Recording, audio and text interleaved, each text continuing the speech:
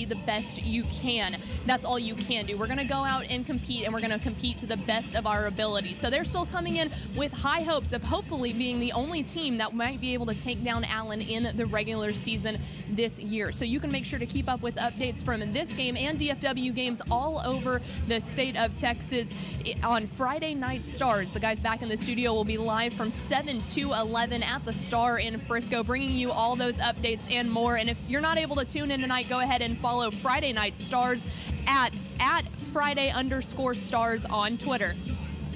Can't touch this. Jumping. Can't touch this. That's what you guys took out of this? That's it. That's it. And She even plugged the Twitter and everything. Yeah. You guys are just It was a killer Vanilla background Ice. song. I'm just excited for this game. It's an outstanding game. I can't wait. And she illustrated everything that makes this one really. Plano East isn't just doing it for themselves. No. I mean, Plano East is holding it They down. got the whole city on their back. Oh, they got all the PISD, West Wolf fans, Plano, Wildcat fans. Everybody's pulling for East. Everybody in this district, really, I think everybody in the state of Texas is pulling for Plano Chuck, East. you got that look in your eyes.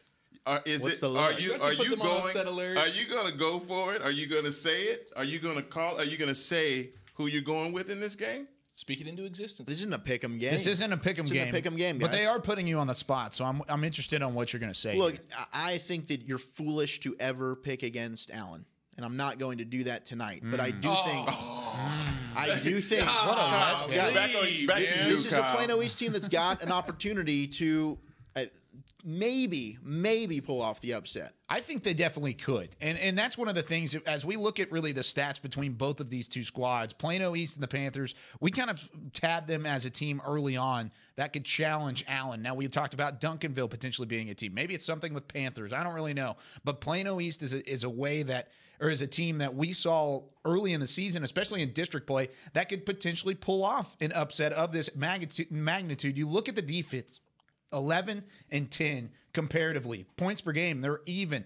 Neither team has lost a game, and really across the board, except for maybe total defensive yards, Allen and Plano East are pretty as even as can be heading into a district matchup like this. No doubt. On paper, very even matchup. The thing is, on the football field, Allen is loaded. Now, Plano East has some talent as well. Brandon Mallory at quarterback. Yes. They've got playmakers outside at receiver. They've got a solid running back, Trey Scott Jones, who's running it for them. And defensively, they have the 5th best safety in the country in Tyler Owens, who I'll get to later on in the show. He'll be my player to watch tonight.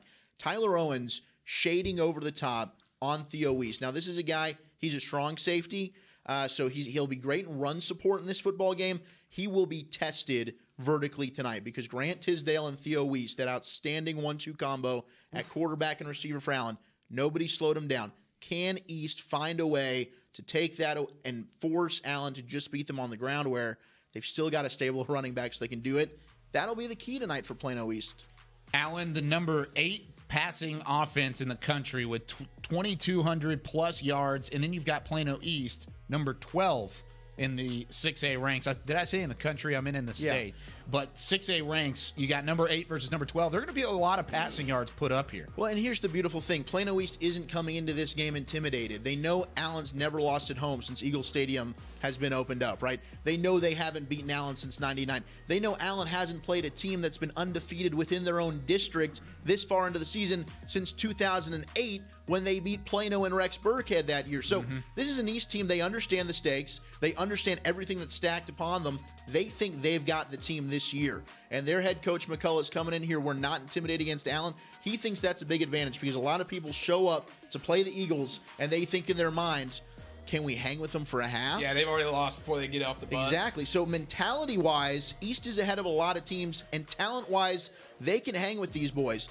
They've been scouting. Both these teams have been scouting each other. They knew this was a collision course. 2 weeks to prepare. Yes. I love that they're both coming off a bye. Yes. That makes Yeah, it that's that big. much more fun. And Allen respects the speed of Plano East. East is a school that dominates at track within that district. Allen knows they can play with them athletically. Yeah, Owen is definitely going to – he's the 5th ranked safety in Texas. In the country. He would definitely in the have nation. to be a red shirt sophomore at Alabama to stop Weiss at this point. I mean, it's going to take more than a miracle. Are they Law and Order?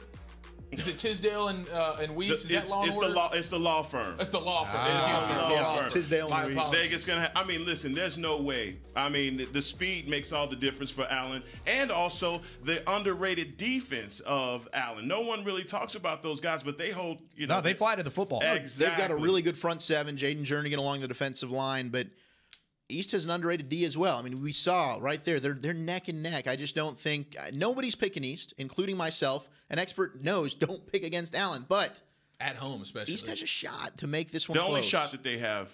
2 turnovers. They have at least 2 turnovers, at least 300 well, yards. which could happen. You have to play a near perfect game Exactly. to beat Allen. And you have to have mistakes from Allen in order to take advantage of. But you've got to be able to score with them, and they can do that with Brandon Mallory at quarterback. Yeah, definitely. So we'll talk about this game a little bit later on. Let's move into some of those other highlighted matchups that we have. Coppell and Louisville is another one that is really intriguing because Louisville's coming in 3-2. They had a loss last week. They had a close win last week, I believe. And the Fighting Farmers from Max Goldsmith Stadium. Heckma, what's going on in this matchup? Can Coppell kind of is there going to be any hangover from that really, really close game and a tight win against Hebron last week? Well, I tell you what, man, we're starting to call Coppell the cardiac Cowboys because each week they have a situation where everything is coming down to the wire. That game last week versus Hebron was as advertised. I mean, everybody in the whole city knew that it was going to be a great game, but it came down to the last 10 seconds of the game where there was a blocked field goal by senior defensive lineman Corbin Hicks. Saved them.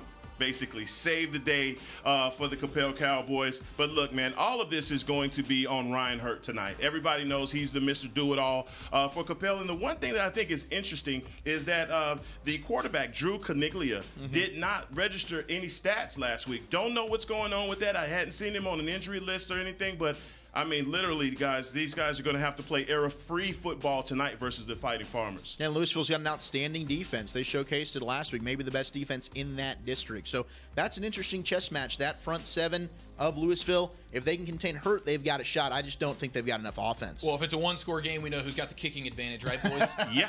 Caden Davis, baby. Say it one more time. Caden Davis. How long was that game winner he had in week one? It was at least 117 yards. For sure. Yeah, it At was least off the concrete. 2 mountains, a right lake, off the asphalt. the man. It was Pacific beautiful. Ocean. He kicked it from 635. Over the Exactly. Taj Mahal. The legend Amidst the rose. construction and everything. I thought he kicked it from Waco. Anyways, let's move on to Denton Ryan and Colleyville Heritage. This is a game that's really close to our rivalry on the other end of the table from me. You've got Mr. Zach Wolchuk, who, of course, was a part of the Denton Ryan media mafia in Denton for a couple of years. Same thing with Heckma Harrison and Colleyville Heritage. And this is the battle of Mr. Drew Sanders. Yeah. What's going on in this game, boys? Tell us. This is going to be great. You got Denton Ryan, number 3 in the 5A polls against Colleyville Heritage. And coming into this season, I think this was kind of billed as the de facto district championship. But Birdville has something to say about that. They also do. undefeated.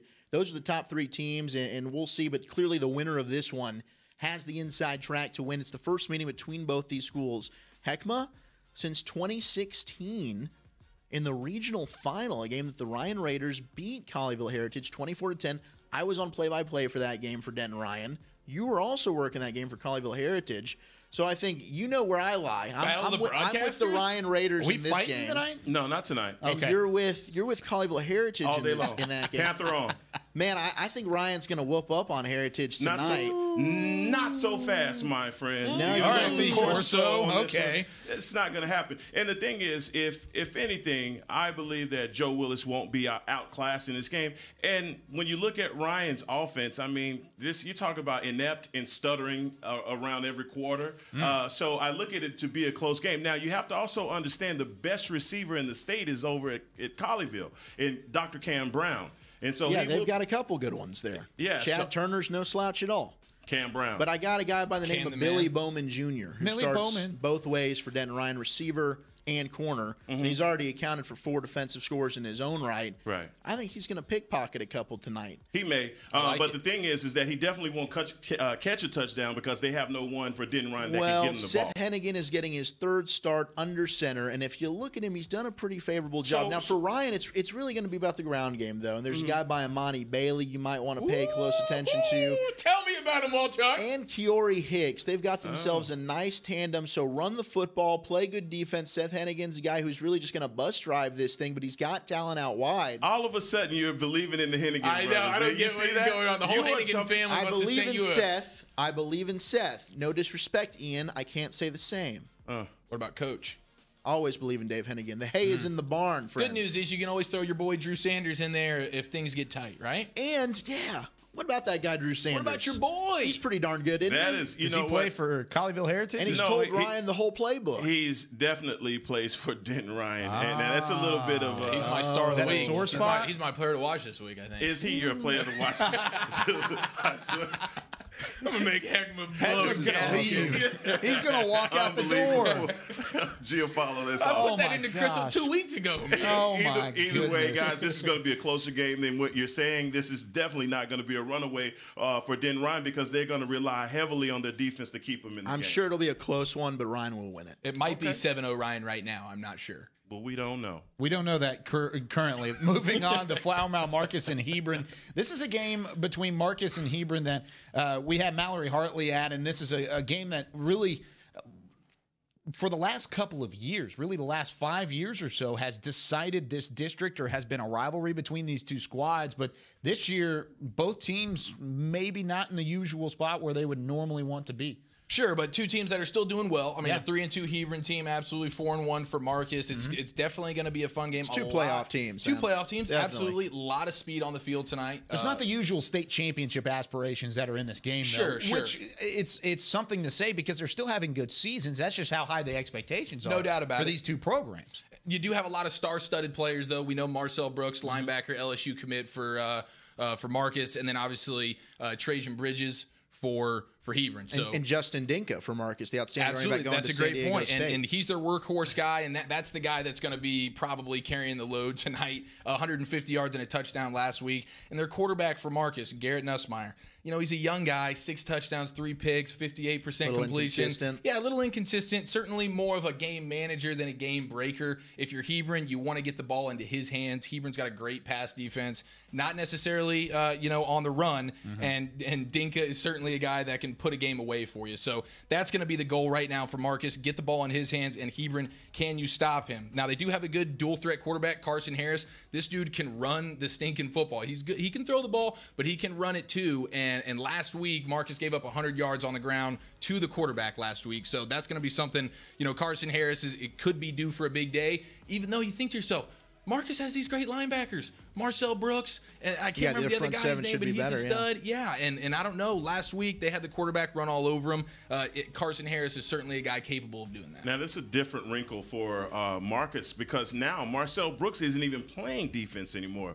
He's playing Strictly receiver? Strictly receiver He now. was going back and forth for a while. Yeah, he's completely given up on that, and he's gone straight to receiver. I don't know what the thinking is with that. Yeah, that's a interesting. game like Different this fold. where you're playing for a postseason spot and really big district implications, I think he's going to have to get in there in third downs at least. I mean, you're going to have to put him on the field on both sides. Well, on the Hebron side, defensively, I said they're good pass defense. Their rush defense give up over 200 yards a game. So Dinka could be due for a big one. I think this is going to be a I've fun got him in matchup. fantasy tonight. Do you really? Well, that's I a good do. pick. Texas high school football fantasy. him and Billy Bowman Jr.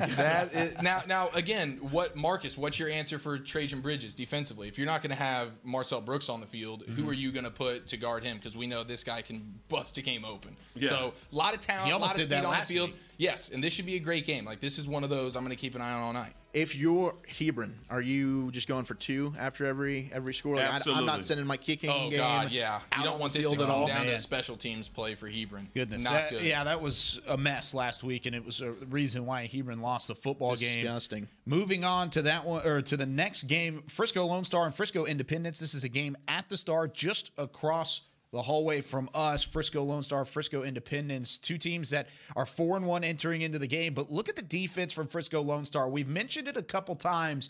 If you can put up a touchdown against this Lone Star defense, lucky you. You're doing a good job comparatively to anybody else. But don't sleep on this Independence team. This is a game that could really really decide District 5-5A if you're not careful. No doubt. And I'll tell you what, this is an Independence team 4-1. You look at Lone Star, outstanding defense, but Braylon Braxton, excuse me, bit of a tongue twister there, but Braylon Braxton, the quarterback for Independence, 11 touchdowns on the year, just 3 interceptions. So this is a team through the year. They can get it done. Logan Brungard at running back for them, 9 touchdowns, averaging 7.3 yards a tote so far this year. So some offensive firepower for Independence. Good matchup against Lone Star, but you cannot pick against that Lone Star D right now. How about this? This is Lone Star's point totals given up this season. 2 against Richland, 6 against Denton, 10 against Highland Park. That's the highest they've given up, and that's a Highland Park offense firepower that puts up points. They only gave up 10 points against Highland Park, 7 points against Little Elm, and they put up their first shutout of the season last week against Wakeland in a game that we thought was going to be one of the games of the week. Now they got another tough test. Independence can have some firepower on offense. You look at it there, 427 total yards on average from this Independence team. I look for this game to be low scoring, but I expect Independence to hang in there a little bit. We'll definitely give some updates here and there throughout the Star as the night goes on. How about let's keep it with the Frisco schools. Frisco Reedy, a team going into this one undefeated, 6-0. Oh, looky there on the other side. Lovejoy, 4-0 themselves. Lovejoy and the Leopards. Kind of surprising here in District 7-5A, or is this something we expected from the Leopards? No, Lovejoy is even surprised by that 4-0 start. But You think they are? Yeah.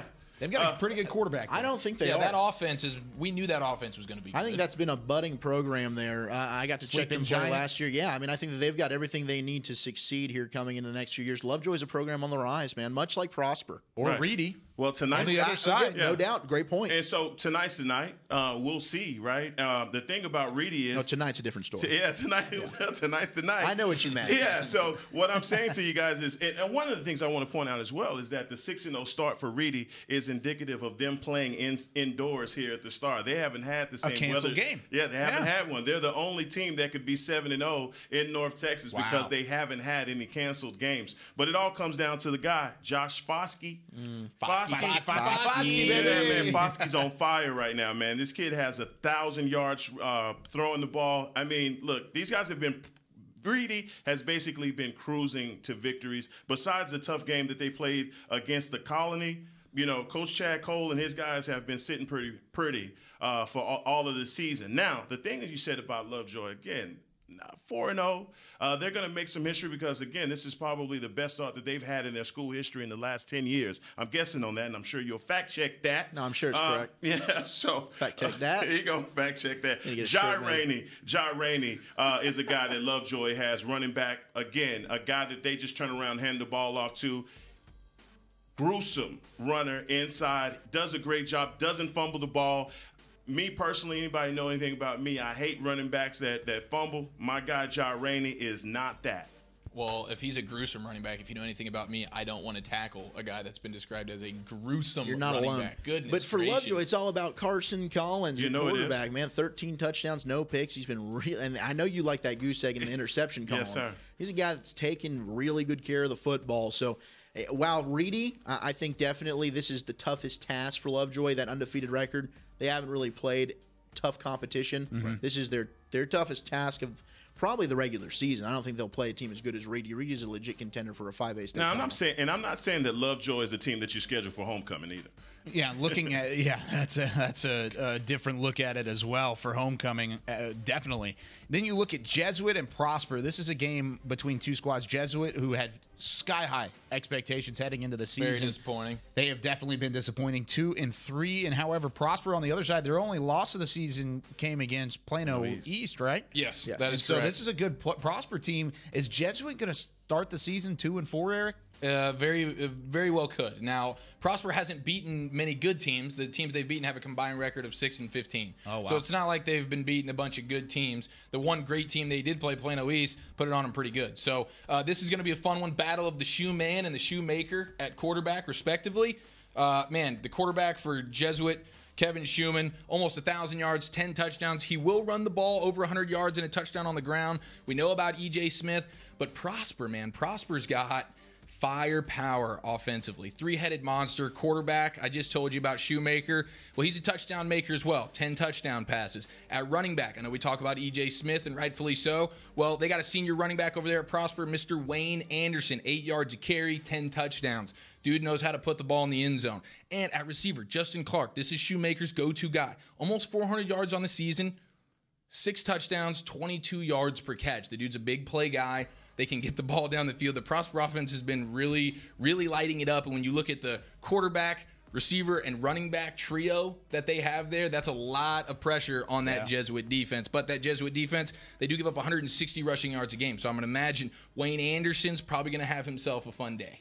Yeah, it's a fun matchup. I can't wait to see some more from that. We'll see how E.J. Smith does as well. Very intriguing with that one there. Well, in Jesuit, they lost to McKinney Boyd last week. Coming off that They loss is usually play down to competition. Fun. They're one of those teams. And Prosper, they should play up. I think you'll get the best out of the Rangers tonight. Jesuit got to start fast. They didn't start good against McKinney Boyd. They had a good finish, but they didn't have enough time to come back and win that game. Jesuit get off to a faster start, but I think Prosper wins the game. All right, moving on to Keller, Timber Creek, and Denton Geyer. We'll keep it with those 2 and 3 teams that maybe haven't lived up to expectations. Geyer, though, it's really been because of the injury issues on their side. Well, now they're healthy again. Now they're getting back into that groove, and we'll have Jackson Dunovit live from the C.H. Collins Athletic Complex later in the show. But overall, tell us about this matchup. I'm excited about this. This is a big one in District 5-6A as far as playoff implications go.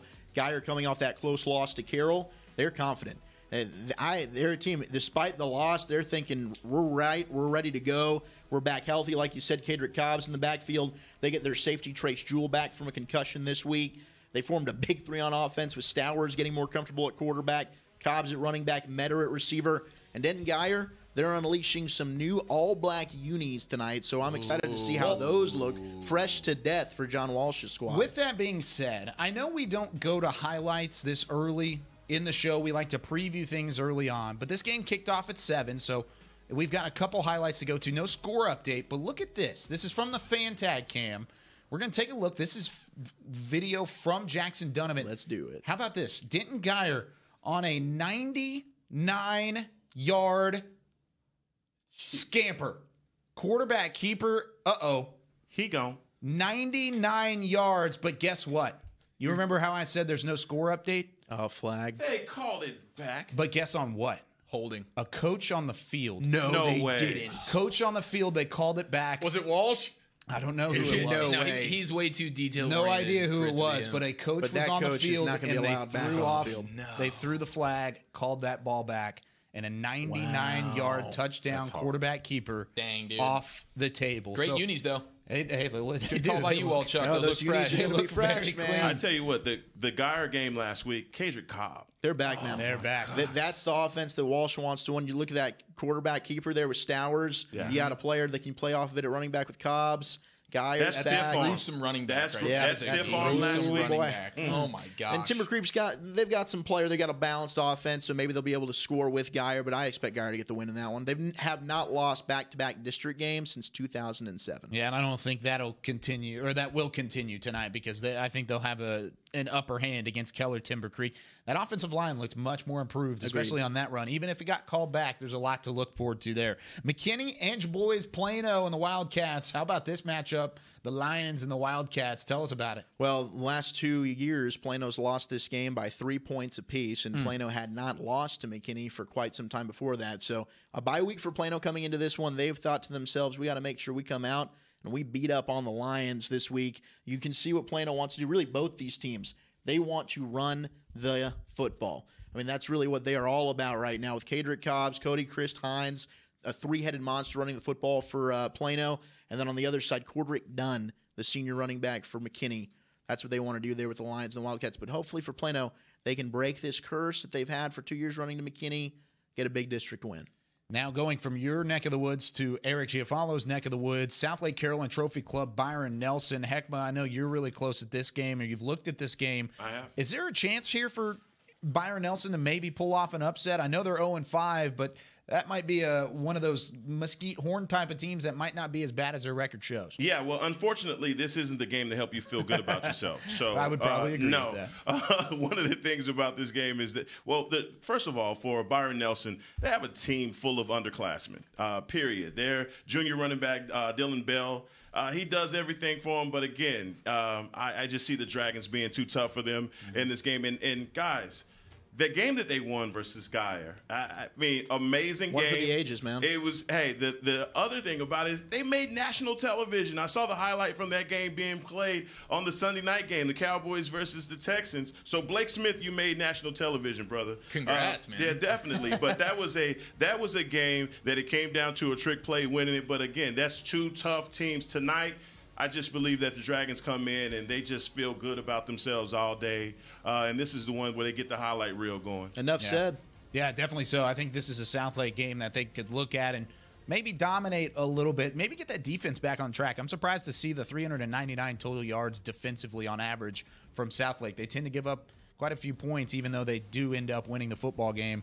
At least they have so far this season. One of my favorite matchups, and I know we've kind of taken on the Arlington Colts as maybe a team of the show, but how about what they have been able to do under Coach Peach? 5-0, and they've got themselves a tough test in Bowie coming in. Two teams of the show. I'm a big Bowie guy. That's true. You do like Arlington Bowie. I think they're, in terms of the Colts, they're my darling this year in terms of a team to look out for, because I love what Rodgers has done at quarterback, and I love what Peach has done. But, Eric, this is a matchup that could decide District 4 6A just because of how big these two teams have played up to the expectations. Yeah, they've been great. They've been great. We love Coach Peach over here. We know we had a pickle on a peach a couple weeks ago right here. Coach Peach got his 100th victory a couple weeks back. Congratulations. So congrats, Coach. Man, this is the best quarterback duel of the week, if you ask me. We already know about Jahari Rodgers. We love him over here, the junior quarterback. He's had a great season, running the ball, passing the ball. But let me tell you something. Arlington Bowie's got themselves a quarterback as well. Mr. Malcolm Mays. He's a senior, 1,400 yards. Talk about him. 60% completion. Tell the world. 15 touchdowns. Oh, yeah. Sorry, Heckma, he does have 3 interceptions. But that's only because he trusts himself. He pushes the ball down the field. The dude's a player. And Jahari Rodgers, he's going to do it from the pocket, but he's also going to do it running the ball. The dude's got over 300 yards rushing, 3 touchdowns. And obviously we know he does it through the air, 19 touchdowns through the air. And his receiver, Trey Cleveland, this dude's got almost 600 yards receiving and 7 touchdowns, 21 yards per catch. He's a big play waiting to happen. What was that name? Trey Cleveland. Put some respect on that name. Absolutely. This dude is a stud, and this offense is high-powered. Both of these offenses, you see 34 points a game, 48 points a game, almost 500 yards total for each offense each game. There's going to be a lot of yards, a lot of scoring, and the quarterback duel, man, I just can't wait to see who comes out on top. Yeah, moving on from that, another game that'll put up some big-time points. How about Cedar Hill and the Longhorns? Moving on from putting up almost an 80 I'll tell you what, burger. Kyle. Why don't we do that as a prediction game? And we'll do some predictions coming up next. What do you say about that? We got predictions coming up here. I got you. I see what you're saying here, but this is a game I think overall you can look at and see points are going to be there. I know the total offense isn't there from a Summit perspective, but Cedar Hill put up almost 80 points their last time. They've really out. just been unstoppable. They really have been. There's been, and I don't know that game. Summit can slow them down today either. I just don't know that they've got the pieces on the defensive side of the football. They've just been so loaded with Cedar Hill. Moving on to Haltom and Euless Trinity. Haltom 5-0, but is anybody really giving them a chance against Euless Trinity right now? I don't know that anyone's giving them a chance, Heckma, are they? No, but the thing about it is, let's talk about that. Let's say this. Hold on, man. Let me tell you something. The Buffaloes is off to one of their best seasons in a very long time. And look, guys, this is one of those things where you have to look at the quarterback, Michael Black. This guy is Mr. Everything. 1,000 yards in the air, 700 yards with his feet. Black is guys, this kid, I was looking at him on Huddle, a splitting image of the Kansas City Chiefs quarterback. Pat Mahomes? Pat Mahomes? Look, I'm telling you. Wow. Do the side-by-side. That's all I got. I just hope he sounds the same when he talks. Yeah, no, but I'm just telling you. Are you taking shots at Pat right now? So, anyway, what Black likes to do, they run that spread offense where he does the sprint option, likes to escape around tackle. They run that a lot. Kid does have a good arm, though, by the way. But, and look. Knew that was coming. This is a big old but. And this is the guys, Lackey Ellis and Brandon Theus, these guys are awesome, you know. And what they do up front, if you watch Euless Trinity and the way that they play offensively, their offensive linemen are blocking guys to the Gatorade buckets, and they are putting it down every play. They put in a fullback. I love the way they play, two tights, and they just bludgeon people. That's just a word you got to use when you have Euless Trinity. But they have on defense, they don't get enough credit for what they do on defense, guys. Sebastian Tafalo, and I know I'm butchering this kid's name, senior free safety. I think you nailed it. Number 32, and they got a lot of Polynesian names, and I won't do it. It's pretty big kids. But these guys, the free safety is Mr. Everything for Euless Trinity. They've really been one of the strongest teams in terms of the quality of wins and how badly they've won in a couple of those matchups. Last week against San Angelo Central was as impressive of a win as I've seen all year long in Texas high school football. But moving on from there, we've got one more game to look at, highlighted-wise. Highland Park and Mansfield Legacy. Chandler Morris and company end up 5-0, even though they had really a gauntlet of a non-district schedule. And this game doesn't have as much beef as it might have had if Jalen Catalan were on that Legacy sideline. But unfortunately, he is only on the sideline, not suited out, and of course out for the season. One of the big storylines in Texas high school football. But District 6-5A, this is a great game. Both teams had circled whenever they found the district realignment, because these two teams met a couple years ago en route to Highland Park's 4th state championship. Now they have 5, and now they have a chance to maybe try and make a statement win on the road here at Vernon Newsom Stadium. Anything out of this game that you guys expected or didn't expect heading into it? If Legacy's defense can go ahead and play well. Highland Park's offense, they've still got a chance. They've got talent. They do have talent. It's tough. They're a team that is well, though. Like a couple weeks ago against Mansfield, I didn't think they'd win that game, and they rose to the occasion and performed. I think that they might catch Highland Park, not necessarily sleeping, because Coach Allen's never going to let them do that there, but they might catch Highland Park overlooking them a little bit because of the injuries and come up and sneak one on them. Who knows? Yeah, I think with the expectations at Highland Park, they don't overlook anyone. I mean, if they're up by 28 points at halftime, everyone's disappointed. It isn't. Well, we legitimately had a game this year where we were kind of disappointed as a show whenever they were up, it was like 35-7. It's going to have to be the Caleb King show. If Caleb King goes off, he's got to figure it out. Maybe. Yeah. It's going to take a lot from that Legacy side it's an uphill battle to try and come away with a win. But we've got some prediction games we're going to get to, all the 7:30 kickoffs. I know we're 5 minutes late, but we're going to predict those games coming up after a quick break. You're watching Whataburger Friday Night Stars Week 7 edition. We'll be back with more from the Star in Frisco here in just a moment.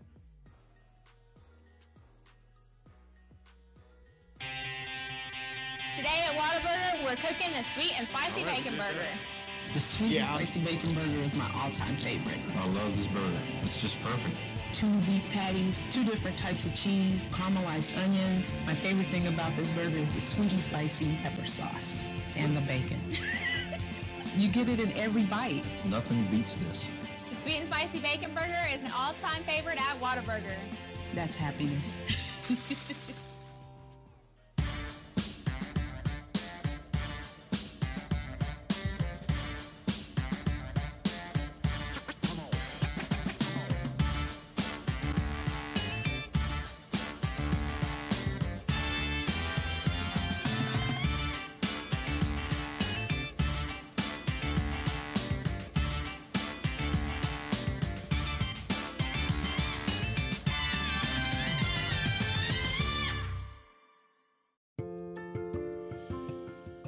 Little ideas can turn into big dreams.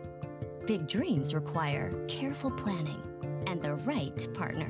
A partner dedicated to helping you take care of your employees, protect your business, and plan for the future. It's sometimes overwhelming. It's often exciting. It's your story, and we can help. SWBC. Nothing works up my thirst for an ice-cold Pepsi Cola like getting buckets. Whether I'm breaking ankles or breaking hearts. Hey, Drew. It always brings the refreshment, and I've been drinking it a long time. Drew, how old are you anyway? Man. Doesn't matter. Uncle Drew, In theaters, June 29th. Future tastes good. You want to bring the heat? Prove it.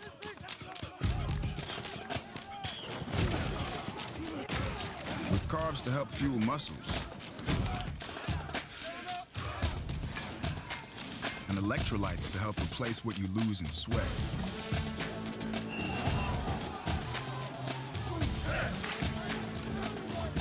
Studied, tested, proven. Nothing beats Gatorade. On a Forbidden Fansville by Dr. Pepper. Ramon, we can't. But Julia, We're rivals. I can love you and still hate your overrated school. We have two different defensive philosophies.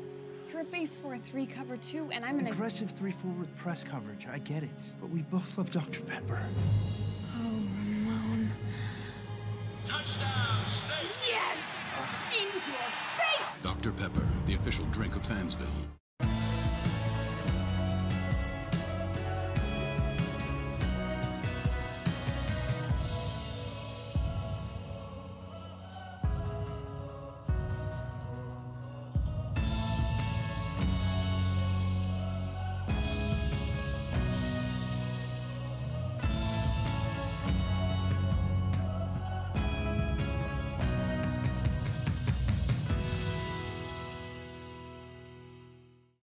Hey football fans, check this out. It's called Fan Tag, the easiest way to get video highlights from all of your games. As a parent, I know the value of capturing our kids' special moments on video. Fan Tag makes it easy to relive a memory or share it with family, friends, and recruiters. Download the Fan Tag app, and on game day, find your event and get instant highlights delivered right to your phone. So never miss a moment. Try Fan Tag today. It's free. This is Academy Sports and Outdoors. We offer a huge sports and outdoors selection of top name brand gear like you've never seen. All at low prices like you've never seen. Because we're a sports and outdoor store like you've never seen. Visit us in store or at academy.com for the guaranteed lowest prices. Academy Sports and Outdoors, for all for less. Look, if you're not the lead dog, the scenery never changes. That's why this is the view for every other full-size pickup. And this year, it's deja vu all over again. Because only the Ford F-150 gives you best-in-class torque, best-in-class payload, and you got it, baby, best-in-class towing. This is the big dog. This is the Ford F-150. It doesn't just raise the bar, pal. It is the bar. Current owners can now drive an F-150 with 0 for 66 plus $3,750 total savings. Only at your best in Texas Ford dealer.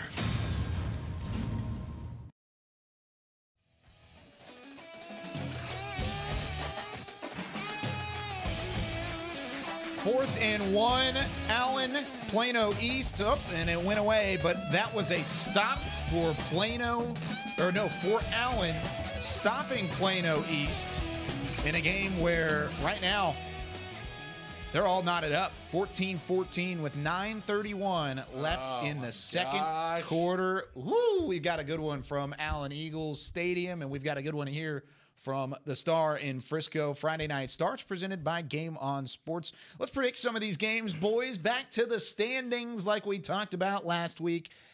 Heckma Harrison. Oh, he was on top. He remains. He remains on top. Dang it. Went a perfect 5 for 5. His head doesn't That's need such to an get any evil bigger. laugh. Congratulations, Heckma.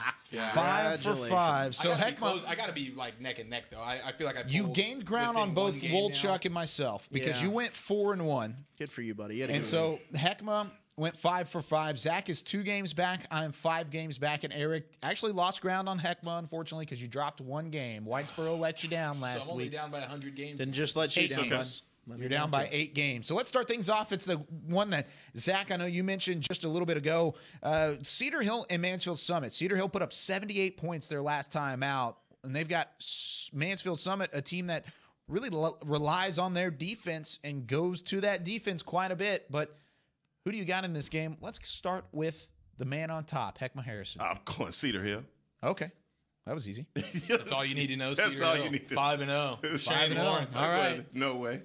I'm going Cedar Hill as well. Think that they've just got too much on offense. Summit's played some teams close, namely Poteet, Mansfield. Nobody as good as Cedar Hill. Longhorns all the way. Yeah, Cedar Hill put up 78 points last week against Waxahachie. That doesn't bode well for Summit. Give me Cedar Hill. Yeah, I'm going to take the Longhorns here as well. I think there's going to be a lot of that. A lot of going around the all table, the way unanimous across decisions with these. Oh, great. We'll see what we have going on later then. Duncanville and Lake Highlands. This is a Duncanville team that I know Zach is very high on. I know Heckma's very high on. Really, us as a show, very high on. Anybody got the guts to go against Duncanville, Eric? Certainly not. Lake Highlands, man, they got smoked by Plano East. They got smoked by Haltom. They lost to Skyline. And Duncanville's one of the top teams in the state. I mean, Duncanville's going to run away with it. I mean, you can see they're pretty much outscoring teams 52-5. That's their average win total. Lake Highlands, Jackson Thompson at quarterback. He's had a pretty good year, but this Duncanville Panther team, my state championship pick preseason, I'm rolling with them. Jaquindon Jackson. JJ. That's all we got to go with. That's all you need. That's all you need. Duncanville. I'm taking Duncanville as well. How about this one? Mansfield and DeSoto, crosstown rivalry. Of course, the Mansfield Tigers not as dominant as we thought they would be going into the season. 1-4 against DeSoto, 4-1. We all taking DeSoto here, or anybody Absolutely. picking the upset? Yeah, I'm taking DeSoto. Mansfield less than 200 yards of offense per game, 12 points per game. DeSoto probably runs away with it. Yeah, DeSoto coming off that loss to Lake Ridge, and they've had a whole week to chew on that. You're going to get a good Hungry Eagle bunch. Yeah, not going to throw any dirt on Mansfield, but I will take DeSoto. Okay, respectful. I like that's it. good. Yeah, nice and to the point. Mansfield, Lake Ridge, and Waxahachie. This game might go a couple different ways. Wonder if either one of these teams could kind of get off the schneid. Waxahachie struggled 1-4. We thought Waxahachie heading into the season had one of the best teams in the country. Kind of had some injuries early on. They've had to deal with that. Is there any way that Waxahachie wins this game at home at Lufkin Stadium? No, I think Chandler Rogers and company from Mansfield, Lake Ridge, they're building on that momentum after that DeSoto win. Man, they are too darn good. And Hatchie, well, I think that record doesn't indicate the talent that they've got. Losing Damani Richardson, their A&M pledge, and their best offensive weapon, that hurts, and there's no replacing that. So who's going to pick up that torch? They need a lot from DJ Hollywood at quarterback, but Lake Ridge is the superior team. Absolutely. Waxahachie's defense is not going to be able to handle it. Lake Ridge off that DeSoto victory. And then Lake Ridge has only lost to the Tulsa school week 1. Yeah. You know, so they haven't even lost to a Texas team this year. I don't think it happens tonight. Chandler Rogers. There we go. So, I mean, let's make it simple.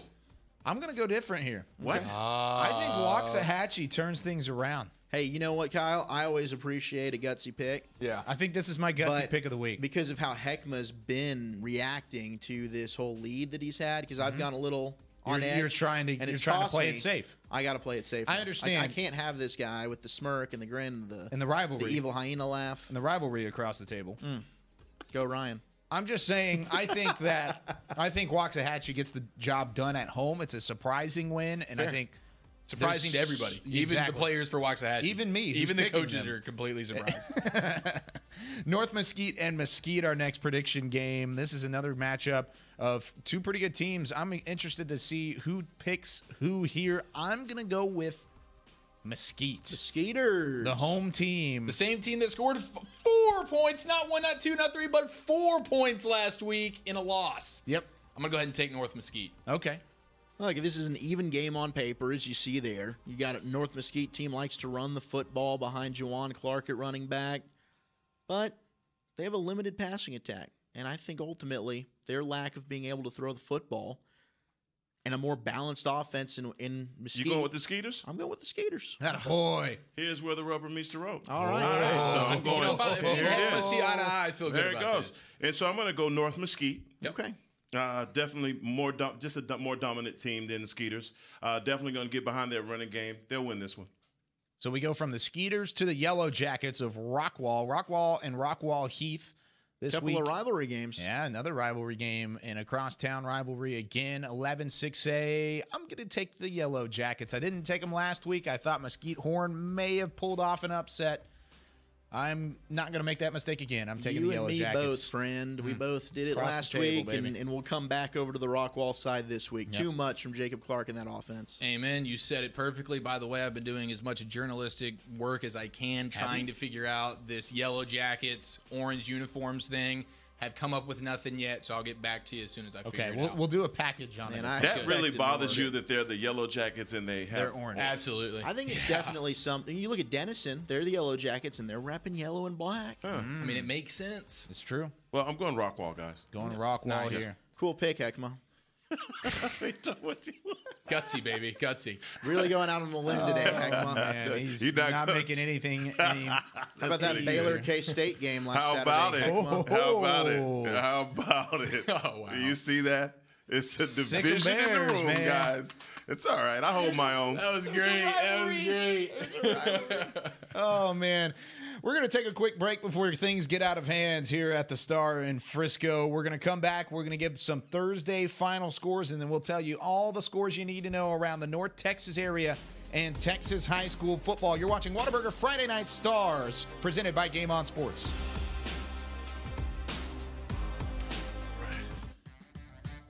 Dude, Hatchie's up 7-0.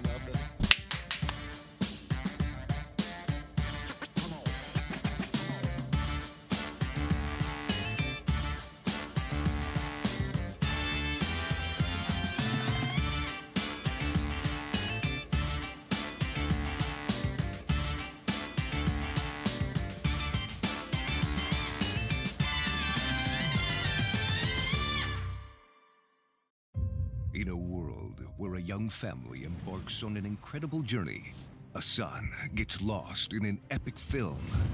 A father wills his team to victory, while a mother tries to talk to her daughter, who is posting online at a rate she has never seen until now.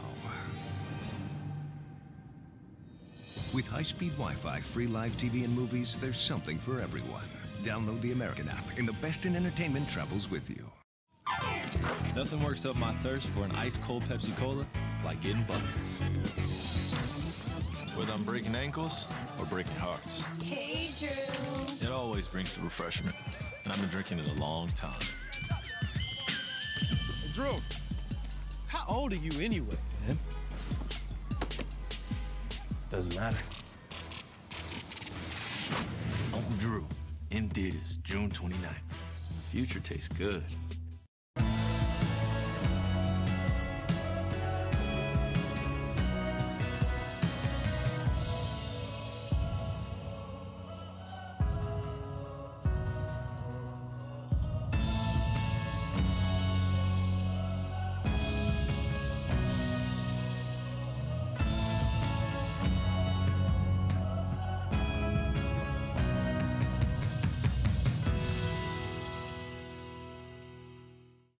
Hey, football fans, check this out. It's called FanTag, the easiest way to get video highlights from all of your games. As a parent, I know the value of capturing our kids' special moments on video.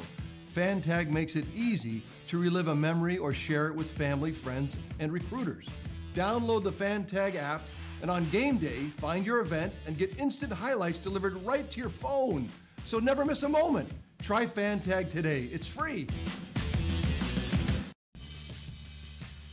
This is Academy Sports and Outdoors. We offer a huge sports and outdoors selection of top name brand gear like you've never seen. All at low prices like you've never seen. Because we're a sports and outdoor store like you've never seen. Visit us in store or at academy.com for the guaranteed lowest prices. Academy Sports and Outdoors, for all for less. Little ideas can turn into big dreams. Big dreams require careful planning and the right partner. A partner dedicated to helping you take care of your employees, protect your business, and plan for the future. It's sometimes overwhelming. It's often exciting. It's your story, and we can help. SWBC. Today at Whataburger, we're cooking the sweet and spicy bacon burger. The sweet and spicy bacon burger is my all-time favorite. I love this burger. It's just perfect. 2 beef patties, 2 different types of cheese, caramelized onions. My favorite thing about this burger is the sweet and spicy pepper sauce and the bacon. You get it in every bite. Nothing beats this. The sweet and spicy bacon burger is an all-time favorite at Whataburger. That's happiness. You want to bring the heat? Prove it.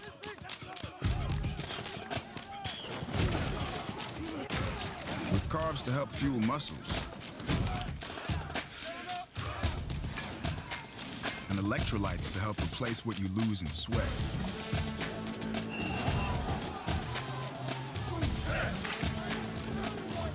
Studied, tested, proven.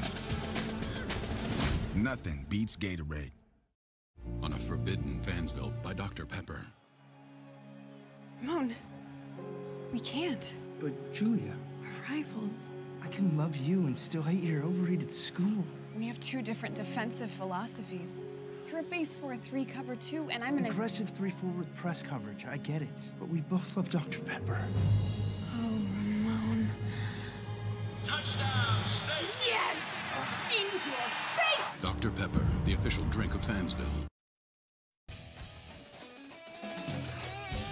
Oh, we are getting it rolling here from Frisco, Texas. Hour number 1, almost hour number 2 of Week 7's edition of Whataburger Friday Night Stars. Glad to be with you.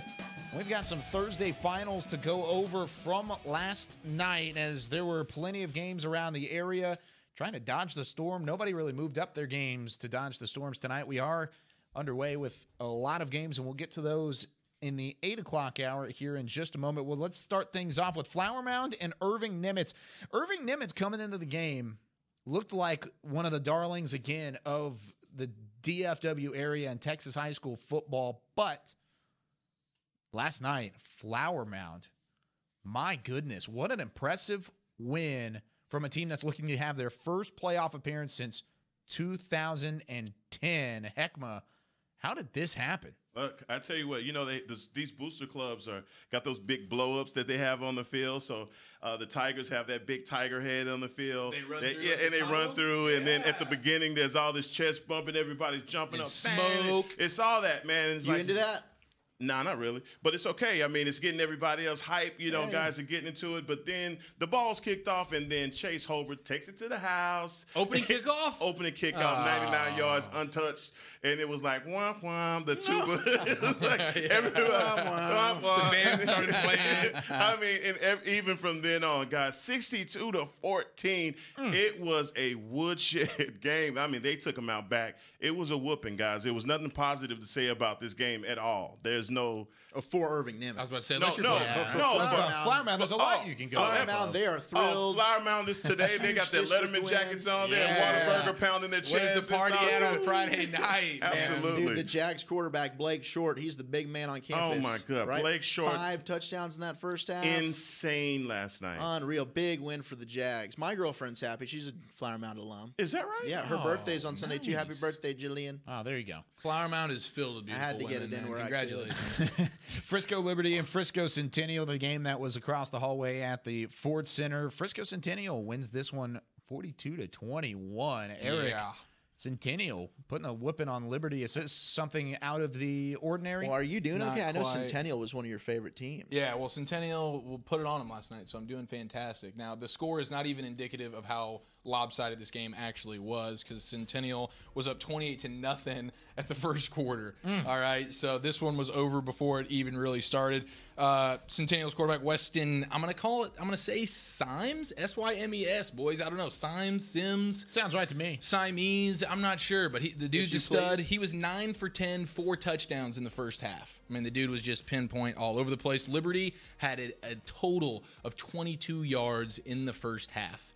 So it was just, I mean, it was a bludgeoning, and then, you know, the quarterback and the starters are getting benched for most of the second half. Man, that Red Hawk logo is very intimidating, though. Yeah, and side. shout out to Reese Bartels. He's a receiver. He had 4 touchdown receptions last night. Big game, four of the 5 from my boy Sims. So, wow. Yeah, Centennial, great job. And they'll be back here next week against Heritage next Thursday night again here at the Ford Center. So, Centennial, Great game. Let's stick with Frisco in the next two games that we have. Lake Dallas and the Frisco. Lake Dallas previously undefeated heading into this game, no longer. How about Frisco winning this one 20-6? My goodness.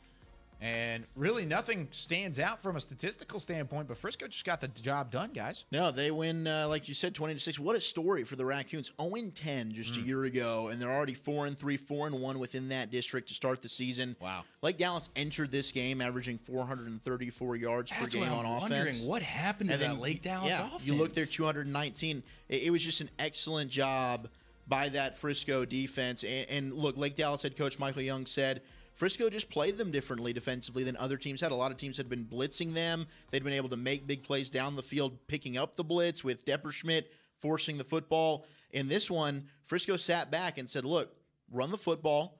We'll give you underneath routes. We're going to come up to the football. We're going to rally. We're going to tackle. They did so. Really big win for this Frisco team. Clinched the game late with 3:37 left on a 1-yard touchdown run. A nice drive to really drain the clock.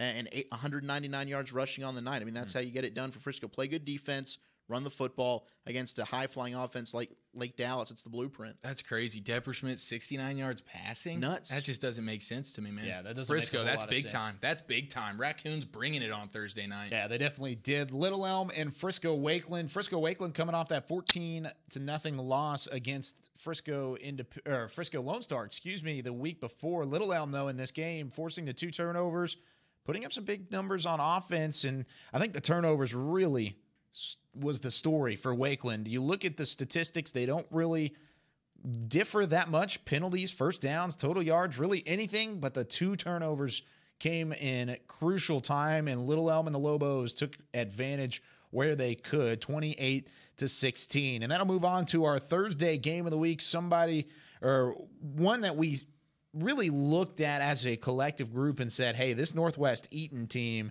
and Keller, both teams came into it 4-1 overall. My goodness, this ended up being a bit of a show out for Keller overall. 30-13 was the score, 401 yards total and 246 on the ground, or total for Eaton. But really, overall, Keller took advantage and definitely ran the table. Yeah, this is a game I got a bit of a sour feeling about. And I think this is one where we can look at the pro athletes and the effect that they now have on the high school youth. Because you have Titus Swen, the best player, in my opinion, on this Northwest Eaton team. And our Guy Frazier was at this game, and you can see highlights from it. But Titus Swen did not play. And it's not because of injury, and it's not because of grades.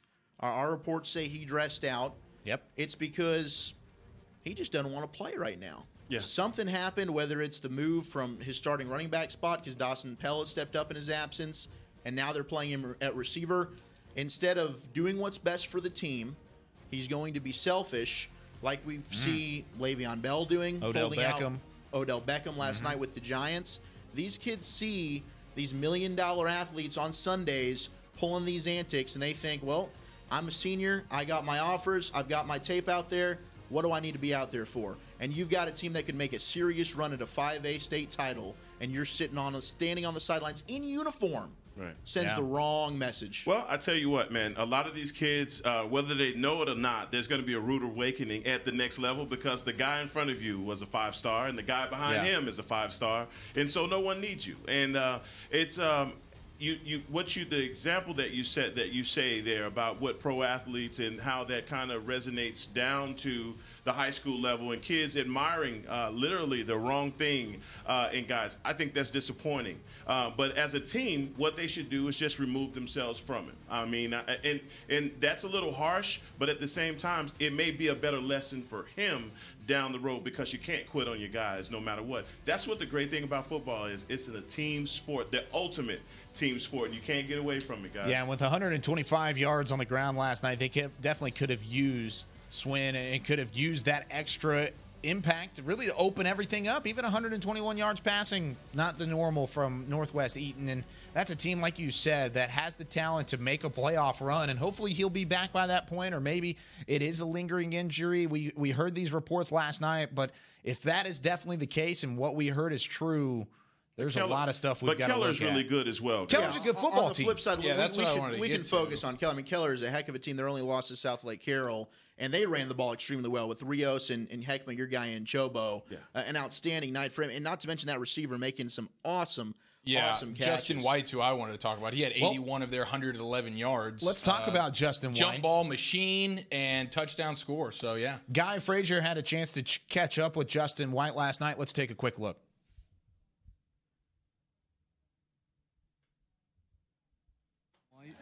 Big win tonight, Justin, for your Indians. Y'all win 30-13, a little bit of a grinder. But talk about a little bit what the offense was able to do tonight, just enough to get past the Eagle squad. Well, you know, we saw like the corners come down and everyone was coming down playing man, so we just wanted to take advantage of that. Also, we just wanted to run the ball down the middle, see what we could do from there. Justin, you had two really good catches that come to mind for me. One on the opposite sideline from y'all, and then one which was the touchdown here in the corner of the end zone. Kind of put Eaton away. Talk about it. You go up in the air, you climb the ladder, come down with it. You know, talk about the play. You know, I've been doing that ever since middle school. I mean, that's one of my specialties. I just love going up, high pointing the ball, and coming down with a pretty good catch. Justin, y'all are 5-1 now on the season, 2-1 in district. Sitting in a pretty good spot, second place. What's the potential for this Keller squad? I mean, I think we can go 9-1. We can win out the rest of the season and do some special things in playoffs. Justin, good job tonight.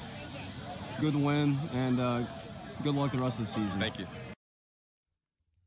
Love his confidence. Cool as the other side of the pillow, I've been doing man. it since middle school, bro. Oh, man. I've been doing this before I had hair on my face, bro.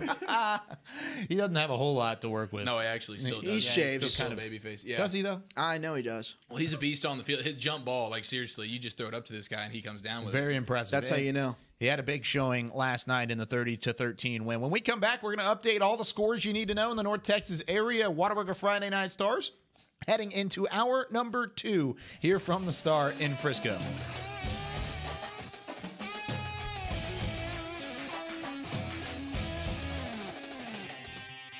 Today at Whataburger, we're cooking the sweet and spicy bacon burger.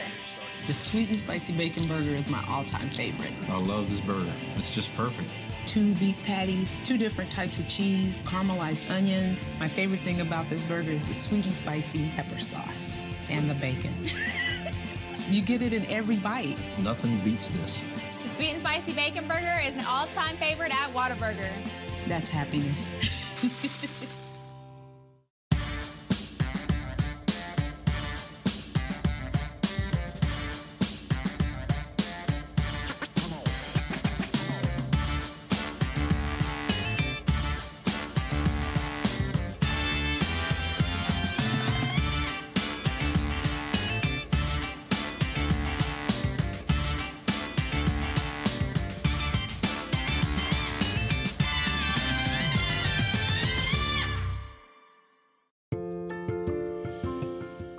Little ideas can turn into big dreams.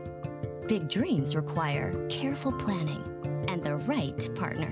A partner dedicated to helping you take care of your employees, protect your business, and plan for the future. It's sometimes overwhelming. It's often exciting. It's your story, and we can help. SWBC. Nothing works up my thirst for an ice-cold Pepsi Cola like getting buckets.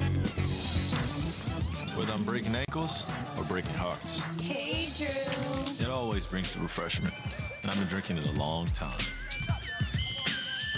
Drew, how old are you anyway, man? Doesn't matter. Uncle Drew, in theaters, June 29th. Future tastes good. You want to bring the heat? Prove it.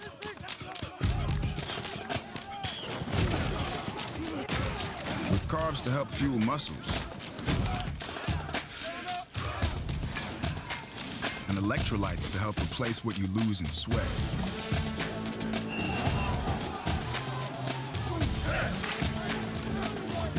Studied, tested, proven. Nothing beats Gatorade.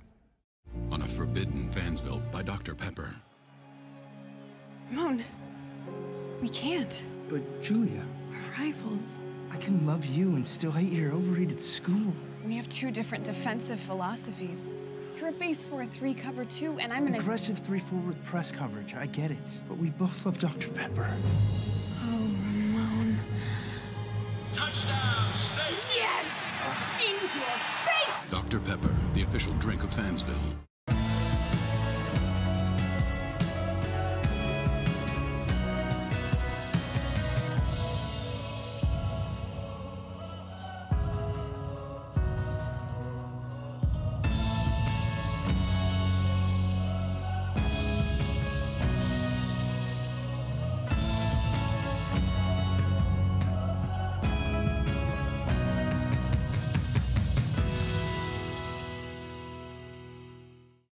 Hey, football fans, check this out. It's called Fan Tag, the easiest way to get video highlights from all of your games. As a parent, I know the value of capturing our kids' special moments on video.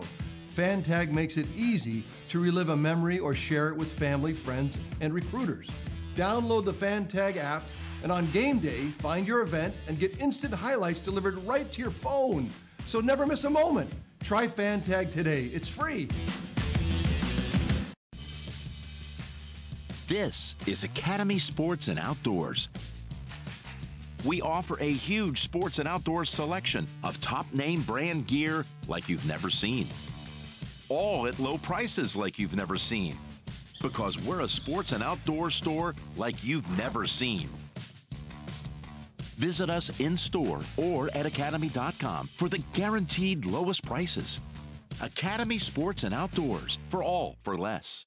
Look, if you're not the lead dog, the scenery never changes. That's why this is the view for every other full-size pickup. And this year, it's deja vu all over again. Because only the Ford F-150 gives you best-in-class torque, best-in-class payload, and you got it, baby, best-in-class towing. This is the big dog.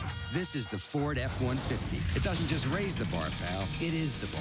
Current owners can now drive an F-150 with 0 for 66 plus $3,750 total savings, only at your Best in Texas Ford dealer.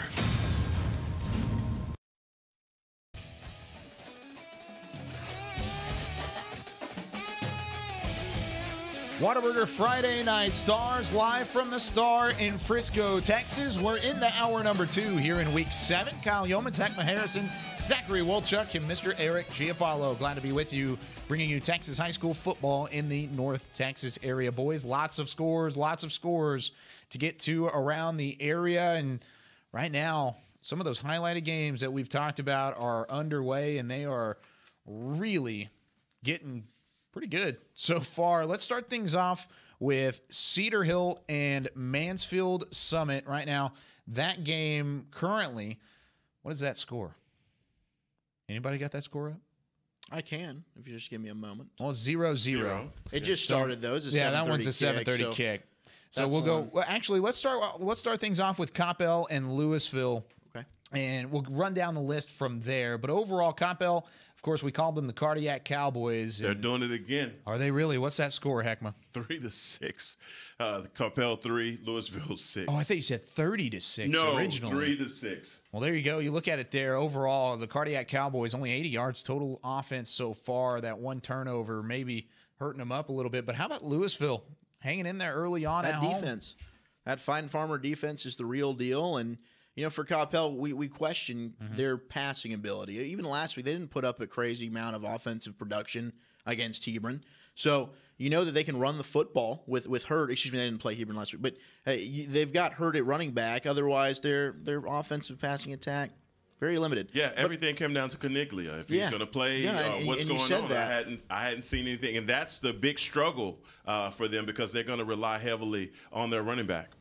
Yeah, definitely. So moving on from there, how about Denton Ryan, Colleyville Heritage, the game that we had really kind of pegged earlier as the rivalry at this end of the table, Heckma. Just a little bit of history there. Zach, a little bit of history. What's going on in that ball game, boys? Well, Ryan, it's a great one. Ryan's up 28-20 as we near halftime in that football game. So pretty close. You had Amani Bailey. Yeah, Amani Bailey started the scoring there. Cam Brown got into the act, answered right away with a 27-yard touchdown. Drew Sanders doing it both ways, came in, ran one out from 5 yards. And then, man, this one was just back and forth. They've literally traded scores. You had one play A 94-yard touchdown pass from Seth Hennigan to Deshaun Neal. Your boy Seth. To make it 21-6. And that's really been the widest gap so far in the game. Coppell answered immediately with the score. Amani Bailey put Ryan back up. And then to end the half there, Trey Flint ran it in from 1 yard out to make it 28-20, cutting into that Ryan lead. So this one's been a fun one, all kinds of stuff. We got Grayson Ouellette. He'll call in post-game and tell us about that. But a fun game so far on offense. Yeah, it's going to come down to halftime adjustments. You know, both of these coaches are obviously excellent, but it's going to come down to adjustments.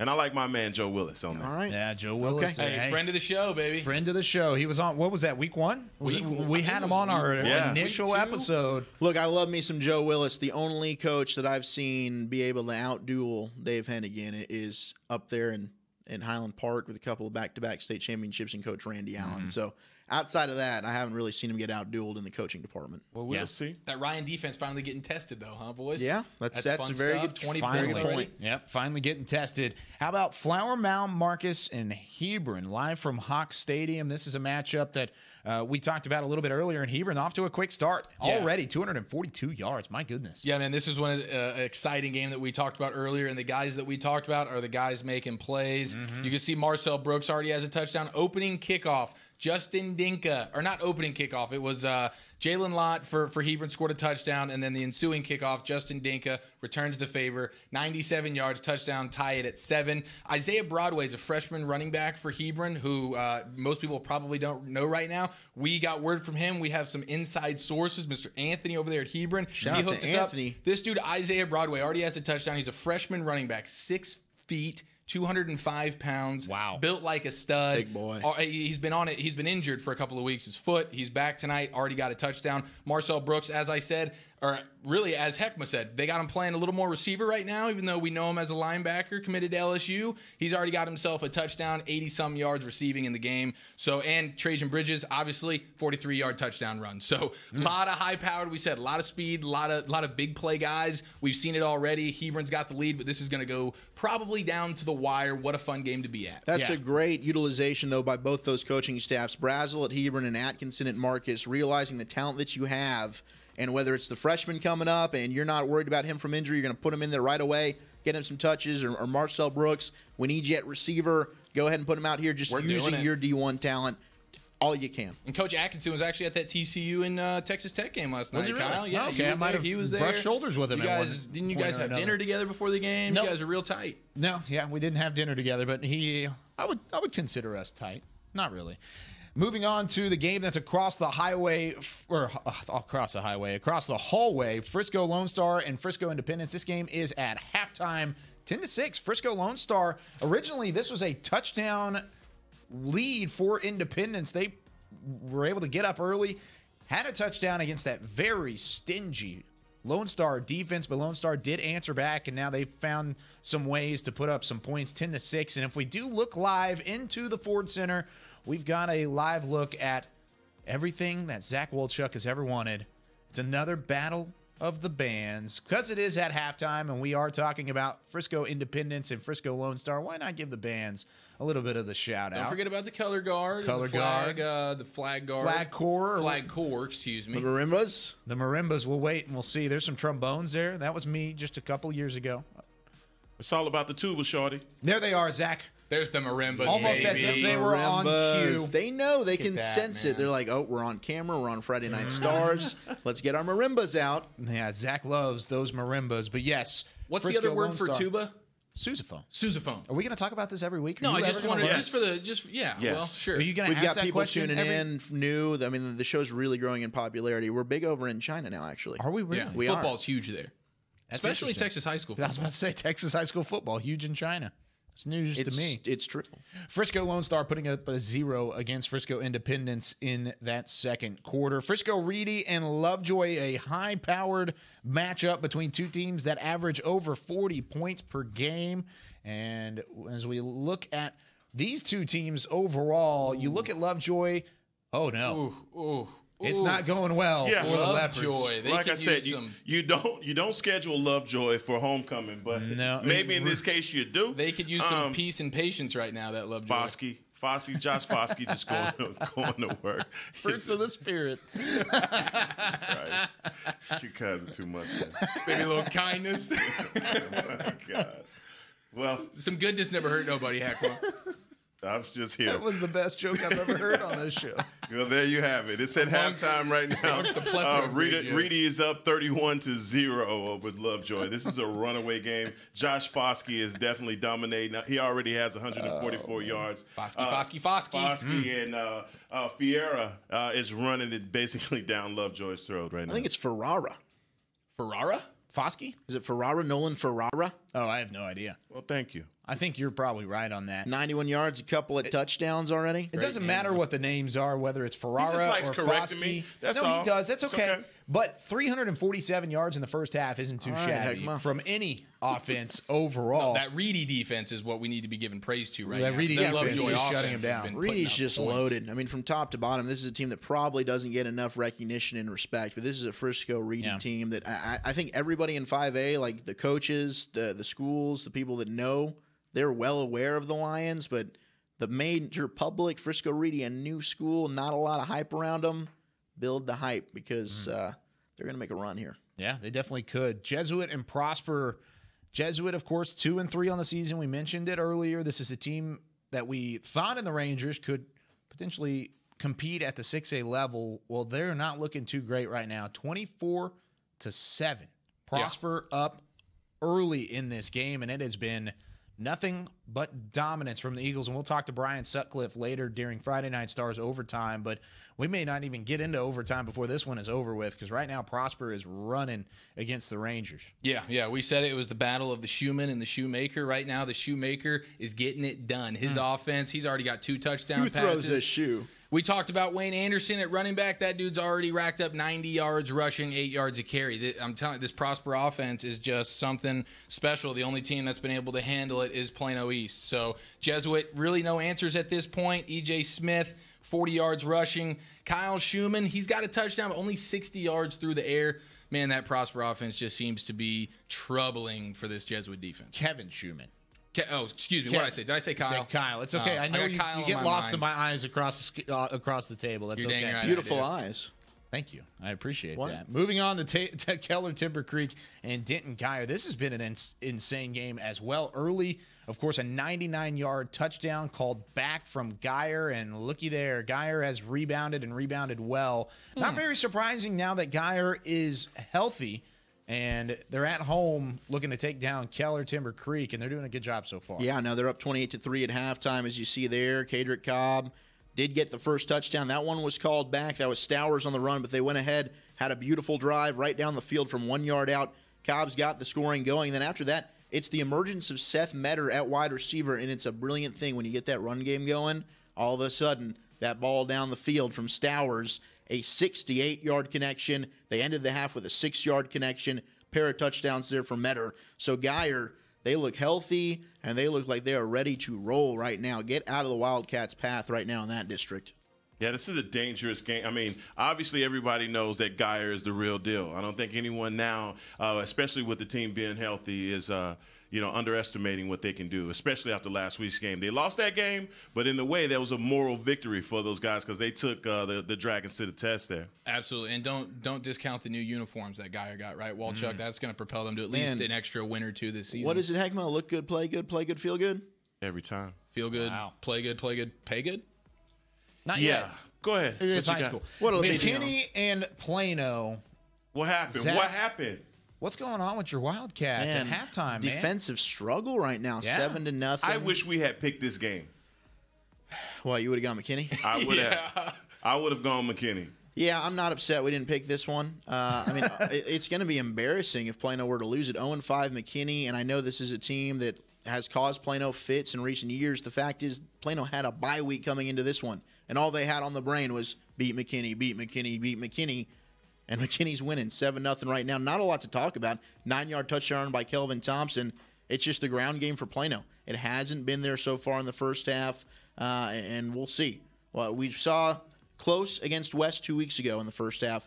They came out, played their game in the second. So The Wildcats need more of that, and they're going to need Kyron Cumbie. Let's say, what's your boy Kyron doing, man? Not much. Yeah, huh? I mean, he's their leading receiver right now. He's got 3 catches, 23 yards, 38 yards on the ground. Chris seems like he's really carrying the load defensively, but they got to get him more involved. Clearly, they're trying to in the passing game, but well, the McKinney offense has done nothing. I mean, they're up by 7, but 38 yards offensively. No. The defense is playing well. You just got to get that offense on track. It's been a defensive Why don't you struggle call there. in, give them a little halftime pep talk? that's exactly Chuck. what needs to be happening. They need right? an alumni to get in their ear. Have a bully pulpit I've moment, got huh? some issues with Plano these days. Wow. Sour grapes. Not everything is great in paradise. No, they just have Paradise just not under Plano. performed up to their expectation level. Okay, well, there you go. Like Highland Park fans are upset. You can just sense it in his voice. Highland You guys Park hear fans are that? Just 5-0. utter defeat. Plano fans are upset. I'm not going to say anything. If Plano fans are upset, the Plano East fans may be off their rocker right now because we're at halftime of potentially the game of the week. 41-21. Allen over Plano East right now, or 34-21, excuse me, is the score. 282 total yards there for Allen. This is a high-scoring matchup at halftime. 2 turnovers from Plano East. You can't do that. Big. And that's going to go ahead and give Allen the nod. With One of them was that big 4th-and-1 stop early in the game. You know, you just can't give Allen second and third chance opportunities, and clearly East hasn't been able to slow them down on defense, and they've turned the ball back over. I like the aggression, though, for Plano East. 4th-and-1 early in the game, you go for it. I don't know where they were, in terms of yard line You and got everything nothing like that. to lose in this I love one, it, right? though. So Be pour it all out aggressive. there. Didn't work out. Sorry, but I like it. They're going to need some stops now, and that's the question. Could they get those stops against this Allen team? And so far, the answer is no. Yeah, the 2 turnovers that they've given up were the 2 turnovers that they needed when we were talking Right. earlier. Mm-hmm. So definitely behind the 8 ball right now. Yeah, it's definitely tough to try and beat the best team in the state whenever you cough the ball up a couple of times. How about South Lake Carroll and Trophy Club Byron Nelson? This is a game that we looked at. South Lake Carroll potentially blowing Byron Nelson out of the water. Well, it looks like that on the scoreboard as well. 20-3. However, South Lake, much like the rest of their season, they just haven't put up a whole lot of yards. They find a way to put up points, but the yardage is just not there. Yeah, South Lake is definitely a second-half team, so they'll pour it on here in the third quarter. That's true. That's been true about South Lake all season, particularly offensively. It's starting week 1 against South Grand Prairie, and we've seen it even last week against Geyer. Yeah, they'll be fine. One of what they need to do. One of my favorite matchups of the entire week, Arlington and then Arlington Bowie, of course, the darlings of the Friday Night Stars crew. Zach really likes Bowie. I like Arlington, and Arlington taking care of business right now. That one in the second quarter, a 7:30 kick, and despite 2 turnovers from the Colts, they lead it 14-0. Now, Chiafalo, you were saying at the beginning of the show about Bowie. Yeah. Well, I was just talking about the quarterback duel in particular. This is the quarterback duel of the week. Clearly, Jahari Rogers has the upper hand thus far in the game. This dude's already got a touchdown run and a touchdown pass to guess who, Mr. Trey Cleveland. That dude is a magnet for the end zone. That's his 8th touchdown reception of the season. So they're up 17-0 right now. And, man, credit to Arlington. This has been a good team, really good team all season. I thought Malcolm Mays, don't get me wrong, I was picking Arlington to win this game, but I figured Malcolm Mays in that offense would be able to do a little more than they have. And credit to that Arlington defense. It was really going to come down to which defense can slow down the high-powered offenses and the stud quarterbacks. Right now, it's Arlington. Yeah, only 5 first downs. I mean, that's the thing. Malcolm Mays has not been able to convert and maintain sustained drives, no doubt about it. And you got to give a lot of credit to that Arlington D. Yeah, they've been very good. How about this one? This one may be surprising to a lot of people. Haltom and Euless Trinity. Heckma. 2 teams, 5-0. What's happening? Euless Trinity trails 21-7. Look, Mike Black. The Buffaloes, man. Mike Black has, Pat Mahomes has actually come here and he's playing for Haltom tonight. You say he looked like him. He looked just like he didn't look like him yesterday, but he did today. He does today. Look, man, Haltom is definitely a team that came in 5-0. They have everything to win for them as a program. This would be a big victory, but something tells me that Euless Trinity is still going to win this game. Euless Trinity can play fast. They can play slow. Look, they'll be okay.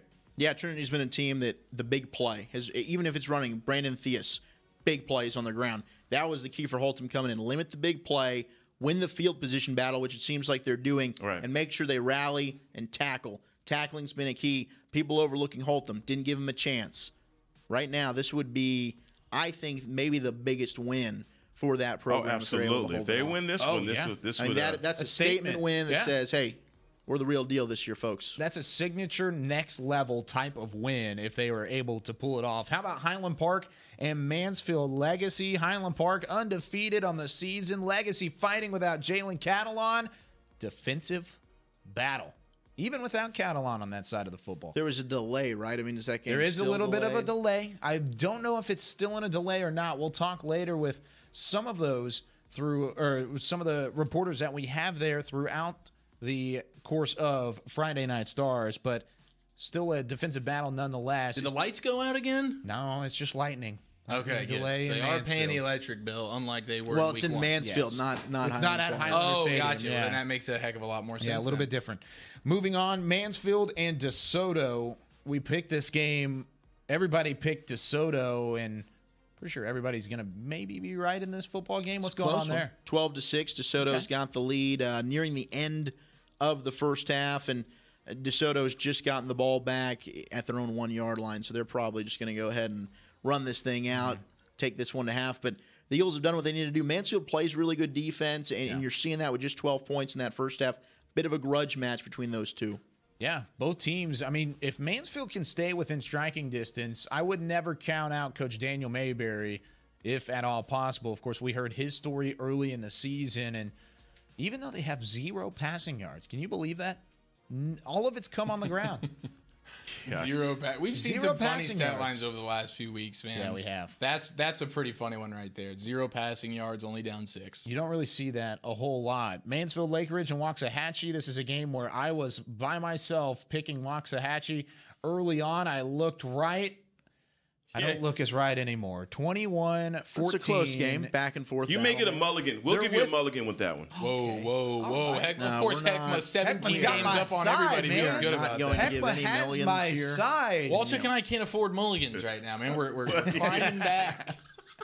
No mulligans. 21-14.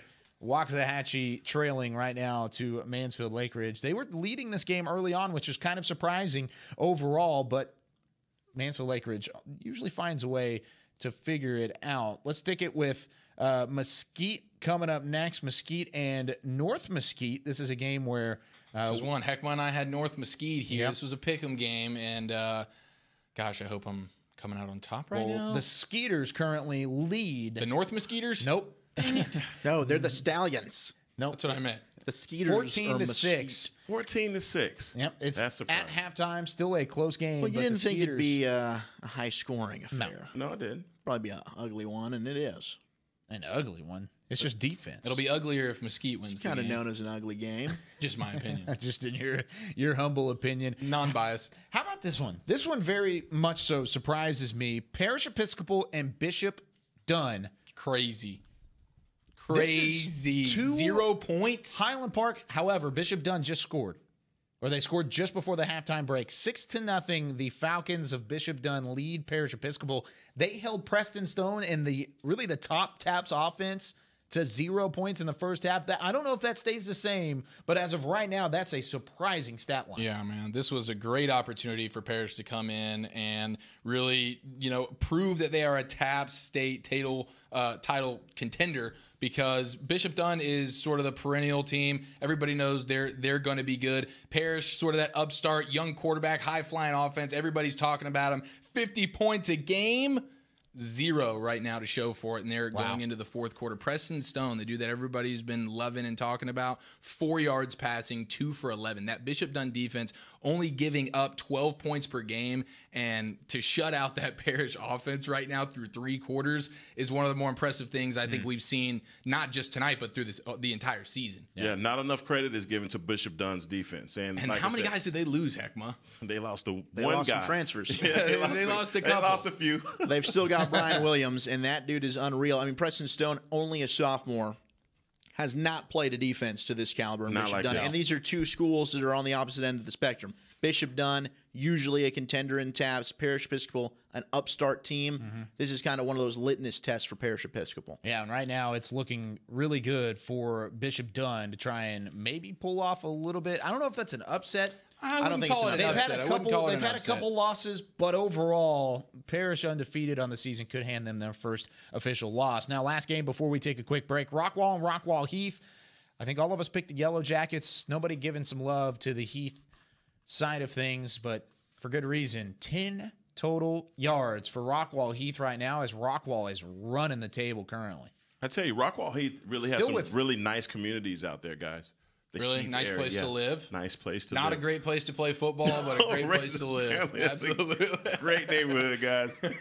So, doesn't surprise me at all. I don't know if this is correct on the score sheet that we're looking at and what it says on the computer in front of me. It says this is a 21-0 game with 11:48 left in the first quarter. Yeah, that's There's no way. There's no way that's right. That's not correct. A little lightning. No, it's definitely in the second quarter. So 21 points put up in the first quarter, though, from Rockwall against Rockwall Heath. Pretty impressive. The most alarming number is that 12 first downs to 0. Well, they're running the ball well. Zach Henry, a couple of touchdowns. So Rockwall's getting that run game going, which is scary because you know how deadly that pass attack is. Yep. Remember, Rockwall Heath coming off of a 6-4 win last week against Mesquite. Ugly. Yeah, you talk about an ugly They just game. don't have the offense. I mean, already down 3 scores. You are hoping your defense can keep you in that game. Clearly not the case. Yeah, not the case so far. We're going to run through the 6A, 5A, and 4A scores that we have not mentioned. When we come back, we're going to take a quick break. This is Whataburger Friday Night Stars presented by Game On Sports.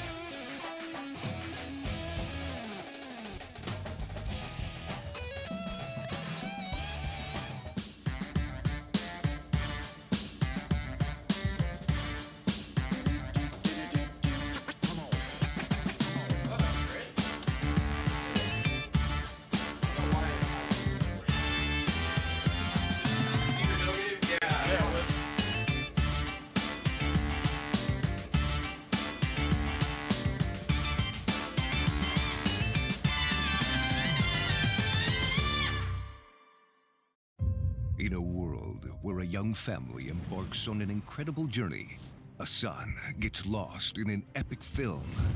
A father wills his team to victory, while a mother tries to talk to her daughter, who is posting online at a rate she has never seen until now.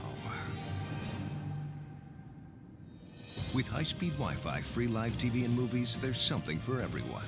Download the American app, and the best in entertainment travels with you. Nothing works up my thirst for an ice-cold Pepsi Cola like getting buckets. Whether I'm breaking ankles or breaking hearts. Hey, Drew. It always brings the refreshment, and I've been drinking it a long time. Drew, how old are you anyway? Man. Doesn't matter. Uncle Drew, in theaters, June 29th. Future tastes good.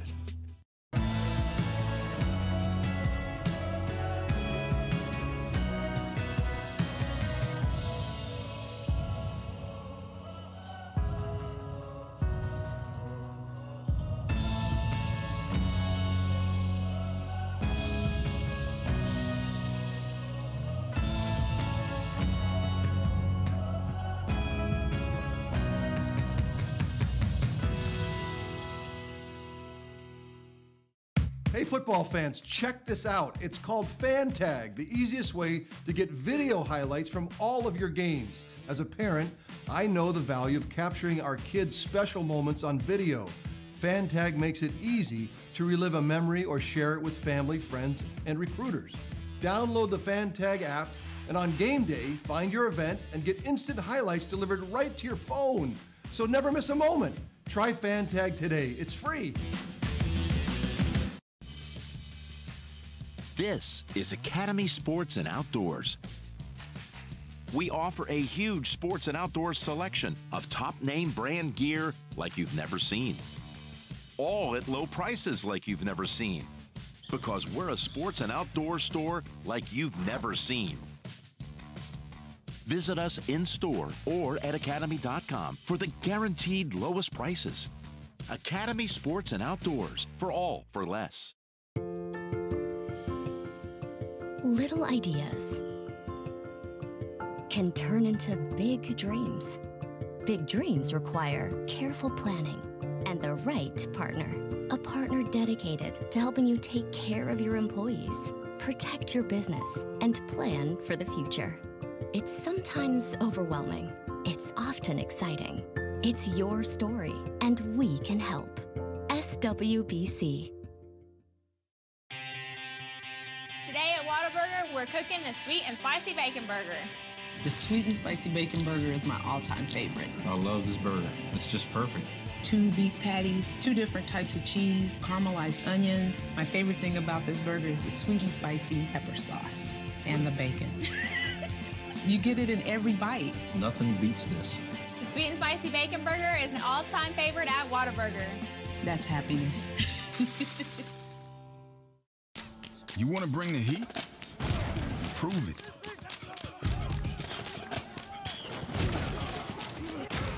With carbs to help fuel muscles. And electrolytes to help replace what you lose in sweat.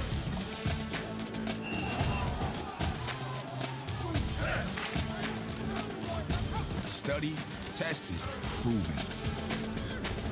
Nothing beats Gatorade. On a forbidden Fansville by Dr. Pepper. Ramon, we can't. But Julia, We're rivals. I can love you and still hate your overrated school. We have 2 different defensive philosophies. You're a base 4-3 cover 2, and I'm an aggressive 3-4 with press coverage. I get it, but we both love Dr. Pepper. Oh, Ramon. Touchdown, State! Yes! Into your face! Dr. Pepper, the official drink of Fansville.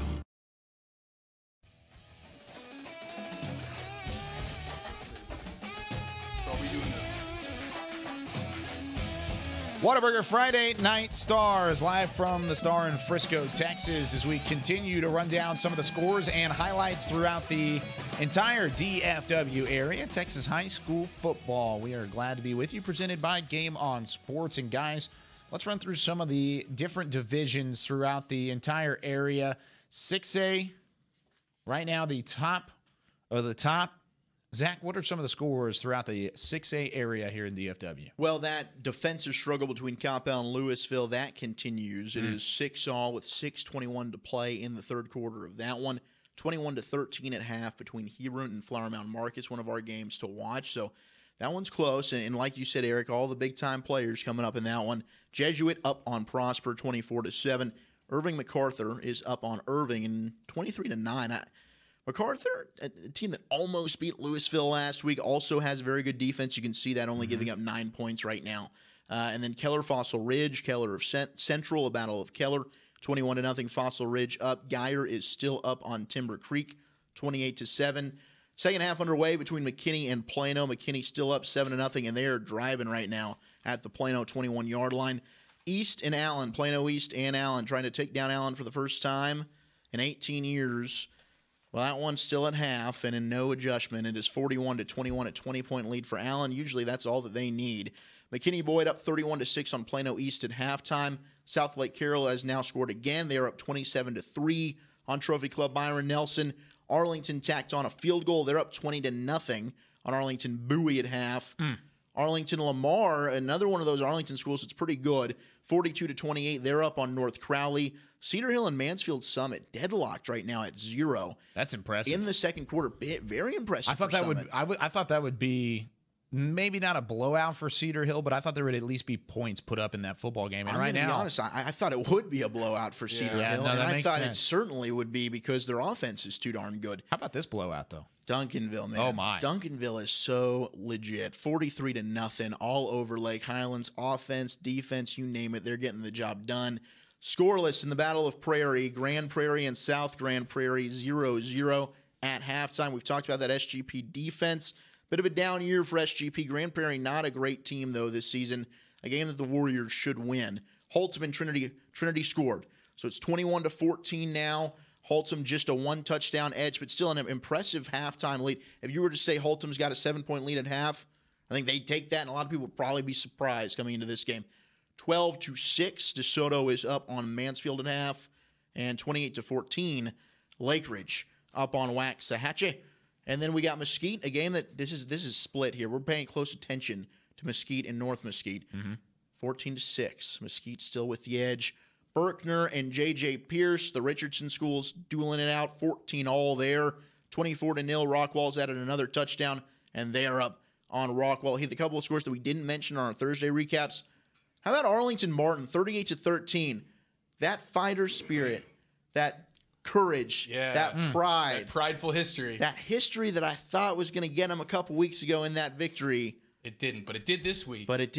And all of a sudden, Arlington Martin not out of that district race just yet. We talked about 53-8 Flower Mound over Nimitz, 35-17. Richland beat Hearst LD Bell. Keller 30-13, winners over Eaton. Richardson High 42-6, bounced back nicely after that loss to J.J. Pierce. They knocked off Molina, and then Skyline bouncing back from that blowout loss to Duncanville, a 65-19 victory last night over W.T. White. And that's your 6A scores. Well, I've got a quick update. Before we head into the 5A ranks, let's take a look from the FanTag Cam. The FanTag Cam. This is the FanTag Cam. This is a look in at the Highland Park Legacy game. You can hear Coach Eric Cunningham in the back there. Look at that. That's a monsoon. Wisconsin brought an extra member of the secondary on. It's Goodness gracious. As they're having to run the football a lot. I got a text from Guy Frazier said, hey, that's a rare sight. Look at this water splashing up underneath them because that is a game. Wow. Look, I tell you what, oh my goodness. Women on the sidelines. Ridiculous. If you're on the sidelines right now, you need a life vest. Dude, this is a game. Prince Dorba, 32. Yeah, he's a big time man. That defensive front. Jaden Jurgovan, 91. Oh, those Scotties. This defensive line and linebacking core on both sides, they're having a lot of fun playing in that mess. I'm telling you, when you have a game like this as a defensive player, this is the one because all speed is cut off. And it bodes well for Legacy, right? Because we were talking before the game, what makes Highland Park so well? They get receivers running open. All of a sudden, that footing is not there. It's going to be tough for Chandler Morris to throw the ball down the field. Yeah, that text I got from Guy Frazier said, hey, there's only like 3 and 4 yard runs. We have no highlights right now. Like there's no highlights coming from that football game because it's a monsoon. He said that they just can't. Amazing. They can't throw the football. They can't find a way to throw the football right now because of that.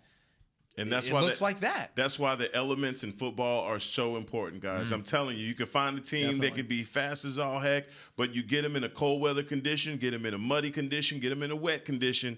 Strictly, it nullifies all of that. That's why we've talked about the elite teams does their game travel. Oh, yeah. You know, in Duncanville, they travel. Trinity, that run game, you saw it last week, it travels. Absolutely. Holtham, apparently, they're traveling. We'll see. And we'll go back to the FanTag Cam here really quickly. Before we do, sorry, Eric, I keep cutting you off on that 5A. I know you're but I know you'd rather see some highlights, though, right? This is at a a natural grass field. Bishop Dunn and Parish Episcopal. Look in the backfield. Ooh, Parish Episcopal getting back there and making the play in order to bring down Bishop Dunn. What a game this is. Still 6-0 in favor of Bishop Dunn overall, and it's a defensive struggle. That one, not as much of a monsoon. You can still kind of tell that natural grass getting torn up. Big boys are playing in the mud down low. It just gets me giddy. Gets you I love this. You like that. And it's colder man. outside. Yeah. Get some mud on the jersey. You were talking about that the other day, how the seasons are going to change and how October is the month. This week did it, yep. Yeah, you know, Preston Stone and that Parish offense wish they were playing right here at the Ford Center. I bet the they were. AC on the fast turf. They might have more than 0 points. And that field, that Bishop Dunn field is not the best field to play. Well, in high school football, I mean, how often are you seeing natural grass fields? Not as much. They're all this turf, right? Yeah, I like the grass field. Yeah, I think I'm right there. Easier on the knees, man. Apparently, it's safer. You don't want the clumps of tire that are just all over your body and your shoes. Football. Isn't that what you love about football? Those rubber tire pellets. Love those. Beautiful. Unbelievable. Eric, I know you've been chomping at the bits. Let's get to those 5A scores. Oh, yes, sir. Let's do it. Birdville, gentlemen. Birdville's had a season. It continues. 42-0 over Carrollton Creekview. They're about to start the fourth quarter.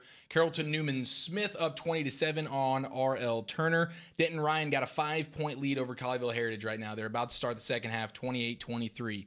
The Colony doing it again, 41-0 over Frisco Heritage. The Colony, man, look out for the Colony. Frisco Reedy, Lovejoy, still 0 points. It's 31-0. That Frisco Reedy defense, mighty, mighty impressive. They're about to start the second half. Grapevine and Denton are in halftime right now. Grapevine's up 42-20. McKinney North up 48-0 on Wiley East. Poteet over Texarkana, Texas, 32-7.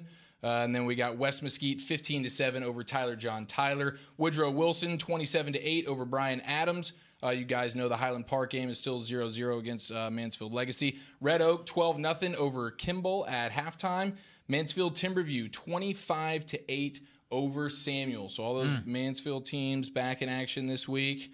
And then we got Midlothian 13-0 over Everman. And North Forney's down 14-32 to Kaufman.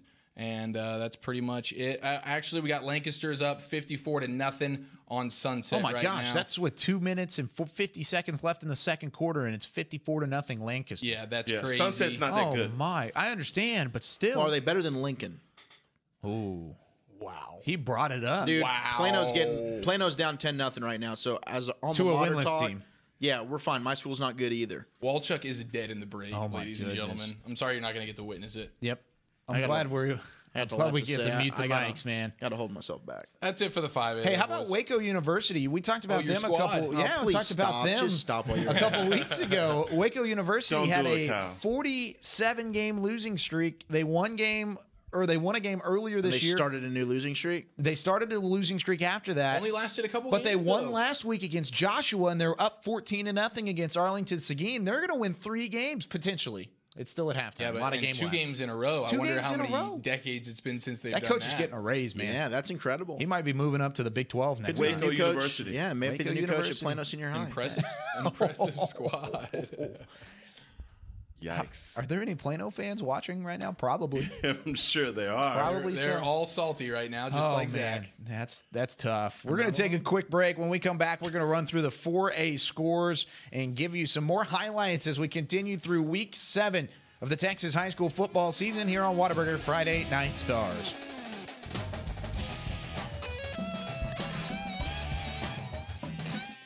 Today at Whataburger, we're cooking the sweet and spicy bacon burger. The sweet and spicy bacon burger is my all-time favorite. I love this burger. It's just perfect. 2 beef patties, 2 different types of cheese, caramelized onions. My favorite thing about this burger is the sweet and spicy pepper sauce and the bacon. You get it in every bite. Nothing beats this. The sweet and spicy bacon burger is an all-time favorite at Whataburger. That's happiness.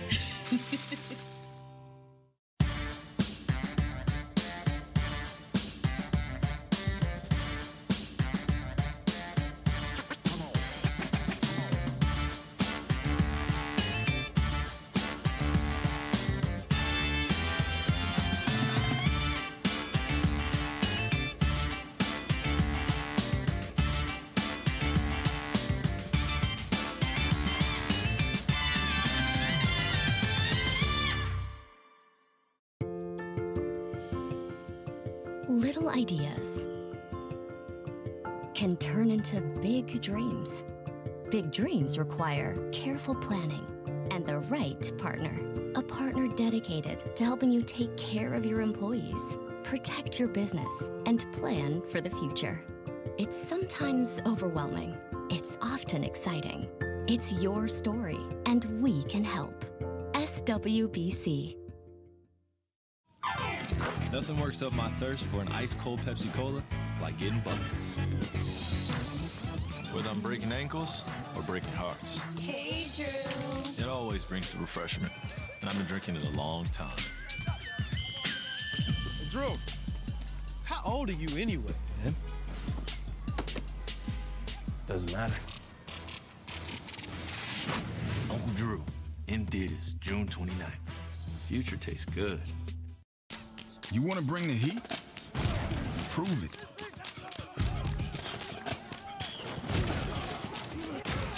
With carbs to help fuel muscles. And electrolytes to help replace what you lose in sweat.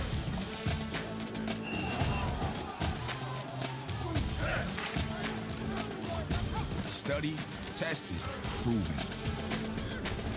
Nothing beats Gatorade. On a forbidden Fansville by Dr. Pepper.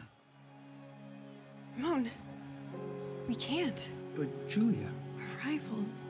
I can love you and still hate your overrated school. We have 2 different defensive philosophies. You're a base 4-3 cover 2, and I'm an aggressive 3-4 with press coverage. I get it, but we both love Dr. Pepper. Oh, Ramon. Yes! In your face! Dr. Pepper, the official drink of Fansville.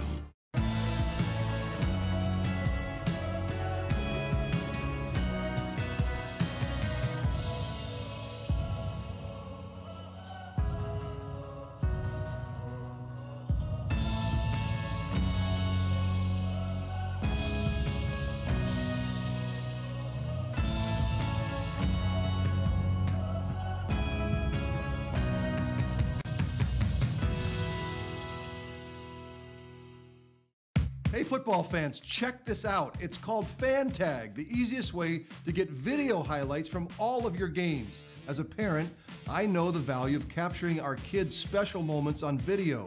Fan Tag makes it easy to relive a memory or share it with family, friends, and recruiters.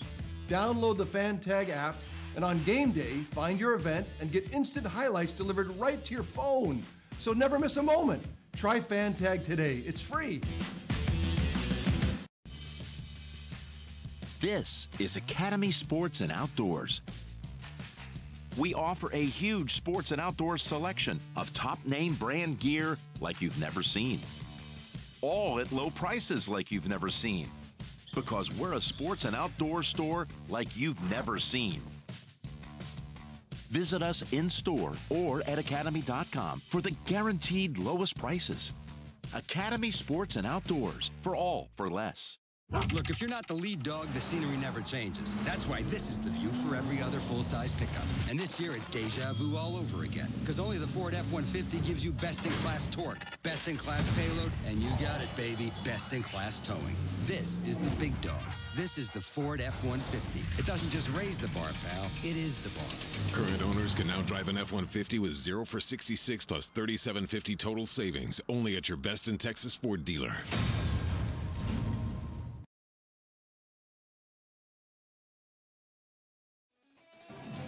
Well, guys, the last time I brought you a score update, it was 14-14, tied ball game here at Eagle Stadium for the Allen versus Plano East matchup.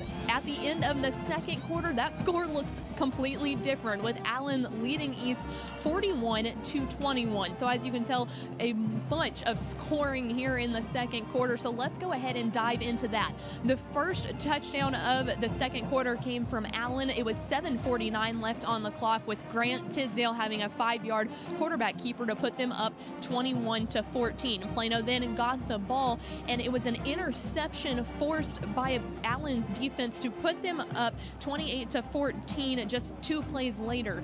After that, Allen did a score again from Tisdale to Theo Weiss Jr. on a 24-yard touchdown with 4:46 left on the clock, with the score being 34-14 after a failed 2-point conversion. But things finally started to go in favor of Plano East with 2:46 on the clock, as their quarterback Mallory threw a 7-yard pass to senior wide receiver Josh Allison. That made the score 34-21. And then all craziness happened here at this game. So with 50 seconds left on the clock, Allen punted the ball over to East. It hit one of the East players, then was recovered by Allen on the 31-yard line. So Allen brings their offense back out, and then the very next play, Tisdale throws a 31-yard interception that was intercepted in the end zone by East. So with about 20 seconds left on the clock, East threw one Hail Mary, did not end up going through. At the end of that, they were just trying to make sure to get out without fumbling the ball, and that's exactly what happened. With 15 seconds left, Mallory was sacked on the 7-yard line, fumbled the ball, and that was recovered by Allen, who ran it in for a touchdown. So that left our score 41-21 here at halftime. So things started looking a little bit rough for Allen with some penalties, but they've really recovered off those turnovers. Thanks so much, Ashley Pickle, as we continue here on Whataburger Friday Night Stars. Got some highlights from that Allen-Plano East matchup, and this is a matchup right now being dominated by the Allen Eagles, 41-21, like Pickle was saying, into the third quarter as we do go into hour number 3, our third quarter of Whataburger Friday Night Stars. And Zach, this is a game we looked at. Plano East could potentially keep up with Allen. Right now they're struggling to do so, though, because really Allen's just overpowering them on both sides of the football, forcing turnovers, and then Grant Tisdale is having his way running the football and throwing the football as well. Yeah, it's really been a string to open up that second quarter for Allen. You had that 5-yard run we just saw from Grant Tisdale paired with a pick 6 from East, and that's something you can't do. You see it right here. It's Zatique McGee, a 25-yard pick 6 on Brandon Mallory, and you can just tell by the body language of Plano East there. That is an absolute backbreaker. And then Grant Tisdale right here to Theo Weiss over the top. Man-to-man coverage over there. Tyler Owens couldn't get over in time. That's tough. I mean, anytime, not only do you turn the football over, but you bring 6 back the other way against a team like Allen, you're not going to be able to overcome that. And East, I do believe, will still score some points. We talked about that offense. Very talented Panther team. But, man, Allen's just too darn good, especially at home in that building. They're able to find a way, aren't they? Every single time, and it doesn't matter who they play, they've got the athletes to just kind of run up some points and put up some yardage against whoever it may be. That was impressive to me. You looked at the pick 6, the throws in the back of the end zone from Tisdale. They make it look easy against a team that has not been beaten at all this year and really hasn't been close to being beaten. No, and it's a team that might only lose one game this whole year. That's true. And it'll be to this Allen Eagle bunch. So it's truly impressive what Allen's able to accomplish. You look at the size that they've got on that offensive line, that push that they got on that 5-yard touchdown run. It's going to take a team like a Duncanville. They can match not only defensive talent to counter out that offensive firepower, but you talk about the speed, and we mentioned that, the track stars on Plano East, and just that combination of D1 body type. You talked about an SEC body. There's SEC bodies up and down that field for Allen, whereas they're playing teams that might have 2 of those kids. Yeah, well, I tell you what, Weiss and Tisdale, they just make it look easy. Yeah, period. They do. I mean, it's easy pitch and catch for these guys, but there hadn't been enough said about Allen's defense because they do, they shut guys out. But the speed for Allen, at the end of the day, by the time the game gets to the third quarter, it's apparent that the Eagles are the better team, no matter what adjustments you make. I mean, they can play you either way. And the thing about Tisdale and Weiss is, Tisdale can turn around and hand the ball off as well. He has a pretty good running back. And so they have a variety of different ways that they can play you. But it's going to have to take a defense that's multifaceted, that's going to be able to make those adjustments on the fly. And it takes athletes to be able to do that. And you've put in the call. Duncanville is the one team in the state. That is the one. Yeah, and it's going to – unbelievable game. Gosh, I hope that game does end up happening at some point. Probably be an area line. round contest. Yeah, it definitely could be. But keeping with this game, we just had another score. Let's go to the fan tag cam. This just popped in a couple seconds ago from Allen Eagles Stadium. And look at this push up front from Allen. Just easy.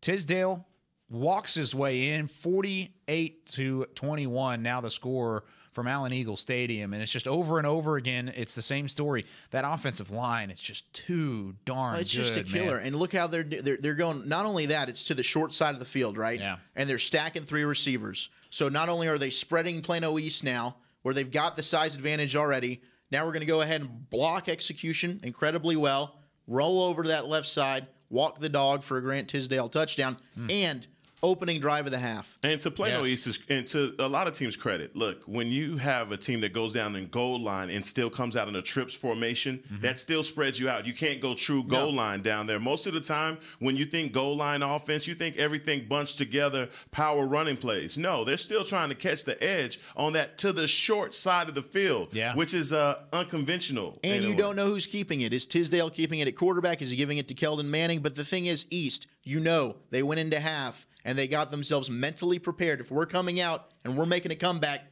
we got to get a stop on this first drive. Yeah. And Allen went right down the field. It's deflating. Demoralizing drive right there. Yeah, it definitely is. Let's look at Arlington and Arlington Bowie, 2 teams we've talked about in depth really throughout the course of the 2018 season. Right now, Arlington and Jahari Rogers up in that game 20-0, and Rogers and company they've had their way right now with Bowie. This is a Bowie team I know we've talked about. And overall, you look at the highlights there. Zach, what's going on with your Volunteers? I know you were very high on them. They forced a turnover early, as you see there on the fumble. But ever since then, the black uniforms and Jahari Rogers rolling out to his right and then just taking it in himself have just dominated this football game. I think it's just defensively. Arlington's had the answer. I mean, that was the key. We knew Arlington was really good coming into the year. They've kind of been a darling team. Bowie, one of those teams that I thought would be good, so not a surprise that they are. But Malcolm Mays hasn't been able to get going.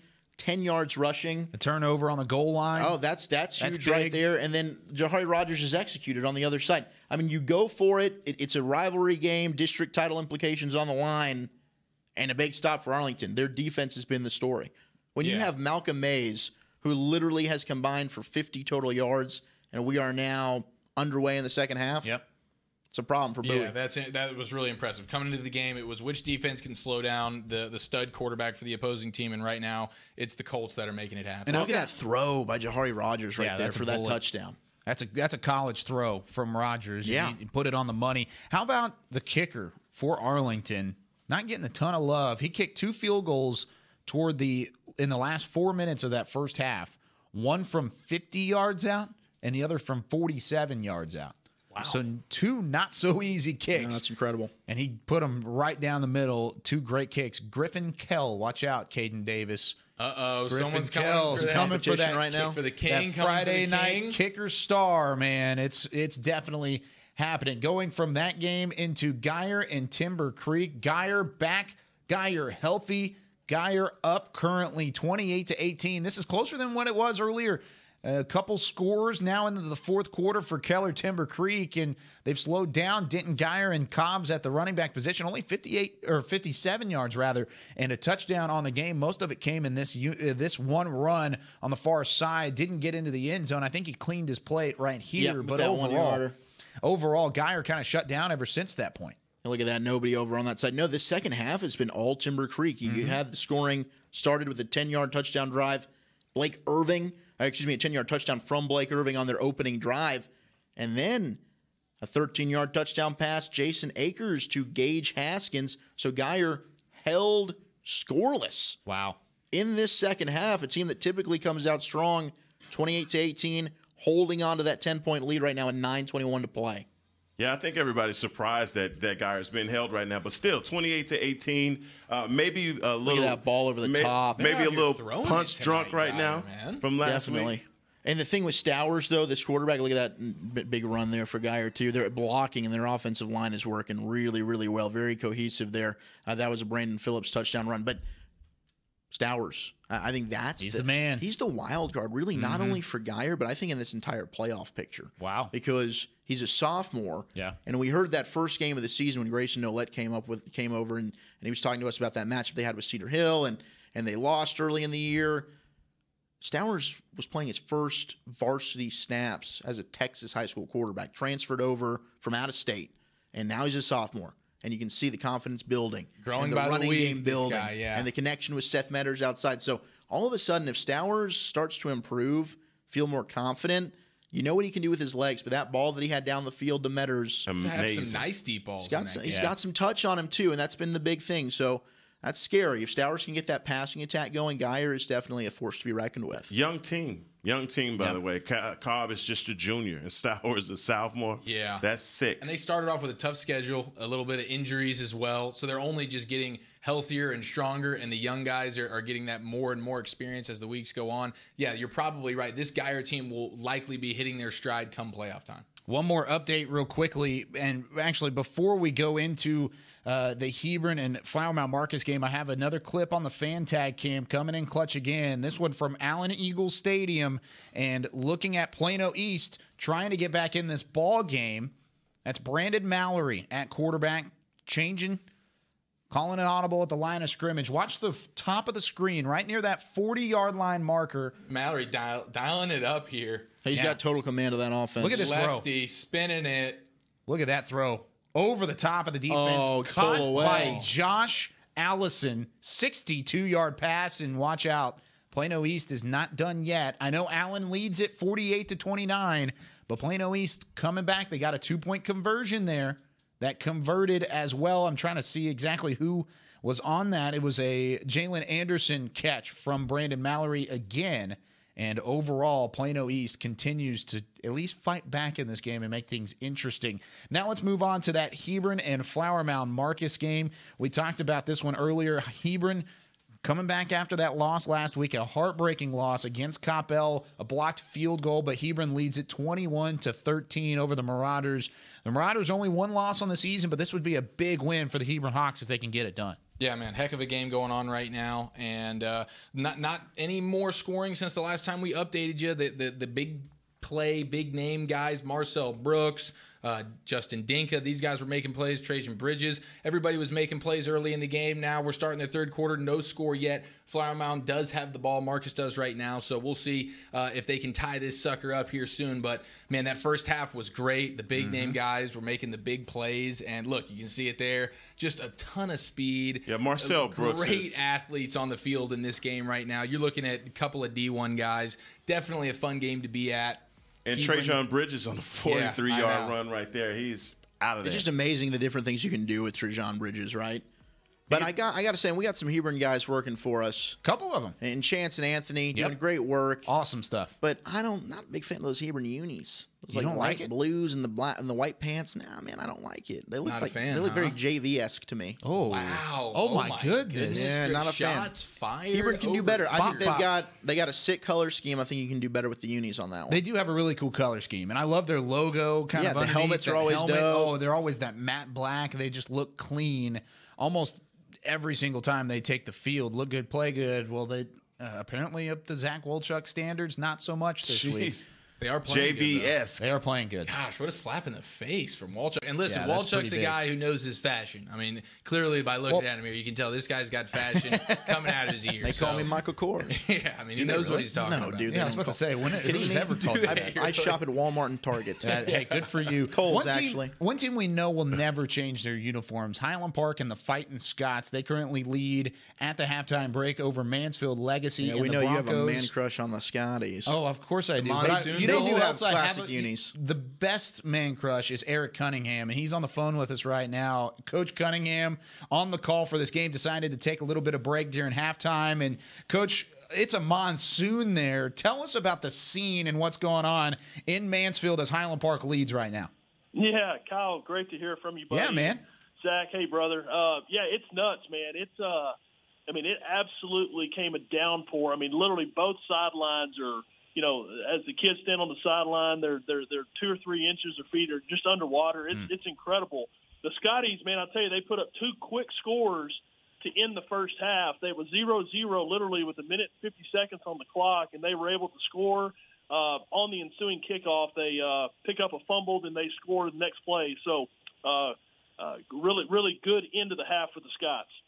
What up, Coach? Zach with you. I hope you're doing well, my man. I got to ask you, because you've seen a lot of Highland Park football, my big question coming into this year for the Scotties was the receiving corps. You lost a lot with Cade Sostad leaving, Jay Smith graduating, Scully Genevine.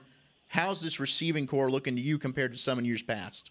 You know, it's funny you asked me that. I had somebody ask me recently kind of the same type question, and they said, man, it just seems like they just reload. And, Zach, that's exactly what they do. They just reload. Now, granted, it's tough to lose guys like you just mentioned, specifically Sostad and Genevine. I mean, 2 incredible receivers. But I'm going to tell you what, the Drews, as I call them, Drew Scott and Drew Dodge, are the 2 young men that just caught those touchdown passes at the end of half. They are stout. And, of course, there's a young man that people, you know, just for whatever reason continues to fly under the radar, and it's a guy that I like to call Finn Corwin, who, boys, he can play. Touchdown can play. machine. He's got 9 touchdowns on the season already. But those 2 guys on the outside, and Drew Scott and Drew Dodge, both of them 6'3", 6'4", physical guys, have great hands. Drew Scott just committed to play lacrosse at Ohio State. And so, I mean, that's a great question, Zach. These guys, they just continue to reload, and guys that you don't even necessarily know exist. And then, they, you know, next thing you know, you step up, you come out and watch them and just go, my gosh, where do they come from? So, yeah, they're really good out on the edge once again.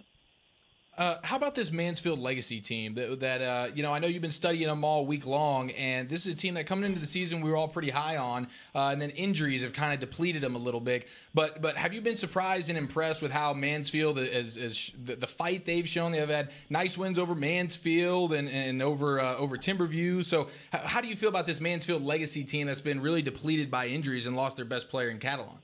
Well, I feel for them because they're a talented team. They're playing with a lot of spirit tonight. And it's not just Catalan. I mean, they've got 3 or 4 Division I players that are out right now for them, and you really feel for them. They've played hard tonight. Catalan is, I mean, when you say special player, that's an understatement. I mean, he's an All-American, just an incredible talent that's going to have really just have his pick of where he wants to go play. But they're playing hard tonight. But I really feel for him. And this is Coach Melson's done a great job of building this program, and they're going to be successful for a long time. Hey, Coach Cunningham, this is Heckma Harrison here. I wanted to ask you, sir, a lot has been made about the Highland Park offense, how explosive they are. But I'm a defensive guy, I love defense, and so this kid, Prince Durba, tell us a little bit about him. He's a stud. That's right. he's an absolute stud. He's just a freak. He's a freak athlete. You're talking 6'4", 220, and I think his upside is absolutely tremendous. And I think if you talk to any of those Division I coaches that are recruiting him, they would say the same thing because he's going to grow. He's going to continue to get stronger. The thing that I would say is, his speed. And he's just so athletic. I mean, you watch him on the basketball court, and you can see that in the heartbeat as well. So I think his upside is tremendous, and all the accolades and the recruiting process he's going through is very much deserved. He's a great football player and a great kid as well. Yeah, definitely. So one of the fun ones to watch, especially on that defensive line. Coach, I know you're also intertwined with the Waxahachie community. I'm the only one that picked Waxahachie against Lake Ridge today. Am I crazy for doing that or no? So it's funny you say that. I do live in Waxahachie and love that community, and they're going through a tough year this year. They've had, obviously, a coaching transition. They've been hit with the injury bug as well, and it's been difficult for them. But they were up 14-7. I got a text, actually, from my dad a second ago, and he doesn't miss a game and hasn't for a long, long time. And they were up 14-7, and they gave up 21 quick points to Lake Ridge, who, by the way, guys, beat DeSoto early in the year, and they're really talented. But Hatch is trying; they're trying to play with them. But I hope you're right, Yeoman. I hope you're right, brother. I hope they're able to get them. But it's going to be a difficult challenge for the Indians down there tonight. Eric Cunningham, color commentator for Highland Park football, catching up with us a little bit here on Whataburger Friday Night Stars. Eric, thanks so much for joining us. We'll talk to you again soon, Coach. That sounds great. You guys do a great job. Appreciate y'all having me. Thank you. Of course. Thank you so much. We'll talk to you soon. All right. Bye-bye. Eric Cunningham, of course, always fun to talk to. We call him the coach very affectionately around the Highland Park community whenever you and I were a part of it, Zach. Biggie, yep. We also were very intertwined with the lacrosse team, and Drew Dodge became a name that we became very accustomed to. Let's go to the fan tag cam. This is the catch with 51 seconds remaining in that fourth quarter, or in that second quarter. Oop, look at that, over the top of the defense. In order to make the play. Goodness. Let's go and rewind that a little bit. Hands catch. That is mine. Over an interception. I don't think he's wearing gloves either. I think that they've taken the gloves off with the weather. Maybe I'm wrong here, but that looks barehanded. Yeah. Puts it up, says, hey, look, I got this. Look at that. He loves it. Drew Dodge with a crucial score to end off that second quarter. Highland Park leading 14-0 at halftime. Had to get Coach out of the way before that second half began. Let's head into a quick break here on Whataburger Friday Night Stars. Heckma, you've been ready and willing to give those 4A scores. We're going to do that first thing coming back from the break as Whataburger Friday Night Stars presented by Game On Sports.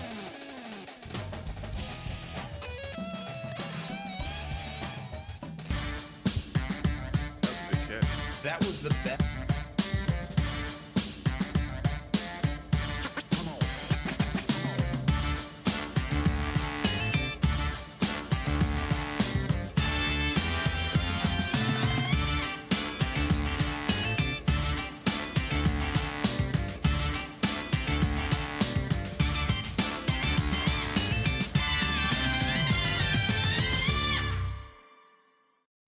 In a world where a young family embarks on an incredible journey, a son gets lost in an epic film.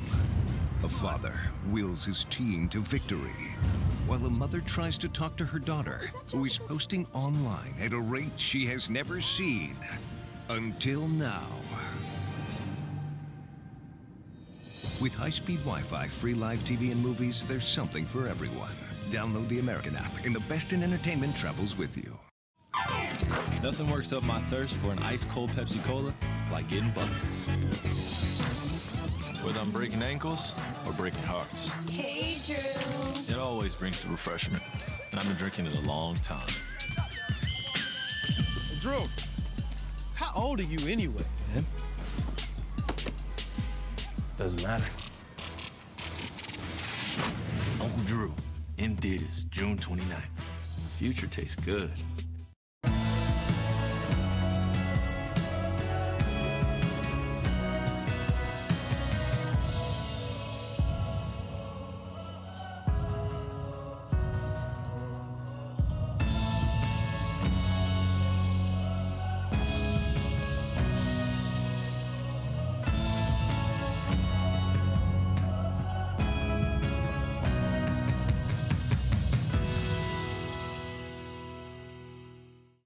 Hey, football fans, check this out. It's called Fan Tag, the easiest way to get video highlights from all of your games. As a parent, I know the value of capturing our kids' special moments on video.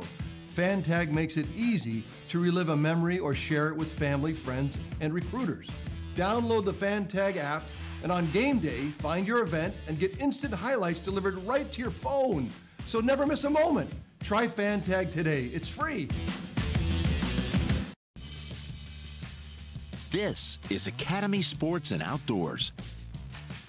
We offer a huge sports and outdoors selection of top name brand gear like you've never seen. All at low prices like you've never seen. Because we're a sports and outdoor store like you've never seen. Visit us in store or at academy.com for the guaranteed lowest prices. Academy Sports and Outdoors, for all for less. Little ideas can turn into big dreams. Big dreams require careful planning and the right partner. A partner dedicated to helping you take care of your employees, protect your business, and plan for the future. It's sometimes overwhelming. It's often exciting.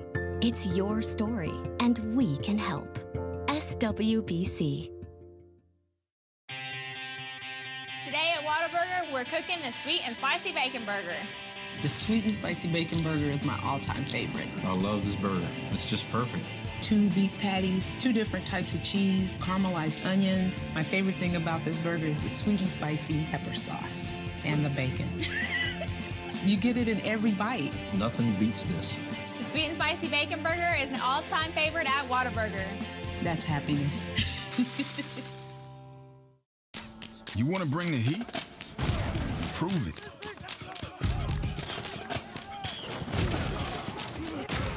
With carbs to help fuel muscles.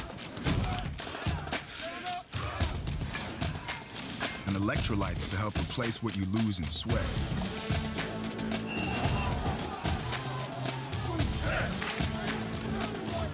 Studied, tested, proven.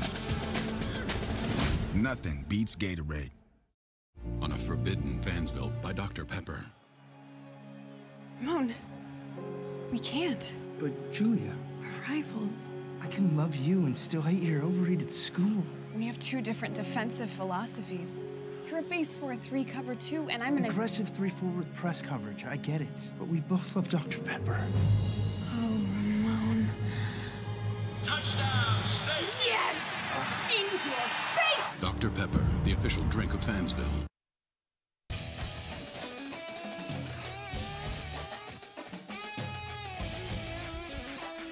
Welcome back to Whataburger Friday Night Stars. How about a little bit of stiff arm action here? Oh, I'm always from down for a good Hebron. stiff arm. This is a frozen highlight as we look at Justin Dinka running the football. We'll wait for this to maybe play.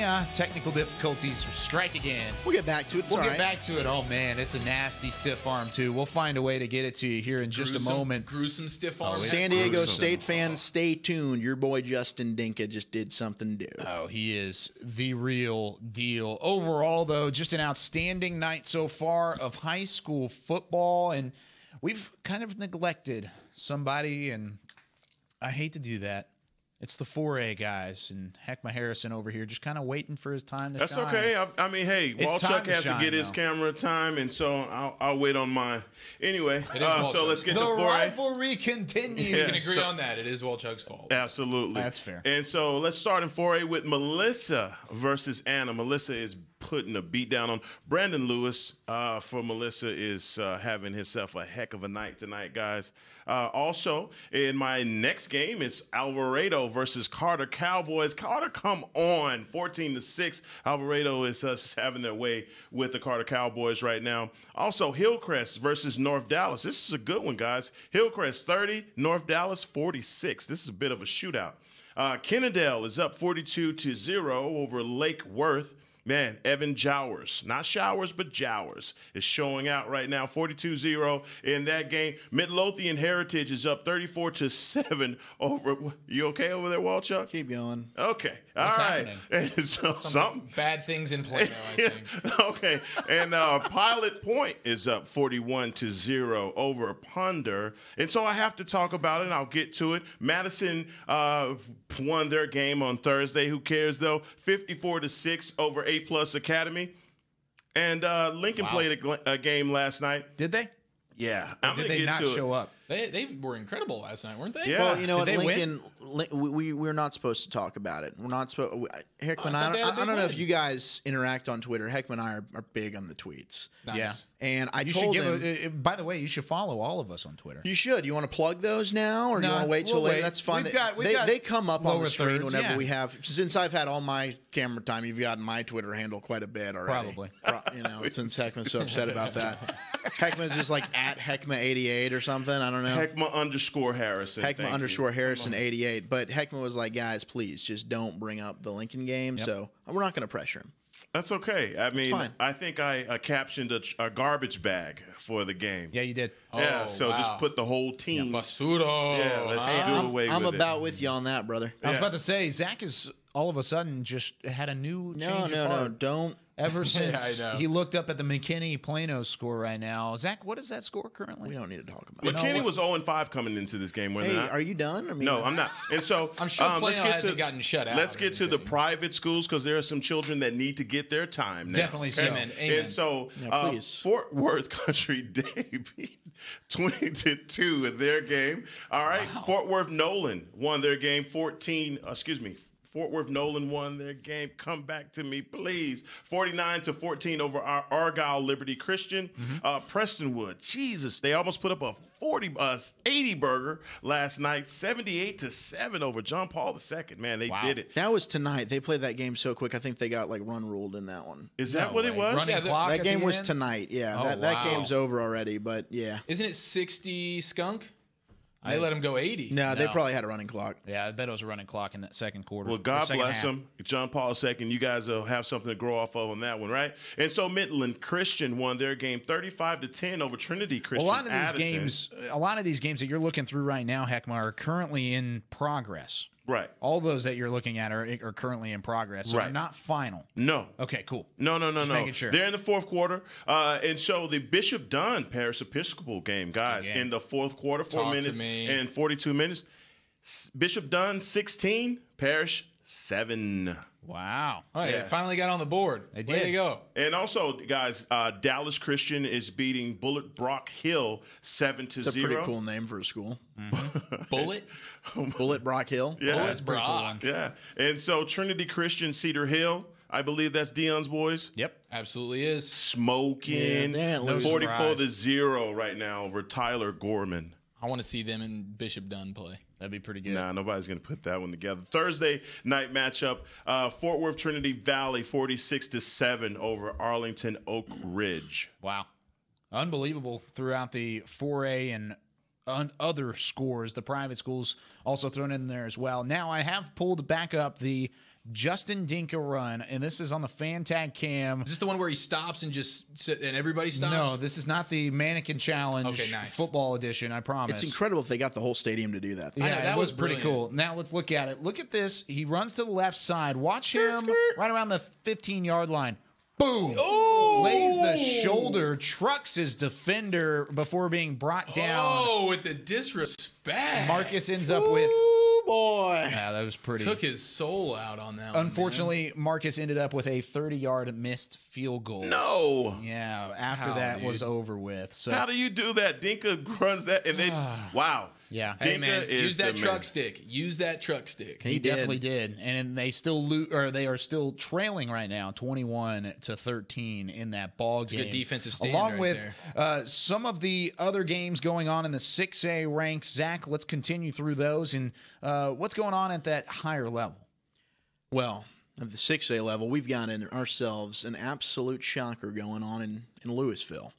Wow. I think, guys, if I were to say before we got into tonight, Louisville, Coppell. Yes. Who's winning that game? Coppell. Oh, I woke up this morning and I thought to myself during breakfast, believe it or not, Coppell's winning this game. What were you having?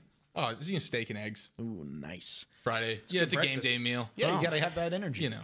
I don't think Coppell had their game day meal. It is 13-6, and that is a final. The Louisville Fighting Farmers. Unbelievable. Knocked off the Coppell Cowboys after the craziness that was last week. The Fighting Farmers have staked claim, and we asked Lane Lewis. Yeah, we might need to call Lane after back. that game. Well, I think it's Nick Nepic back on the Nick's call, back. and we'll try and get Nick with us so he can tell us exactly what happened. But that Fighting Farmer defense, unbelievable, Yeah. the real deal. We got to find out what happened to Drew Coniglia. Something happened there. He's not. I don't think that. Have they committed to him? Like, it might be one of those situations where he was either hurt or they're testing out different quarterbacks. They were having issues. Like you said, he was very uneven with his play.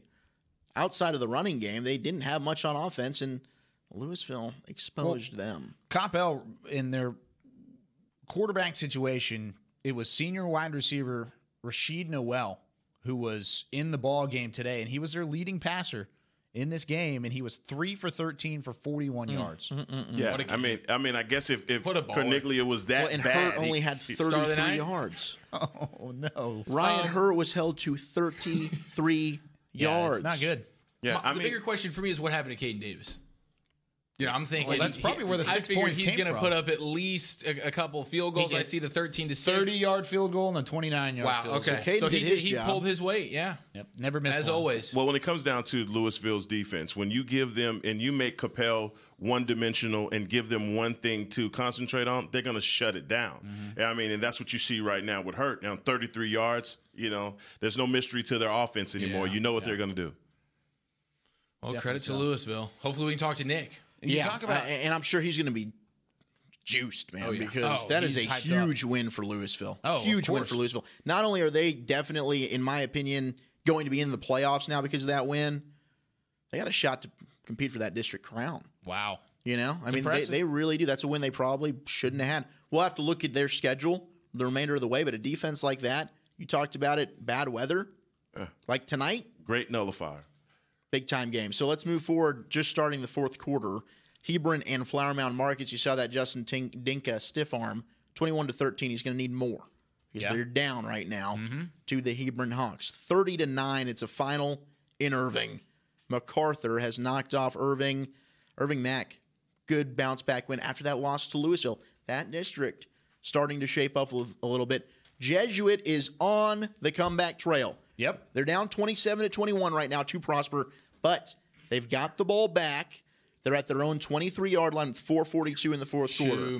Schumann, E.J. Smith, what can the Rangers do? What can the Rangers do? Brian Sutcliffe on the call along with Roger Amrick, and we'll go ahead and hear from Brian Sutcliffe after this one. Keller Fossil Ridge 38-14, a big win over Keller Central. It's a final. The Geyer Wildcats have defeated Keller Timber Creek 35-25. Not an outstanding second half for Geyer, but they did what they had to do. And then, Say that then. Say what? What you about to say? All right, so Plano and McKinney. Oh, no. Say that then.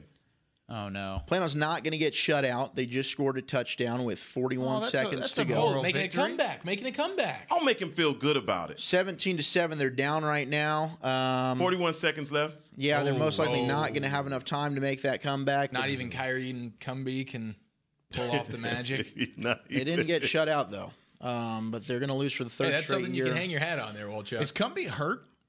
I don't know. I don't see his name on the stat sheet right now. here. I'm with you. I haven't been at the game. You have sources, though, Walchuk. He has 12. So that's going to be attempts. tough for me. I can make a text, He's and so salty I'll try and right find now. out. 12 attempts for 45 yards, no touchdowns. I think he was. Most of those have come from the first half. Yeah, I think that he was probably just bottled up, and that whole Plano offense threw up on themselves. Well, that Lion defense is as good as it gets, right, Walchuk? They do have one really good defensive lineman. I'm blanking on his name, but one. Yeah, well, the offensive line for Plano is clearly not good. Hurt. Hey, at least your Allen Eagles are losing, right? My Allen Eagles. Oh, they're winning. All right, this is giving a weird transition. 68-29, Allen is all over Plano East. Yeah. An incredibly impressive victory this is going to be for Allen. There's still 10:06 left. They've already put almost 70 points on the board against East. Can we remind the Plano East about them saying, "We want Allen"? That student section? We want Allen. Yeah, you don't. Wow. No, you don't. That came back to bite him, and it took 6 days. Yep. Incredible. That's unbelievable. Explosive. You don't These want guys them. explosive. They've scored after every single East touchdown. 52-13, Boyd is up on West late in the fourth quarter. South Lake Carroll, they opened it up. The Dragons are up big, 41-10 on Trophy Club Byron Nelson. Arlington Bowie, couple of touchdowns. They're back in it. They just scored 23-14, not over yet, with 10:37 to go in the fourth quarter of that game. Heckman, you look perplexed. Yeah. I am. We're all about to be perplexed if you go down that list. All right, so 56-42, Arlington Lamar up on North Crowley in the fourth quarter, and then Mansfield Summit's up 7-3 right now on Cedar Hill with 3:24 to go in the third quarter. Did anybody pick Mansfield Summit? I did. No. What? No, you did. No, you did. I was about to say, what? No, you did not. No, I picked Cedar Hill. I wonder if Shane Anderson's still banged up. He was coming back from injury. I thought he was going to be healthy. Maybe that's a good point. Maybe he got banged up again in the game. I know somebody who's not banged up, and that's Duncanville. No, Duncanville is absolutely putting a thrashing on everybody that they're playing 69-0. The shutout continues. There's still 10 minutes left in the game. Against Lake Highlands. Yeah, maybe Lake Highlands can get a late touchdown and not get shut out like Plano just did. But that's a final now, 17-7. Moral victories, man. McKinney over Plano. 14-0. SGP just scored. They're up on Grand Prairie. 35-20. The game of the night. Amazing. Holtum doing what Plano East hoped to do to Allen, but Holtum is doing it. They're up 35-20 with under 5 to go in the third quarter. Still a lot of time left. A lot of time left. Trinity with the football. Really good Holtum team. 24-6. DeSoto up on Mansfield in the fourth quarter. 28-14. Lake Ridge up on Waxahachie with 1:02 to play in the third. 35-12. Mesquite up on North Mesquite. So that's one. I think, Eric, you went North Mesquite there. Yeah. The Skeeters. So did Heckma. Oh, good. There we go. I'll make up a name there. I thought the North Skeeters were just going to beat the Skeeters. Good job. Skeeters don't ever overlook the Skeeters. Nope. 24-21. Berkner up on Pierce. 27-0. Rockwall up on Rockwall Heath. And those are your 6A scores. Yeah, overall, it's been a dominant effort from some of the teams that we expected. Allen, McKinney Boyd over Plano West. And, of course, Holtum. Holtum, man. That's kind of what I was going to circle back to, is we expected going into this game that Euless Trinity would have a challenge in Holtum. I don't know if anybody, especially myself, I'm definitely as guilty of this as anybody, I didn't take Holtum seriously. And right now, I've looked at Euless Trinity this season as a team that really could legitimately contend for a state championship. And Haltom's putting down the wood right now. The truth is, guys, on the road. Yeah, the truth is, guys, that Euless Trinity, for some reason, every season has one of these games. Even when they come in looking really good, they just throw up a dud game. This is one of them. I mean, last week they almost was it 80 burger down in San Antonio, and they come back San Angelo Central, yeah. Yeah. And they so did. I mean, Brandon Theus just racked off a 72-yard touchdown run. Wow. So they've scored. He's prone to do that. Okay, so we got a one-score game. Yeah, basically. But then the other, like I said, they from following this team, I know that they'll do it once. One game out of 10, they'll have this kind of game. Gosh, that's still unbelievable, though, in the fact that both teams are 5-0, and we just haven't necessarily given that respect to Holtum as a ball club. We will now. Yeah, I still a lot of time left in that game, though. I mean, just 4 minutes left in the third quarter. And we talked about the explosive, big play ability of Euless Trinity, which I know that Holtum wanted to try and limit coming in. Even with the big play ability, this is still a Trinity team where their identity surrounds themselves running the football. Right. Yeah. And so if you're playing from behind, running the football is not normally your go-to No, Exactly. but they You rack need off those 72-yard exactly. touchdowns. Those are the That's kind of the happens. thing. They're Yes. an offense that can do that running-wise. So if you're looking at this from a standpoint of a team that's up on Euless Trinity, you stop the running game, then you've got a chance to legitimately win this football game. Yep. Now it's Haltom's turn, and if the Buffaloes can answer here, then you've got a great shot at trying to hold off on Euless Trinity and pull off an outstanding upset on the road. One team that was trying to do that, though, Keller Timber Creek against Denton Guyer on the road. Denton Guyer winning that football game 35-25. We've got Jackson Donovan on the phone, who was at that football game. Jackson, first off, a wild game early on. Denton Guyer, a 99-yard run negated for a coach on the sideline. Tell me about that. It was absolute mayhem when it happened in the stadium. The refs were doing a lot in the first quarter, having to tell the cheerleaders to back off, the coaches and the players. And if you've ever been to the Denton ISD C.H. Collins Stadium, it is a very shallow sideline. And that's exactly what happened. A coach might have gotten a little bit too hyped, and once the quarterback made it past him, took a step a little bit too close to the field, got in the way of a player, and the player had to change his path of pursuit. And the ref caught it and ended up calling the penalty. Wow. Jackson, Zach with you. Guyer comes away with the win, but a very sloppy performance in terms of penalties. 16 penalties, 145 yards in this one. I'm sure Coach Walsh was not happy to see that. It was a lot of just mental mistakes. There were 4 unsportsmanlike conduct penalties, 3 coming off late hits. And then, of course, the other one of the coach stepping on the sideline. A lot of it was just the youth of the team finally came to a head and some mental mistakes happened. But I can tell you what, this team showed a lot of poise in the second half. If they can get the penalties turned around, they are going to be dangerous moving forward in district play. Jackson, we know about Cobbs in that rushing attack for Guyer, but how impressive was sophomore quarterback Eli Stowers tonight? Looked like he had a pretty big game. From the highlights we saw, it looked like that deep ball was working for him.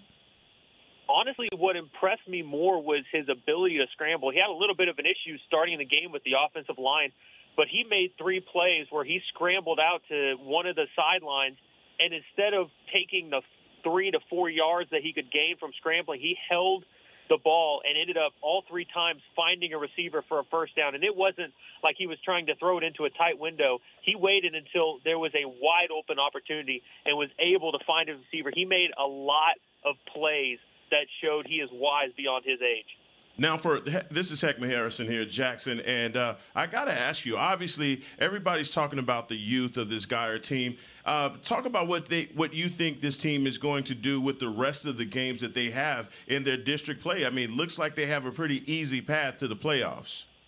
It's going to be interesting to see how this team unfolds. Yes, they got all of the tough opponents out of the way, especially South Lake Carroll last week, which they almost won.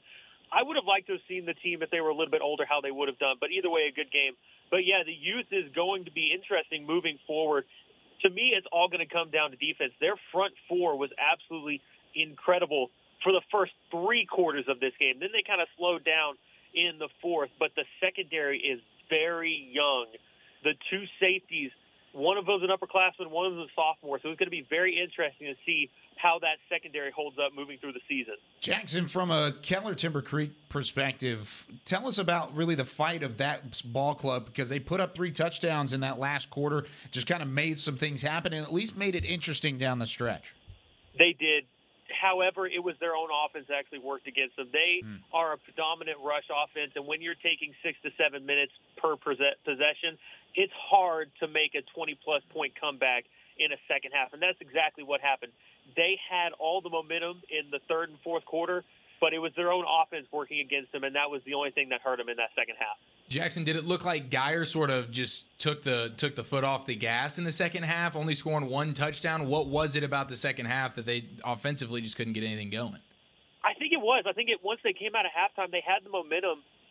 But I give a lot of props. Timber Creek came out of halftime and absolutely punched them in the mouth on that first drive. Ended up taking almost 7 minutes on the drive, but able to get a touchdown. And a lot of that was just the turning of the tides for this second half. And the defense for Guyer, they just didn't come to play in the second half. Yeah, I mean, sometimes that's how it works out. But 538 yards total from Denton Guyer. Jackson Donovan on the phone live from C.H. Collins Stadium. Jackson, thanks so much for joining us. We'll talk to you again next week, man. Thank you. There he goes, Jackson Donovan. That's an impressive win for Denton Guyer. I mean, you look at Timber Creek overall and what Timber Creek has been able to do. Coming into the game, you kind of saw 2-3 record on both sides, but overall, this was still a game that Guyer really dominated up until that fourth quarter. Yeah, and it's a game for Guyer that I think they're taking that step to really figuring out who they are, their strengths, and they're improving every single week. Stowers, you said it, Eric, his best game of the year. 16 of 19, 295 yards, 3 touchdowns, and 84% completion percentage. Unbelievable day passing for Eli Stowers. And Jackson said, well, what impressed him most is his scrambling ability. Well, he's known for that, right? He's a running quarterback first. It's the passing. Will that catch up to his athletic ability? Thus far tonight, he did it. And he has found a groove with Seth Metter at receiver. 10 catches, 219 yards, 2 touchdowns for Seth Metter. So that guy's scary good. Guyer's got a Some big of these, three, like man. that highlight that we missed there, man, that long pass. I mean, And right on the money. Yeah, and when you're talking about Stowers and Metter, and you're not even mentioning Cadrick Cobbs, who's their best offensive player. Yeah. That's a scary, scary team. I did say they had an easy path, but I was wrong. They got Keller next week. Up next, and that is going to that's going to be great. That's a game of the week. That's a good one right there. That's a really good one. Guyer being back is a lot more fun to talk about, but one thing you have to limit if you are Denton Guyer, look at the penalties. 16 for 145. Jackson talked about it, a little bit of lack of discipline, and man, but I like touchdown called back. I like seeing from that Guyer offense, known for its running, pushing the ball down the field too. Yeah. Not even like really showing trust in a sophomore quarterback. You can see the highlights. I mean, they weren't just throwing 4 or 5. They're not dinking and dunking. They're pushing the ball down the field. Yeah, and he was connecting. And it's the man-to-man, right? You know you're going to have 1-for-1 out there because they're stacking the box. They're expecting you to run, and Stowers making the most of that and throwing a very, very good deep ball. That's exactly what I was about to say, man. When it comes down to how far you want to go in the playoffs, especially because in 6A, there are so many good teams in the state of Texas, not just North Texas, but in the state. You're going to have some dimension to your game. You can't just turn around, hand the ball to Cobb, because there are some defenses out there that will just put 9 and 10 people in the box, and they will shut that down. They'll challenge that. They'll definitely challenge that sophomore to make some plays down the field. And if they can keep that balance of 243 rushing, 299 passing, they're going to be a really, really tough team to stop. They've got Keller next week on the road, and then back at home on Thursday, October 25th against Northwest Eaton. Of course, Eaton kind of struggling right now with Titus Wynn not really playing. But for Eaton. 2 solid teams ahead of them, especially teams. Keller. Really looking forward to that Keller game. Yeah, that's going to be a fun one to watch. 7 o'clock next Friday. That's a Thursday game with Northwest Eaton. So we may have some highlights from that one to look forward to in Week 9. Isn't that crazy? We're in Week 7, almost a Week 9 already. It has been flying by, way too fast. I'm like, the playoffs are right around the corner. And we're 15 minutes from overtime here on Whataburger Friday Night Stars as well. We're going to take a quick break. When we come back, we'll run through the 5A scores. We'll give you some more highlights and updates from around the area. Games start to go final here from Frisco.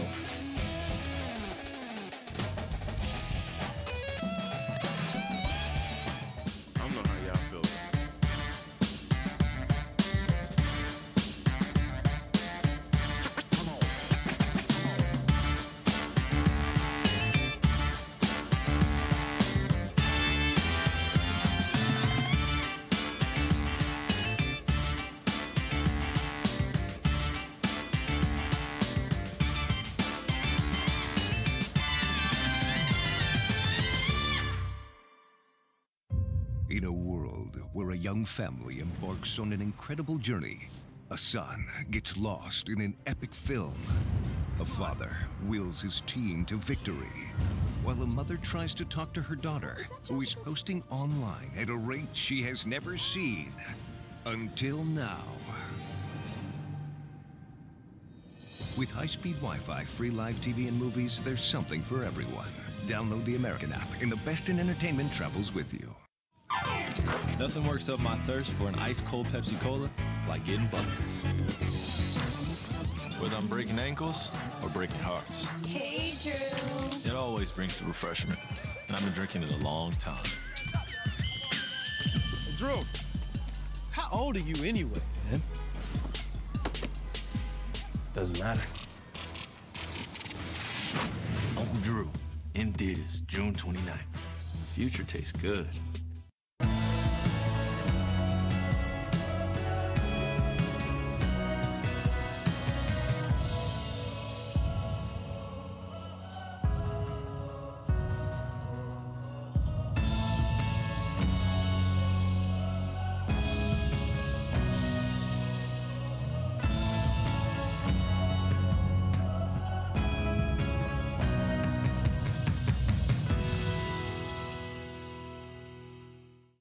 Hey, football fans, check this out. It's called Fan Tag, the easiest way to get video highlights from all of your games. As a parent, I know the value of capturing our kids' special moments on video. Fan Tag makes it easy to relive a memory or share it with family, friends, and recruiters. Download the Fan Tag app, and on game day, find your event and get instant highlights delivered right to your phone. So never miss a moment. Try Fan Tag today. It's free. This is Academy Sports and Outdoors. We offer a huge sports and outdoors selection of top name brand gear like you've never seen. All at low prices like you've never seen. Because we're a sports and outdoor store like you've never seen. Visit us in store or at academy.com for the guaranteed lowest prices. Academy Sports and Outdoors, for all for less. Little ideas can turn into big dreams. Big dreams require careful planning and the right partner. A partner dedicated to helping you take care of your employees, protect your business, and plan for the future. It's sometimes overwhelming. It's often exciting. It's your story, and we can help. SWBC.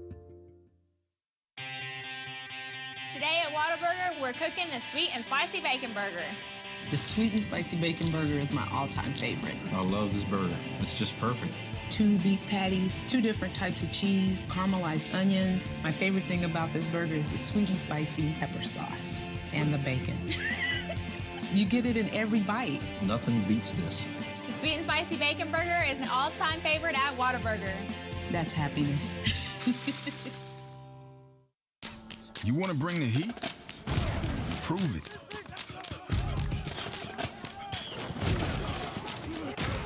With carbs to help fuel muscles.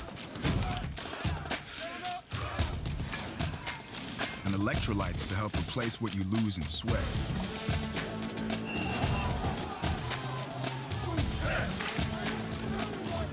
Studied, tested, proven. Nothing beats Gatorade. On a forbidden Fansville by Dr. Pepper. Ramon, we can't. But Julia, We're rivals. I can love you and still hate your overrated school. We have 2 different defensive philosophies. You're a base 4-3 cover 2, and I'm an aggressive 3-4 with press coverage. I get it, but we both love Dr. Pepper. Oh, Ramon. Touchdown, State! Yes! In your face! Dr. Pepper, the official drink of Fansville.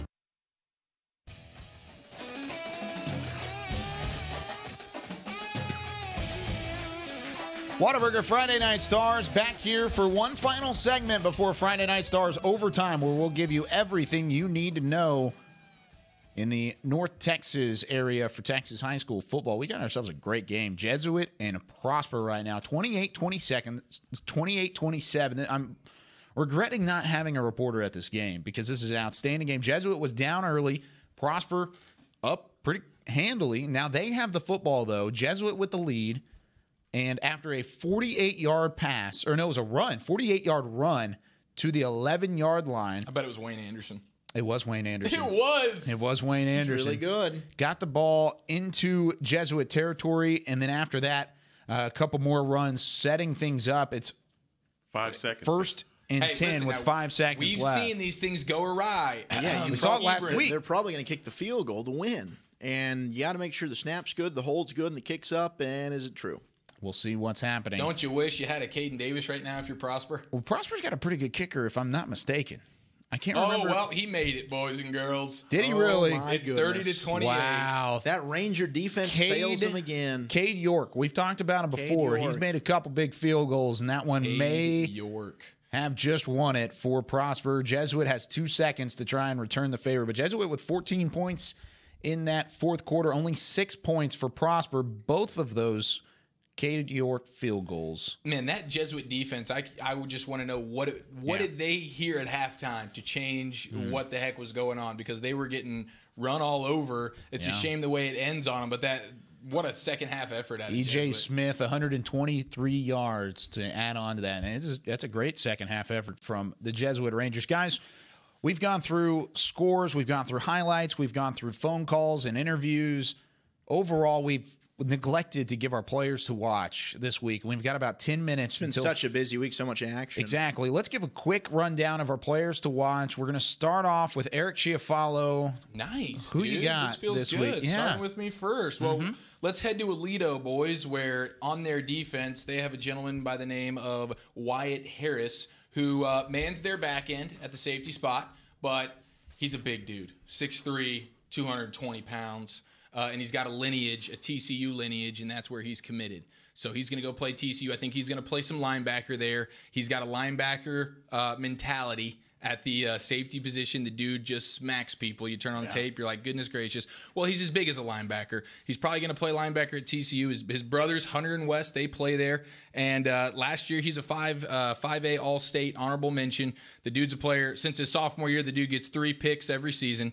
As a sophomore, he had over 100 tackles. Last year, he had 70, but I think that's when they started moving him to safety a little bit more. And he's still playing there now, and the dude just lays the wood. I mean, like I said, he's got the linebacker mentality at the safety position. He's a sure tackler. He comes flying down. He's best downhill. I mean, obviously at that size, and I mean, he's built like a linebacker, but in coverage, he's good. I mean, he covers the field well. They'll put him at single high. They'll go too deep, but the dude can cover. He covers a lot of ground, and he's got great ball skills. And, the great thing he has working for him is the fact that most of the time they have a 30-point lead and that teams have to throw. No question. Just lofting it up to. That's a great point by you, Heckma. So, and like I said, he's got the lineage. His brothers play at TCU. You can just tell when you watch him play. He's just a natural football player. Smart. Absolutely. Yeah. Instinctive as it gets. And again, for a safety to be smart and a sure tackler and ball skills, you really can't ask for much more than that. Yeah, definitely. So he's got some size on him too. He does. Oh my Big gosh! body. Can you imagine being a safety or being a receiver coming over the middle and that's waiting on you? No and thanks. That's the safety. He's not supposed to be back there. No. What a stud, Wyatt Harris. Not at all. Well, I've got Tyler Owens, who's a safety from Plano East. And T.O.? Yeah, I was really hoping we would do this one before these games got out of hand, because Plano East and Tyler Owens didn't exactly have a great day stopping that Allen passing attack. But they only gave up like 70 points. Tyler Owens is a heck of a player. I mean, he's going to the University of Texas. He's a big body, 6'2", 202 pounds, a 4-star recruit. This is a guy that for average fans that just go to watch a football game, you see him on the field, and it's like, oh, right, this guy's a D1 player. He's the real deal. He'll thump you. Great form tackler, great downhill player. I would not be surprised if he moves to linebacker from safety. Just a big body. I tell you what, my guy is Drew Sanders. It's counterintuitive, by the way, since I did pick Colleyville. Big Drew. But listen, man, this kid from Colleyville, from Denton Ryan, Drew Sanders is probably one of the best linebackers I've seen in the state since Sergio Kendall, who went to Texas, by the way. He's an athlete. He can play anywhere on the field, anytime, anywhere. Drew Sanders, definitely somebody to look out for. We've got Whataburger Friday Night Stars overtime coming up in just a bit. We'll be back here in just a moment here from Frisco.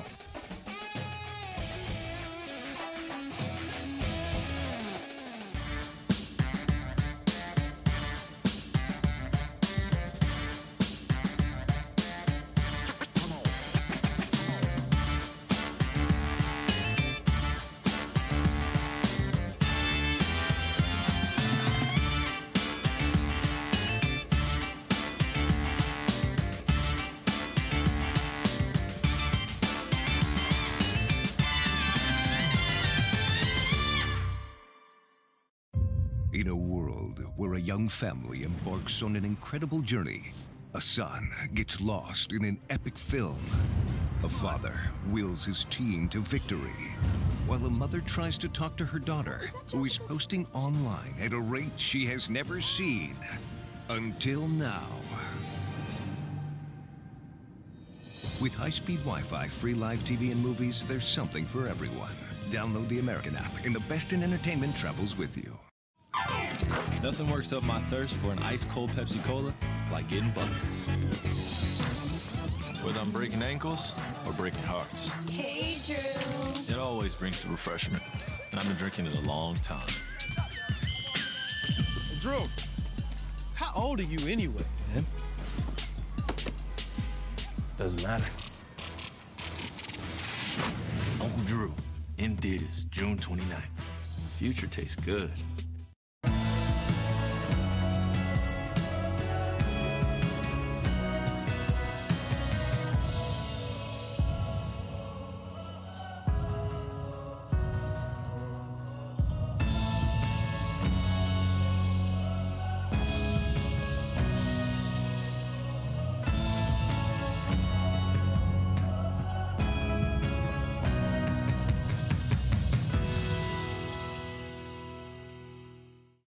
Hey, football fans, check this out. It's called Fan Tag, the easiest way to get video highlights from all of your games. As a parent, I know the value of capturing our kids' special moments on video. Fan Tag makes it easy to relive a memory or share it with family, friends, and recruiters. Download the Fan Tag app, and on game day, find your event and get instant highlights delivered right to your phone. So never miss a moment. Try Fan Tag today. It's free. This is Academy Sports and Outdoors. We offer a huge sports and outdoors selection of top name brand gear like you've never seen. All at low prices like you've never seen. Because we're a sports and outdoor store like you've never seen.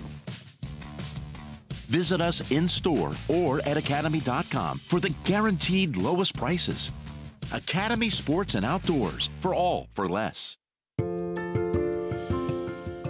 Little ideas can turn into big dreams.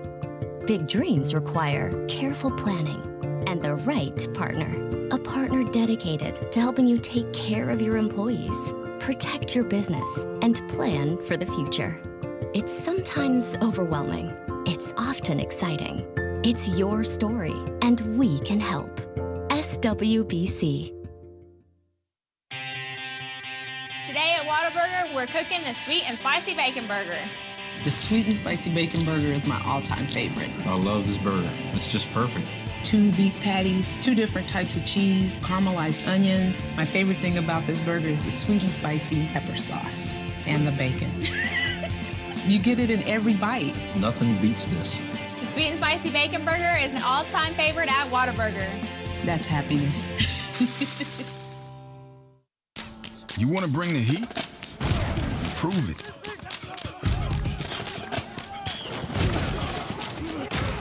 With carbs to help fuel muscles.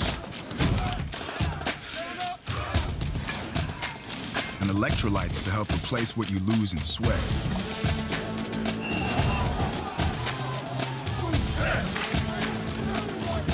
Studied, tested, proven. Nothing beats Gatorade. On a forbidden Fansville by Dr. Pepper. Ramon, we can't. But Julia, We're rivals. I can love you and still hate your overrated school. We have 2 different defensive philosophies. You're a base 4-3 cover 2, and I'm an aggressive 3-4 with press coverage. I get it, but we both love Dr. Pepper. Oh, Ramon. Touchdown, State! Yes! Into your face! Dr. Pepper, the official drink of Fansville.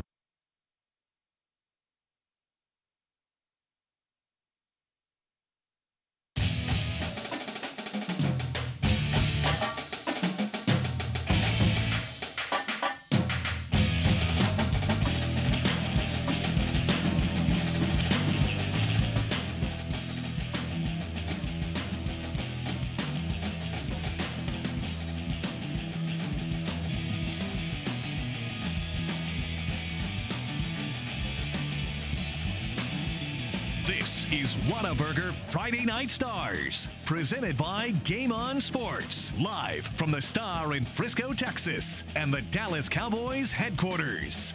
Here's Kyle Yeomans, Zach Wolchuk, Eric Chiafalo, and Heckma Harrison. Oh boy, week 7 of Whataburger Friday Night Stars, but more importantly, week 7 of Texas high school football, all put together by Game On Sports. But man, we've had an outstanding week. We've been on the air for 3 hours. We've had 3 hours chock full of content, chock full of football. A little bit of weather mixed in between, but the football games happened. Minimal lightning delays, which is positive. Some monsoons happening, especially in Mansfield. We'll take a look at that here in just a little bit. But overall, it has been a ton of fun to be with you. Now it's time for overtime. My favorite part of the game. Favorite part, right? Favorite part. We're going to bring you up to 11 o'clock with all the Texas high school footage, highlights, and reaction to the scores around the North Texas area. Kyle Yeomans, Heckma Harrison, Zach Wolchuk, and Eric Chiafalo. Glad you're with us. And guys, let's start things off.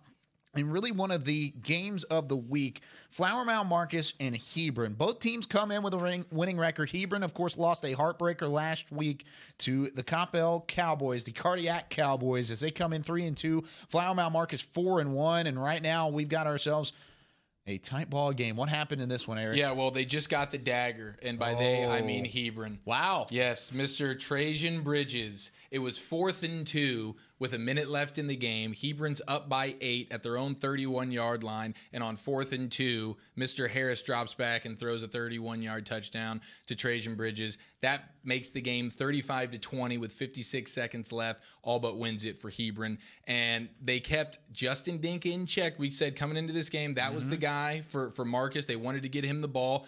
We know he can 150 yards and a touchdown last week. Well, they kept him in check, 56 yards on the day. They forced it into Garrett Nussmeier's hands, the quarterback. He had himself some big plays. Marcel Brooks, we know, is a heck of a receiver. He had 2 big touchdowns. But otherwise, I mean, they kept him in check, 10 for 25, under 50% completion percentage. So Hebron did exactly what they needed to do, put the ball in Garrett Nussmeier's hands, and they come out on top. Yeah, that's another big win for Hebron if they do end up pulling this off. What was the score one more time? 35-20 with 54 seconds left. Yeah, so it's basically over, barring any kind of Marcus miracle. Hey, that'd be the Stars showed up tonight, though. I mean, I know Dink was held in check offensively, but he did have a 97-yard kickoff return. Bridges scoring all over the place, Marcel Brooks. So, I mean, the big guys showed up and made plays today. Jalen Lott, a huge game, over 200 yards rushing. Huge game for him, absolutely. Yeah, you look at really Hebron, this is a win they needed in district play against a good Flower Mound Marcus team. Yep. It's an impressive win overall. Moving on to Frisco Lone Star and Independence.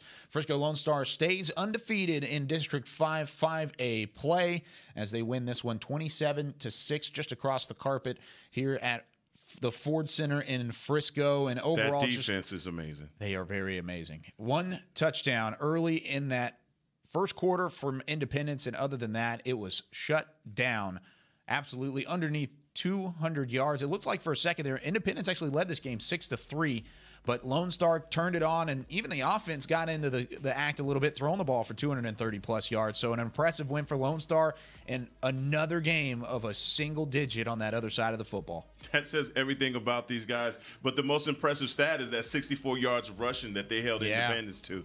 I mean, it's hard to run against this front 7 of the Lone Star.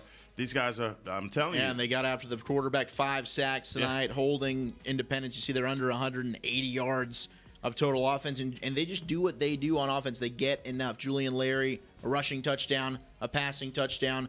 Marvin Mims caught a touchdown. They're their number 1 weapon at receiver. So Lone Star, well-oiled machine. Larry is a guy, that quarterback, man. He's from last week to this week. I think he loves playing at the Star, guys. I think you're right. Credit to that defense for giving up an early score and then shutting them out rest of the game. Yeah, that's impressive. 20 unanswered points from the last 3 quarters for Lone Star in order to get the win there. How about let's stick with Frisco. Frisco Reedy and the Lions playing against Lovejoy and the Leopards. These are 2 undefeated teams. Reedy looking to be the first 7-0 team in the DFW area, and they do just that, and they do it emphatically. So much for an undefeated season for the Lovejoy Leopards. Holy cow. I tell you what, it was a feel-good story coming into tonight, what Lovejoy had done. Like I said, I mean, it's not a team that you do schedule for homecoming, but tonight, yeah, you schedule him. Look, Josh Foskey. This man Foskey is on fire, man. This guy is right now. I mean, I believe he's already at 1,400 yards throwing for the year. Wow. And a quarterback, that's an amazing. We talk about Reedy being one of the more underrated teams in the area, and that defense, for them to do that to that Lovejoy offense, which has just been putting up crazy numbers.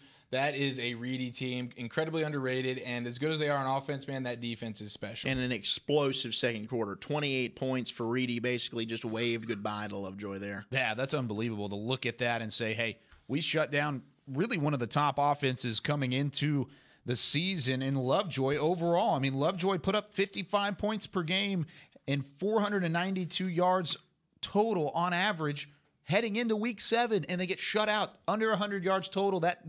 Both of those totals will go down a little bit after that. But Frisco Reedy now moves on. They'll play Denton Braswell, Frisco Lebanon Trail. Those both should be victories for Reedy. So 9-0. Reedy's going to start gaining some clout, man. You go into a bye week, and then you take on Princeton to finish out the season. This could be a 10-0 Reedy team heading into playoffs if you're not careful. That's a nice bye, too, at the end of the season. Get a little fresh right before the playoffs kick in. Yeah, Reedy, something special. Yeah, they could be somebody to pay attention to in the 5A playoffs. Let's go to 6A real quick. 9-6A to be exact. And the Jesuit Rangers led this game against the Prosper Eagles, looking to try and get off the schneid. They were 2-3. And then the late field goal from the Prosper Eagles wins it for Prosper. Mr. Cade York. Wow. 3 for 3 on field goals, and he had the game winner right there with just a few seconds left. And this was the first half was all Prosper. Second half was all Jesuit. But the entire game, you know whose fingerprints were all over it? Mr. Wayne Anderson, senior running back. We talked about him coming into the game. The dude's been a stud. 8 yards a carry, 10 TDs coming into the game. Well, he had 8 yards a carry today, 231 yards. He did not score, but the dude was dominant. It was the battle of the Shoeman and the Shoemaker at quarterback. Shoemaker comes out on top. Now, it didn't have one of those explosive, incredible, Prosper-style passing attack games, but 182 yards, efficient, 17-24, 2 touchdowns, outdueled Kevin Shoeman. And credit to Prosper, all man. about that ground game, man, with Wayne Davis. Didn't score, but he got all the dirty yards in this one. Absolutely, man. And we talk about E.J. Smith, rightfully so. The dude had a nice game, but Wayne Anderson was the star of the night. Obviously, Cade York coming in 3 for 3 and getting that game winner. Way to go, Cade. Prosper doing it. And Jesuit came back in the second half. Couldn't hang on, man. That's a tough way to go. Crazy. What momentum shift, right? You finally come back, you claw your way, you score with a minute and a half, and then Prosper right down the field in the blink of an eye. When they needed to. Prosper did nothing in the second half, and then when they needed to, games on the line, they go down. Easy 18-yard field goal for Mr. York. They had a Fisher-Newman return on the kick, 16 yards. They had 48 yards from Wayne Anderson, 3 yards, 5 yards, 2 yards from Wayne Anderson, and then the 18-yard field goal. Wayne Anderson. A lot of Wayne. Team on your Big back, boy Wayne. Yeah, no little in that Wayne. Put the team on his back and got the job done. Keller Timber Creek and Denton Geyer. This is a game where early on Denton Geyer was up 28-3. Well, Keller Timber Creek didn't go away, and they played very well down the stretch, and Denton Geyer just held on. Put up some big numbers, though, on offense. Despite the penalties, the Geyer Wildcats are back, baby. Yeah, Geyer is feeling good about themselves. A big 35-25 victory, as you see there. The penalties an issue for Geyer. Mental mistakes, as we heard from Jackson Donovan, who called in, was at that game earlier. But Eli Stowers at quarterback for Geyer has figured it out. Just under 300 yards passing, 3 touchdowns. Cobbs did it on the ground with 118 yards and a touch. But Seth Metter, that receiver for Geyer, has a beautiful connection working with the sophomore Eli Stowers right now. 10 receptions, 219 yards, 2 touchdowns, almost 22 yards per catch. Really, really good day. Blake Irving on the ground for Keller Timber Creek. Solid night, 103 yards and a touchdown, but not enough against a really good Denton Geyer squad. I love the stat line from Stowers. We've talked about him on and off throughout the season, but when you go 16 of 19 with 3 scores and almost 300 yards passing, that's unconscious.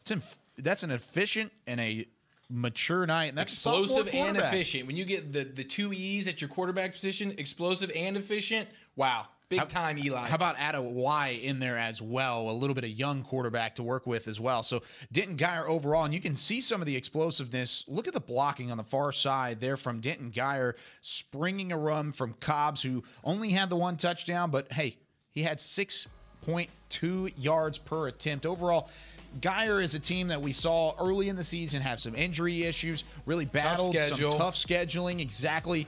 And Zach, I know you've been around this Denton Geyer team. Is this a special turnaround starting to happen for Geyer, who's 3-3, but could finish the season off, win a district title potentially, or at least contend in that district? I know South Lake's very strong there, and then make a run in the postseason? Yeah, I think that they've got a huge game coming up against Keller, a game that I think that they will win against Keller personally. I think that they'll be able to run the football against Keller.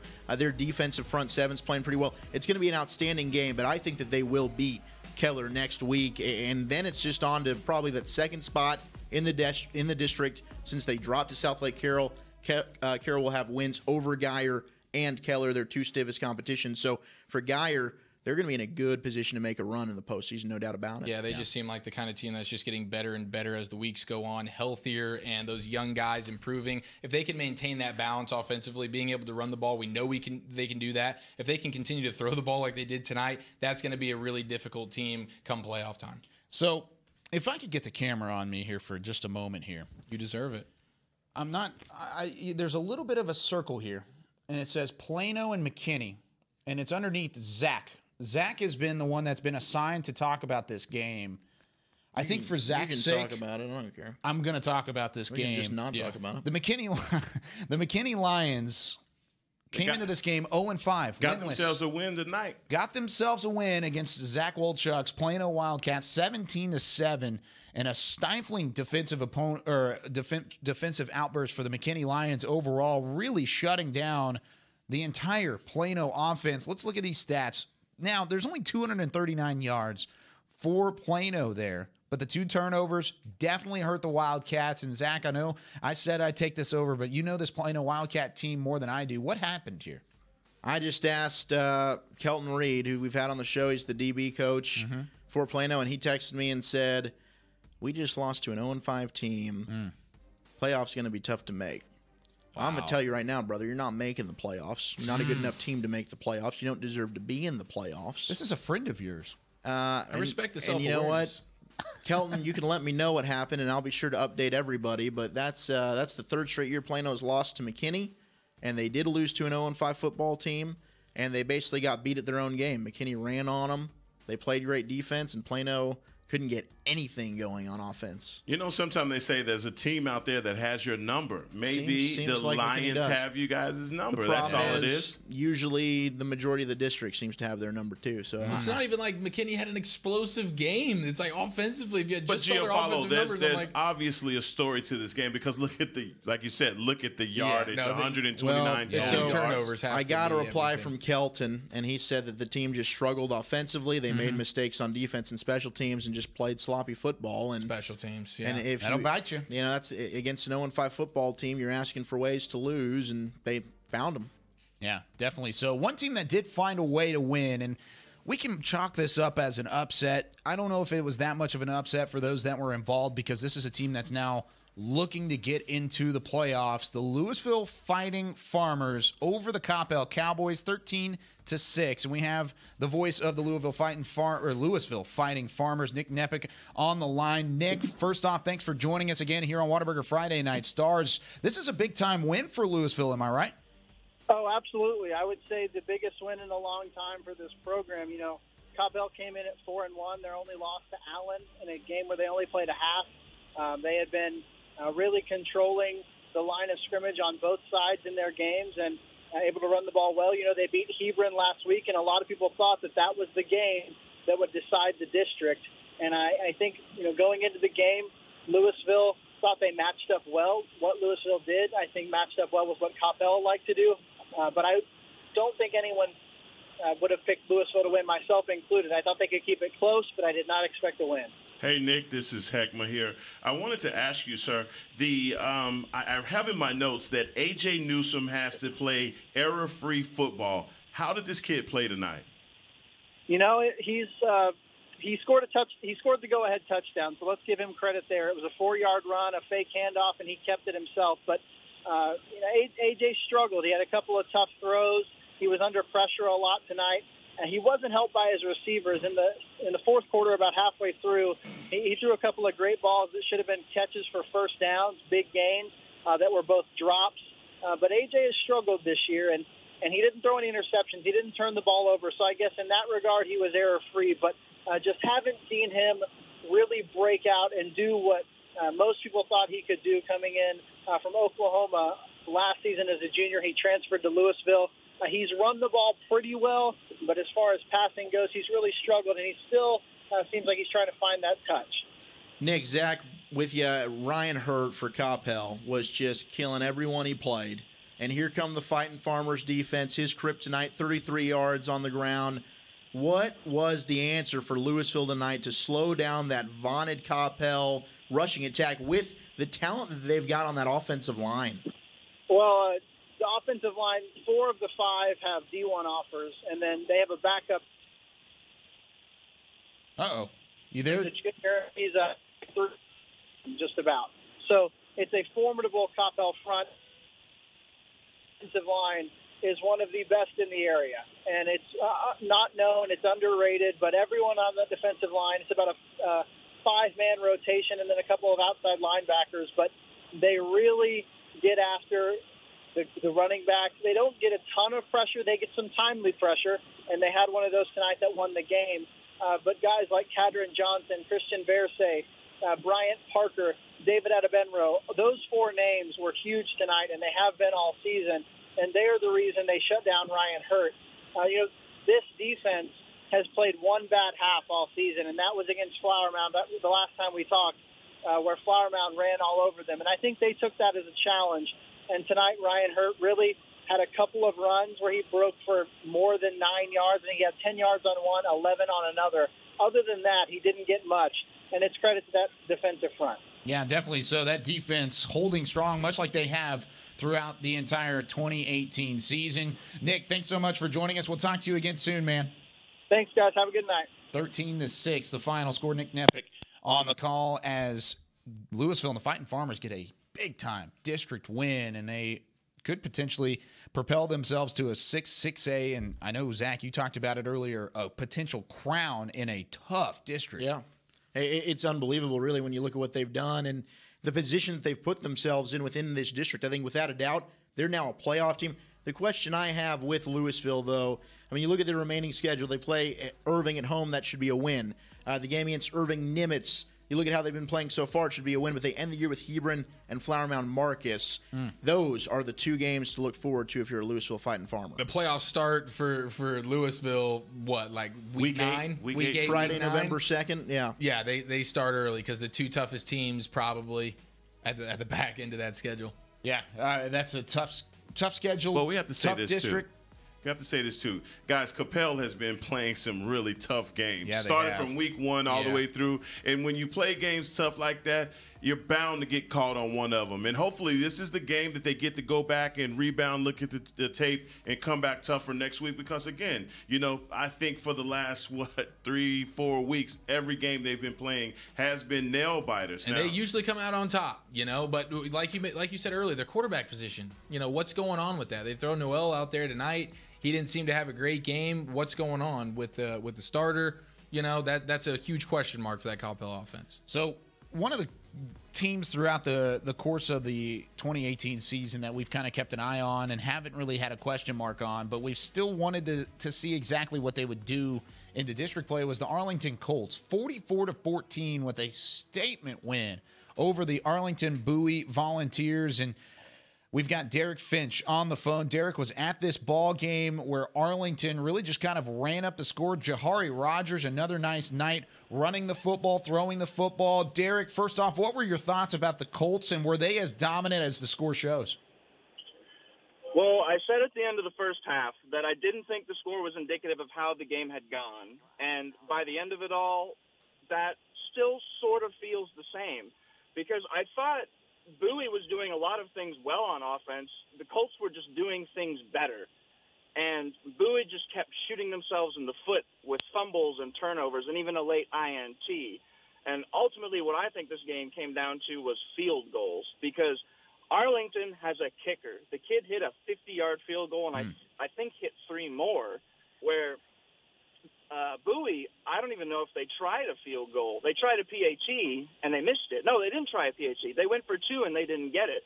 So I don't even know if they have a kicker on the roster. I thought that was a big momentum killer, because Bowie just kept having drives where they would get yards, but they couldn't get any points out of it because there'd be a fumble or they have to go for it on 4th down. Even I think they went for it on 4th down on their first drive inside the 20. And I thought, oh, they must not have a very good kicker. And they must not, because I don't think I ever saw one. Well, Derek, that was going to be my question. The Arlington Colts defense, man, they seemed to do a pretty good job shutting down that Bowie offense. You said they moved the ball well, but what was it about the Arlington defense just being opportunistic with the turnovers, or were they throwing things at Malcolm Mays that he wasn't used to seeing? Because that dude's been putting up numbers that whole Bowie offense has. Yeah, I was looking forward to seeing him put up some numbers, but give the front 7 of the Arlington a lot of credit. They had pressure on him the whole game, but it was one of those things where even when they didn't have pressure, and Mays was able to scramble and try and find a receiver downfield, they were covered. It was just a perfect storm for I guess, Bowie, where it seemed like nothing could really go right. But, I mean, it seemed like things were going right. But even then, they just couldn't get anything going when it really, really mattered.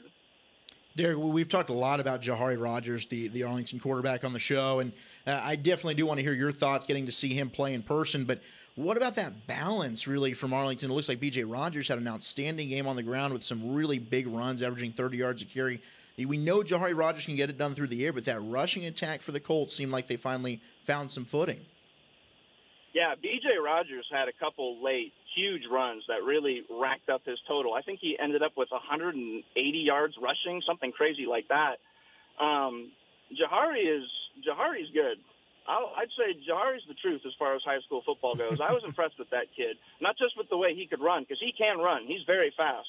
But I thought he had great vision downfield. He made some good throws, a couple deep balls. I think he had a deep touchdown to, I'm blanking on who it went to, but he did have a deep touchdown that I thought, oh, that was a pretty ball for a running quarterback. Well, hey, this is Heckma here, Derek. Now, I wanted to ask you, everybody came into tonight's game. Malcolm Mays was the guy to watch and all of that. Now, is this more of a testament, obviously, to the Colts defense, or was it just an off night for Bowie? I think the rain and the wet field had a lot to do with Bowie's problems offensively, because a couple of their fumbles seemed like unforced errors. The ball just slipped out of their arms, They just had trouble holding on to that thing. They had a drive going where they were inside the 10 or inside the 20, I think early in the second quarter, where the snap was just low, and even though people could get their hands on it, it just kept squirting out, and it just ended up going to Arlington. So for me, I think it was just bad luck for Bowie. And that's not to say that Arlington did not play well defensively, because they did. But I thought Bowie had plenty of chances to try and make that thing a little closer. This thing was 23-14 at one point, and it seemed like, this could turn into a game. Bowie might come back. But then there was another fumble, and then there was another fumble followed by a touchdown, and then an INT followed by another touchdown. And the thing just spiraled out of control so quickly for Bowie. It was kind of sad. It was kind of sad to watch. Yeah, it was 23-14, then 21 straight points put up by Arlington, and that pick to seal the win. Derek Finch on the phone. Derek, thanks so much. We'll talk to you again next week, man. All right, have a good show. Bye, Heckma. All right, later.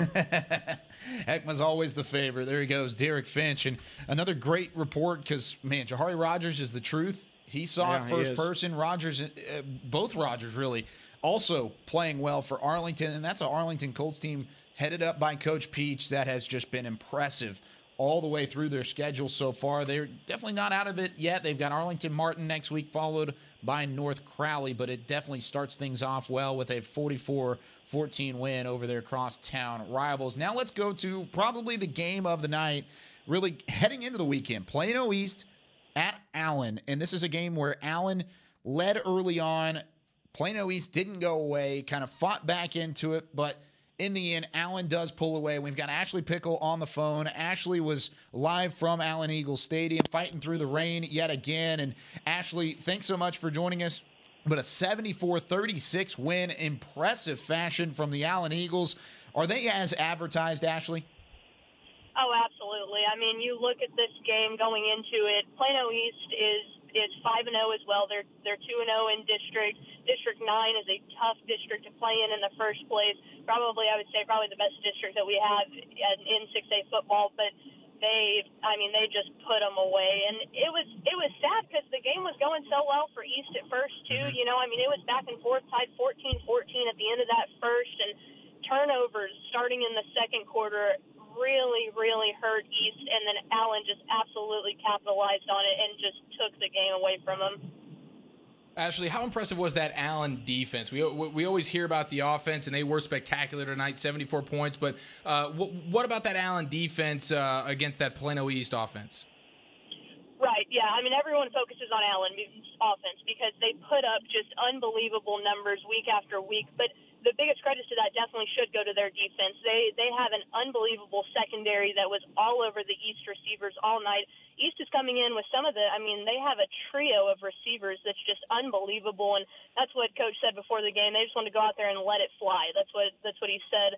And for them to be able to stop them, it looked like a collegiate team out there in their secondary, just being able to stop.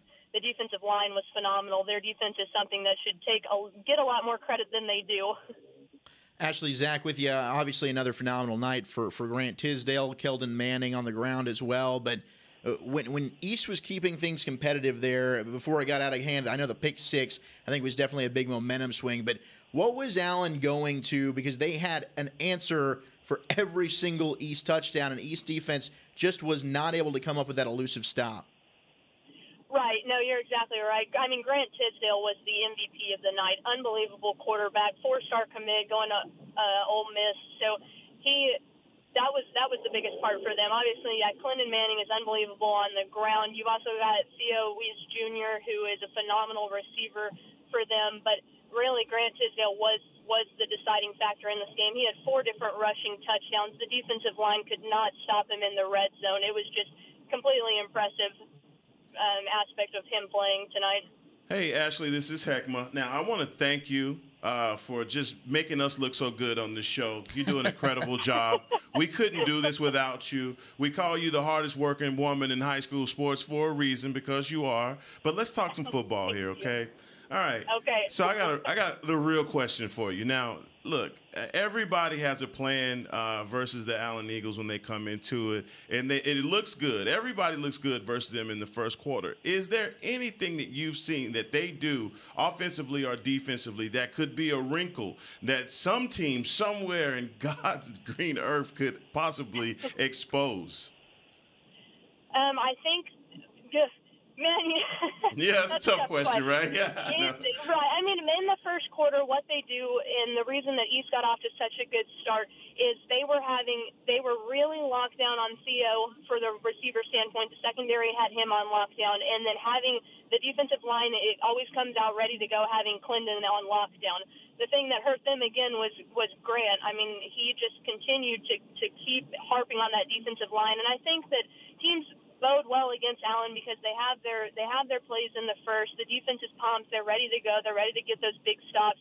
And then as the game just continues and as Allen just continues to pound the ball on offense, the defense gets worn out. Those guys are out there on the field so often. You can just see that the defensive line starts to get tired, and that's exactly why when you've got big defensive ends coming in, just honing in on Clinton, and then the defensive backs honing in on Weiss, then Grant just completely goes off, and he's able to sneak those quarterback sneaks down into the end zone. So I think that it's just the defense has got to really force turnovers against Allen, I think, is the biggest way that a team is ever going to be able to really come out and break that incredible winning streak that they have. Yeah, they continue it tonight, now 6-0 on the 2018 season. Ashley, thanks so much for joining us. We'll talk to you again soon. Absolutely. Y'all have fun.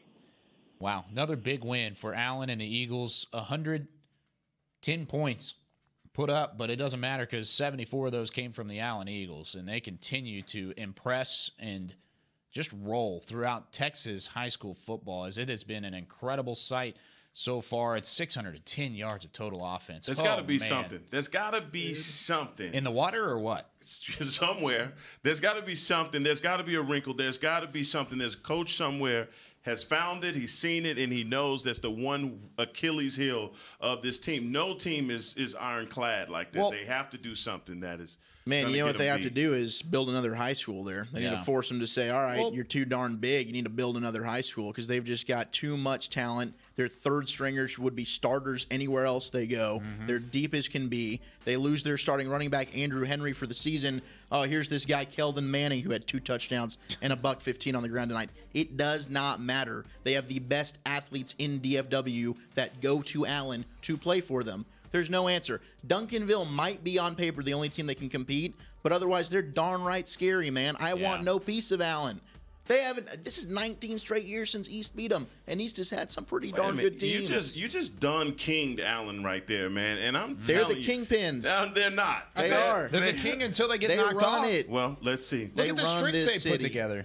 Okay. Walter, what about your preseason pick of Duncanville for the state? No. When Duncanville and Allen play in the area round, I pick Duncanville to win state, and I'll hold true to that, and I'll pick Duncanville. But my good Lord, I don't see any other team aside from the Panthers that can hang with Allen. You are not wrong by any stretch of the imagination. Let's go from 6A, though, to the TAPS level, a matchup that we had really circled on paper. I'm sure both of these teams did as well. Bishop Dunn and Parish Episcopal, as we have Nick Laupius on the phone. Nick Laupius was on the call for Parish Episcopal as they fell to Bishop Dunn 16-7.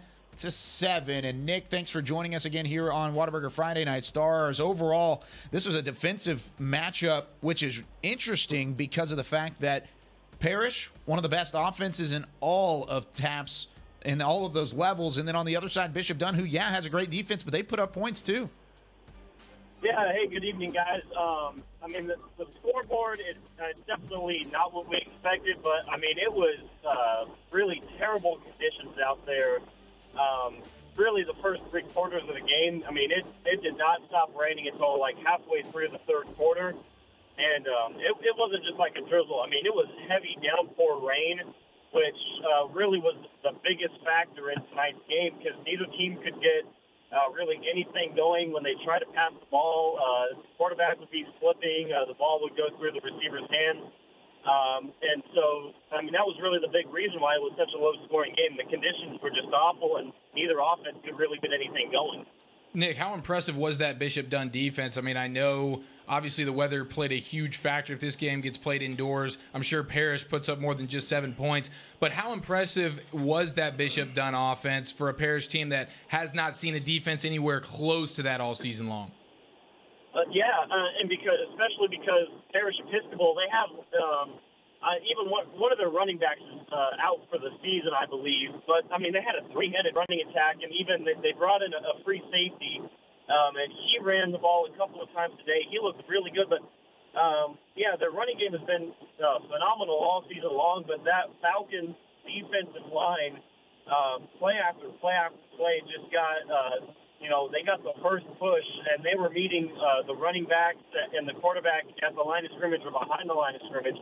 And they didn't let any of the running backs for Parish Episcopal really get downhill.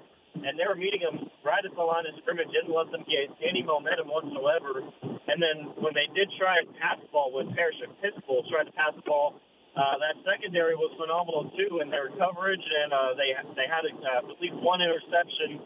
And they forced 3 fumbles because Parish Episcopal did have 4 turnovers tonight. Nick, Zach with you, and I've got kind of a multi-layered question here. Obviously, Brian Williams for Bishop Dunn, the #1 recruit in DFW. He's an outstanding player, and he made his presence felt again. The ball just seems to find him. Recovers a fumble in the end zone when this one was 7-6. Really a turning point play. Just kind of your thoughts on him and his performance. And then for Parish, this was a big statement game for them against Dunn, who's a perennial power, been there, done that. This was kind of their chance to almost legitimize themselves. How do you think this affects Parish moving forward? So Williams, like you said, he recovered that fumble. It was when, you look at it for a second there, we thought it was 14-6, and we thought Parish was going to start running away with this game. But with the fumble, and he had the wherewithal to recover it, because at first it looked like he had clearly crossed the plane. It looked like it was a dead ball. And no one really had tried to recover it, but Williams had the wherewithal to recover it, and good enough that he did, because that ended up, like you said, being a big turning point. And, yeah, he was just all over the place tonight. He was, I tell you, there's a few times where Preston Stone was trying to get off the field where he was flushed out, but Williams was, almost right there. He can cover so much ground. So, yeah, he was a big part of why they played so well. And the second question, again, it's tough to really tell where they were at tonight against this Bishop Dunn team, because they couldn't get their regular offense going, trying to get that deep ball, especially with Preston Stone at the helm. He could not get the ball out, and when he did try to pass, there was 2 or 3 times where he just dropped the ball in those wet conditions and had to fall on him. But again, that probably does go back to the Bishop Dunn defensive line. I cannot emphasize enough just how much pressure they were getting on him. He had 2, maybe 3 seconds most back there in the pocket before he had to start running.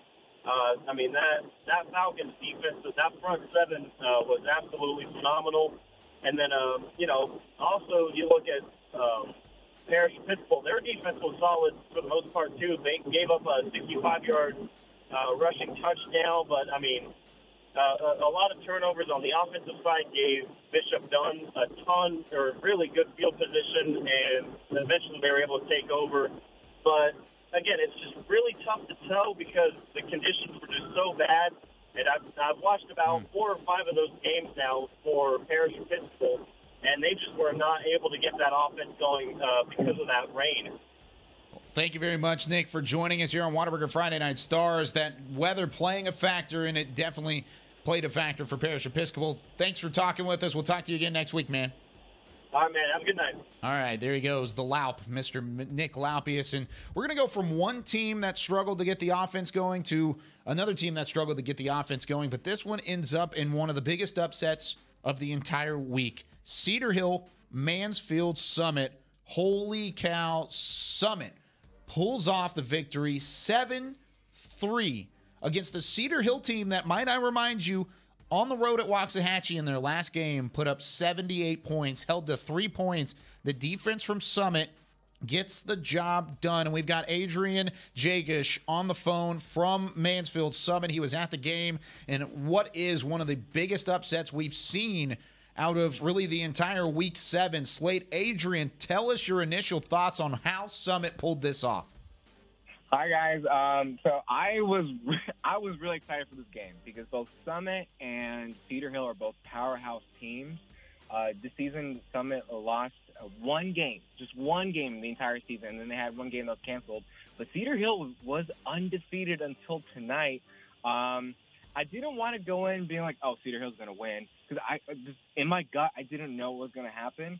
I will say, I don't want to say the first 3 quarters of the game were boring, but both teams have such strong defenses, and anytime whoever it was, Cedar Hill or Summit, anytime they would try to just try to go down the field, even 2, 3, 4 yards, they would just be tackled. And I interviewed Coach Hall, the head coach for Summit, and I asked him, I was like, hey, point blank, I was like, hey man, like, what did you tell your guys during halftime? Because it was just tackle after tackle, and he was like, keep tackling. And I was like, that's a good strategy right there. But it was really interesting. I've watched into games where I'm like, oh, there's obviously a clear winner. You know, the Jesuit game against the Keenan Boyd, and I really thought Jesuit was going to win. But today I was driving in, the weather was really bad. I honestly thought they were going to cancel the game. There was a 30-minute lightning delay, but they played. It rained the entire game. That was definitely evident throughout the game. There were tons of fumbles. I do want to give a shout out to number 9 on Summit. Number 9 Cedar Hill. Let's pull it up. Number 9 Cedar Hill, Kirk Lockhart. He did 3 interceptions that were glorious, I will say. Hey, Adrian. And then, I got a question. I'm sorry, I mean to cut you off, man, but I had a quick question for you, man. Obviously with the rain and all of that, the guy Shane Lawrence from Cedar Hill, obviously Mr. Do-It-All, an awesome, explosive guy. Do you think that the weather was what impacted him, or was it just Mansfield Summit's defense was just awesome tonight? Honestly, a little bit of both. So I was thoroughly impressed with Summit's defense tonight, but it was cold, guys. It was wet. I think the whole time it didn't go above 62 degrees this entire game, and that was like the rain. I think the players seemed miserable, the coaches seemed miserable. So I think everybody was really distracted tonight. Adrian Jagish on the phone from Cedar Hill and Mansfield Summit. Adrian, thanks so much for joining us. Stay dry because I know you were in the rain earlier, but drive safely on your way back home. Thanks, you guys too. Friday Night Stars continuing here in overtime, and man, that was a crazy defensive battle. 7-3 overall. Cedar Hill just couldn't get off the ground. Maybe it was the weather, Heckma. He said it was a little bit of both, but Summit defensively. It had to have been the weather, man. Yeah. I think Summit's a great defense, though. They're a good defense, but they put up 3 I think there were 11 points total fumbles combined in this one, is what I've seen. So, look, it completely limited this football game. I think if this were played, not even necessarily on a different turf, but if there's no rain, and Shane Lawrence certainly is hurt. I don't think that he's healthy, but it all kind of fell into place for Summit to pull that upset tonight. Yeah. Tonight is the perfect storm, no literally. Literally. I mean, and you talk about the thing that when you have those teams that have those awesome explosive running or passing games, this is what we're talking about. Paris, I wanted to just say, if Paris sees done again with the dry weather condition, they're going to get them.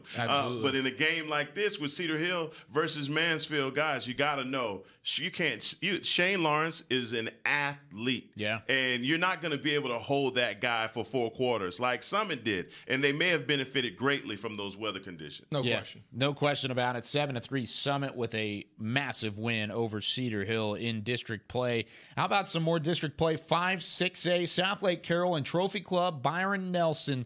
South Lake Carroll and the Dragons. That was a team heading into this we talked about as a potential state championship team, continuing to be undefeated. Were they going to get challenged by an 0-5 team? Well, not really the score you would really expect out of this game. 41-17 was the final score. South Lake and the Dragons on top of Trophy Club Byron Nelson, but really not the blowout that you thought of, and Trophy Club kind of put up some points in that second half. Yeah, second half means that, Riley Dodge pulled his guys in the first half, let them rest.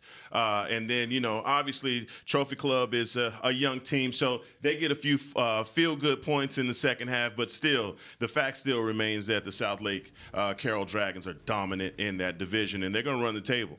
Yeah. This seems like one of those games for South Lake, coming off that huge emotional win over Geyer last week. Right. You saw Byron on the schedule. You knew you were going to get the win. You're just trying to get through it, to be honest. And Will Bowers needed this one. He needed a game to come back through the air. 3 touchdowns tonight, 20 of 30, 207 yards. Efficient night for Will Bowers. Yeah, and you always see Will Bowers in that stat sheet. It's always a big-time guy to look at. But overall, 384 yards total.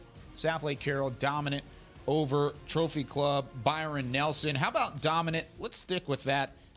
Duncanville, Lake Highlands. Zach, your state championship pick. We talked about Allen being that number 1 team, but Allen didn't even win as bad as Duncanville did in this matchup.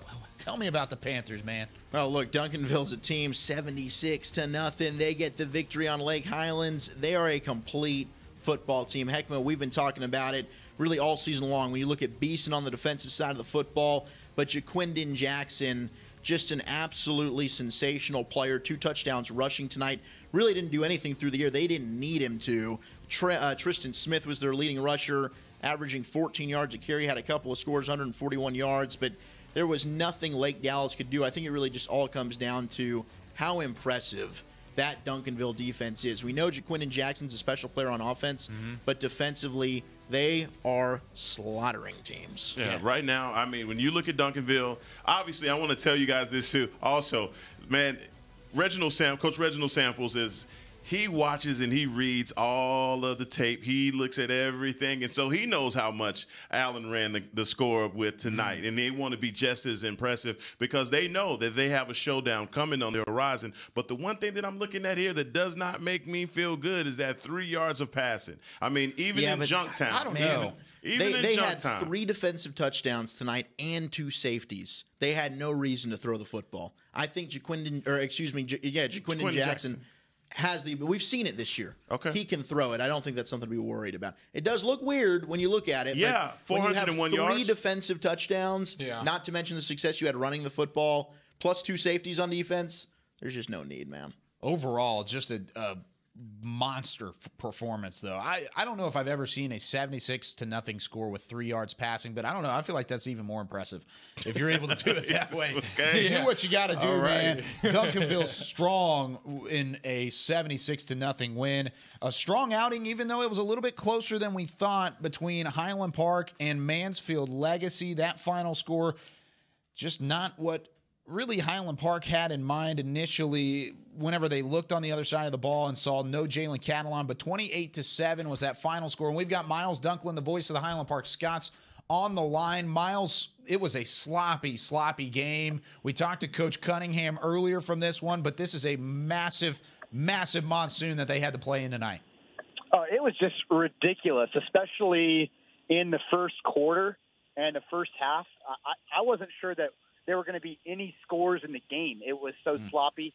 The drainage at Vernon Stadium was not good, and both teams were basically standing in puddles throughout the game. I thought the ball might float away every time they spot it, but I know I overheard you guys saying that you didn't think it was that big of a win by Highland Park, 28-7. In reality, with all things considered, in terms of the circumstances and the rain and everything like that, it was a pretty thorough win by Highland Park as Chandler Morris maybe had his most impressive outing of the season. The stats won't show you, but he played a really great game tonight, and Highland Park definitely impressed both offense and defense. Chandler Morris overall, we talked about him really every single week here on Whataburger Friday Night Stars. He's a special talent for Highland Park overall, but also you got to look at Finn Corwin, who's just a touchdown machine in that receiving core as well. We saw the catch from Drew Dodge earlier. Tell us about really that passing attack in the offense and why they continue to stay so methodical underneath Randy Allen and company. Well, Kyle, they're just so incredibly deep, and you know they had a couple quarterbacks transfer out of the program as well, the likes of Kevin Schumann and Stone there at Parish Episcopal. I mean, they had all 3 of those guys within 2 classes at Highland Park. That's just at the quarterback position. Wide receiver, they are incredibly loaded. They go 8 deep at that position. You could take out their top 4 guys, and they'd still have a really good receiving core. That's probably the best position on the entire team there. But, also the offensive line really helps them get it going. They got some really good players there. Reagan Riddle is headed to Rice, the left tackle. And they haven't really gotten the running game going like they'd want to. Benner Page doesn't have a touchdown yet on the season, but the passing attack, they have so many weapons, and Morris does a really great job of spreading it out to as many guys as possible, even though more often than not Chandler is able to find Finn Corwin open behind the defense. Yeah, definitely. So it seems like every time we look up, Finn Corwin scoring a touchdown for the Scotties. Had another one tonight in a 27-8 win. Miles, thanks so much. We'll talk to you again soon, man. Thanks. You guys are doing a great job. Always enjoy it. Appreciate it. Miles, always great to have on. Has so much knowledge about Highland Park. And we mentioned Chandler Morris. We actually had Guy Frazier at the game. Guy had a chance to catch up with Chandler Morris after this win over Legacy. Let's take a look. Guy Frazier with Friday Night Stars here, junior quarterback for Highland Park. Chandler Morris. Chandler, we're standing out in the rain. Big game tonight. Obviously, it's a monsoon out here. Talk a little bit about your game, involving with a wet ball and how you're able to handle yourself. Thank you. There you go. Now we got you. It was get him Yeah, there we go. it was tough with the wet ball. I mean, we're an air offense. We got a run game established, which was huge. We needed that, and I thought we did a great job. Our defense did a great job, and I mean, I thought it was a good night. Slow start there, understandable. Just kind of punting the ball back and forth with each other between Legacy and Highland Park. Y'all Finish off the first half strong though with 2 quick touchdowns. Talk about those 2 plays and kind of momentum y'all are able to get on offense. So I mean, I felt like that's when we got our passing game going. And that was, like you said, it was a big momentum shift right there with the special teams turnover. That was huge, and we were able to capitalize, and it was just all around just a great effort. Big win tonight. Y'all are obviously leading district now. What's the big picture for this team? Is it championship or bust? Is it just 1 week at a time? How do y'all look at it? It's 1 week at a time. Complacency is our word for the rest of this year. We can't get complacent. We gotta go out. It's the worst team in the district, or it's the best team in the district. Every week we gotta practice with intensity of just a championship intensity, and that's our thing. Chandler, congrats on the big win tonight. Good luck going forward, and I'm sure I'll see y'all down the road. Thank you. Wow, what an interview afterwards. Guy Frazier working really his tail off, but Chandler Morris too, man. in Chandler the elements. Morris, like, no, well, let's get him here under the umbrella as well. What a guy. Yeah, what a sweet guy is gentleman. the guy, man. Yeah. Just a cool interview to be able to look at and look over after a win like that in such a crazy game. Saw some of the highlights. You heard the excitement from Miles Dunklin, who we just talked to on the call in the background a little bit. But overall, a big win for Highland Park and one that they were able to survive. Imagine if Legacy would have had Jalen Cattle on, though, and how that game might have turned out. It's a big and a few other pieces, man. They've just been injury-laden. Just a poor team. Watch out for Legacy, though. Legacy's a good football squad, and they'll figure out a way to try and get back, at least in the thick of things in that district. Now, let's move on, guys. 6A, 5A, 4A. We got to run down some scores. We got about 10 minutes left in the show. An outstanding Week 7. We've gone through some of the highlighted games. We've heard from all across the area. Zach, start us off at the 6A level. Let's run through some of those scores. Well, 13-6. We know Louisville beat Coppell 35-20. Hebron got the victory over Flower Mound Marcus.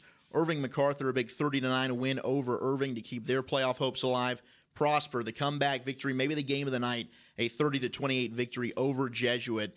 38-31 Fossil Ridge over Keller Central. And then Geyer, 35-25. They're peaking at the right time with a big win over Keller. Timber Creek. McKinney knocks off Plano 17-7, their first win of the year. Allen all over Plano East 74-36. And what was maybe the game of the night didn't turn out that way. Allen flexing their muscle. McKinney Boyd 52-13 over Plano West. South Lake Carroll 41-17 over Trophy Club Byron Nelson. Arlington and Arlington Bowie, we talked about it earlier. Big win for Arlington 44-14 there. Lamar of Arlington getting a win over North Crowley 63-42. And then the upset of the night, Mansfield Summit 7-3 over Cedar Hill. Crazy, crazy game. Mansfield Summit still unbeaten in district. Wow. Duncanville a 76-0 win over Lake Highlands. South Grand Prairie over Grand Prairie 14-6. Big win for SGP. Holtom does it. Wow. They knock off Euless Trinity 48-35. Michael Black takes control at the end of that game. The other upset of the night. Holtom is for real, absolutely. Now, both undefeated teams, but a lot of people didn't give Holtom the credit they deserved. They get it now. Big win over Euless Trinity. 26-6. DeSoto over Mansfield. Mansfield Lake Ridge takes care of business against Waxahachie. Wow. 35-21. Yeah, sorry about that one. Darn. And then Mesquite, 20-point winners over North Mesquite, 42-22. They get the victory there. So a big win for the Skeeters. They needed that one to stay alive in that district playoff race. Then you look at Richardson, Berkner, J.J. Pierce. J.J. Pierce keeps it rolling 35-24. Rockwall 47-7 over Rockwall Heath. And those are your 6A scores. Wow. I think the biggest one that stands out to me, other than the ones that we've talked about, Holtom and Euless Trinity. Huge game. Unbelievable. I think that's absolutely an unbelievable win. You talked about them being undefeated, both teams coming into this, but Euless Trinity, if you thought one team was going to take advantage of the trenches and the downright downpour that we've had in the North Texas area tonight, it would be a Euless Trinity type ball club. Mike Black is the real deal. Yep. Mike Black gets the job done, and we've got to keep an eye on the Buffaloes because that might be a team that's going to make some noise. Holtom, wow, that's an impressive win. 5A scores, Eric, let's run it down. Birdville 49-0 over Carrollton Creekview. Carrollton Newman Smith 41-7 over RL Turner. Denton Ryan 45-30 over Colleyville Heritage. Colony 56-21 over Frisco Heritage. Frisco Lone Star right here at the Ford Center 27-6 over Frisco Independence. Reedy put it on Lovejoy 51-0. Grapevine 63-34 over Denton. McKinney North put up 90 points, 90-32 over Wiley East. Mesquite Poteet 46-28 over Texarkana, Texas. We got Tyler 29-22 over West Mesquite. Woodrow Wilson 48-15 over Bryan Adams. We talked about the Highland Park 28-7 victory over Legacy. Red Oak 26-12 over Kimball. Mansfield Timberview 47-8 over Samuel. 27-6 victory for Midlothian over Everman. And Kaufman 39-14 over North Forney. Wow. 5A scores. Let's look at the 4A and other scores. Heckma's got it rolling. All right, Melissa 47-0 over Anna. Paris 54-14 over Salina. Ferris is 30-22 over Goodley. Vernon beat Aubrey 30-14. Alvarado beat Carter High School 35-6. Can't believe that one. Sunnyvale beat Caddo Mills 42-14. Crandall 42-14 over Maybank. And then the final score, North Dallas is lost to Hillcrest 58-62, guys. Wow. There you go. The 4A and other scores. We've run down every score in the entire North Texas area. Guys, now it's time to give our star of the night overall. Zach, what's going on? I'm just that Denton Ryan game, buddy. We barely talked about it. Let's talk about it. 30. No. What's that game? Ryan over Colleyville Heritage. Ryan got the victory. Heckman and I over here. You're feeling good about that, aren't you? I just knew it was going to happen. Cool. It's one of those I got to say, I told you so, brother. Okay. Told you so on that one. But hey, the rivalry. Just an overall great football game. Yeah. Okay. For Denton Ryan. Denton Ryan. Who's your star of the night, Eric? Oh, it's absolutely kicker, Mr. Cade York. For Prosper. He was 3 for 3 on field goals, and he hit the game winner as time expired. Prosper beats Jesuit 30-28 in a nail-biting game. Shout out to Cade York. I think I got to go Grant Tisdale. 6 total touchdowns. Yeah. Big game coming in against Plano East, and he had an answer every time. Grant Tisdale, unbelievable game for Allen. Guys, this is a game I wish I could have suited up for, and this is the Parish Episcopal Bishop Dunn game. My guy is baby Brian Williams. Amazing game. Good 2 choice. Turnovers. Yep. Monster game. Best player in the state. Yeah, he's really good. He's definitely something to look at on that Dunn defense. How about team of the week? This is a tough one because there are a lot of good teams and a lot of big upsets in this one. Eric, yeah, between Summit and Haltom, I'll take Haltom just because no one had him in that game. So, yeah, huge victory over Trinity. I'd like to go Haltom as well. I'm going to go with Louisville, though. Huge win for the Fighting Farmers over Coppell. I'm drinking the juice right now at Bishop Dunn because they pulled it off. I'm telling you, that was one that no one had them picked in, guys. Respect. Yeah, that was one that nobody had them picked in. Wow. Overall, just an unbelievable. I think I'm going to go with Mansfield Summit there in my team of the week. I mean, what a win. 7-3, a gutsy win in the mud, in the dirt. What you got, Heckma? I should have said McKinney Boyd. McKinney Boyd? Wow. They had a huge victory over Plano this week. It was McKinney. Excuse me. So McKinney. get your facts straight. We check that. You so get psyched. Wow. Oh, my goodness. Rude. What is happening? Guys, what a week of Friday Night Football. Week 7 has come to a close in the North Texas area. I do want to thank everybody involved in this. We've got Chris Beam. We've got Matt holding it down. Chance and Anthony, 2 Hebron grads, getting it done. For Eric Chiafalo, Zach Wolchuk, and Heckma Harrison, I'm Kyle Yeoman saying God bless. This has been a presentation of Game On Sports.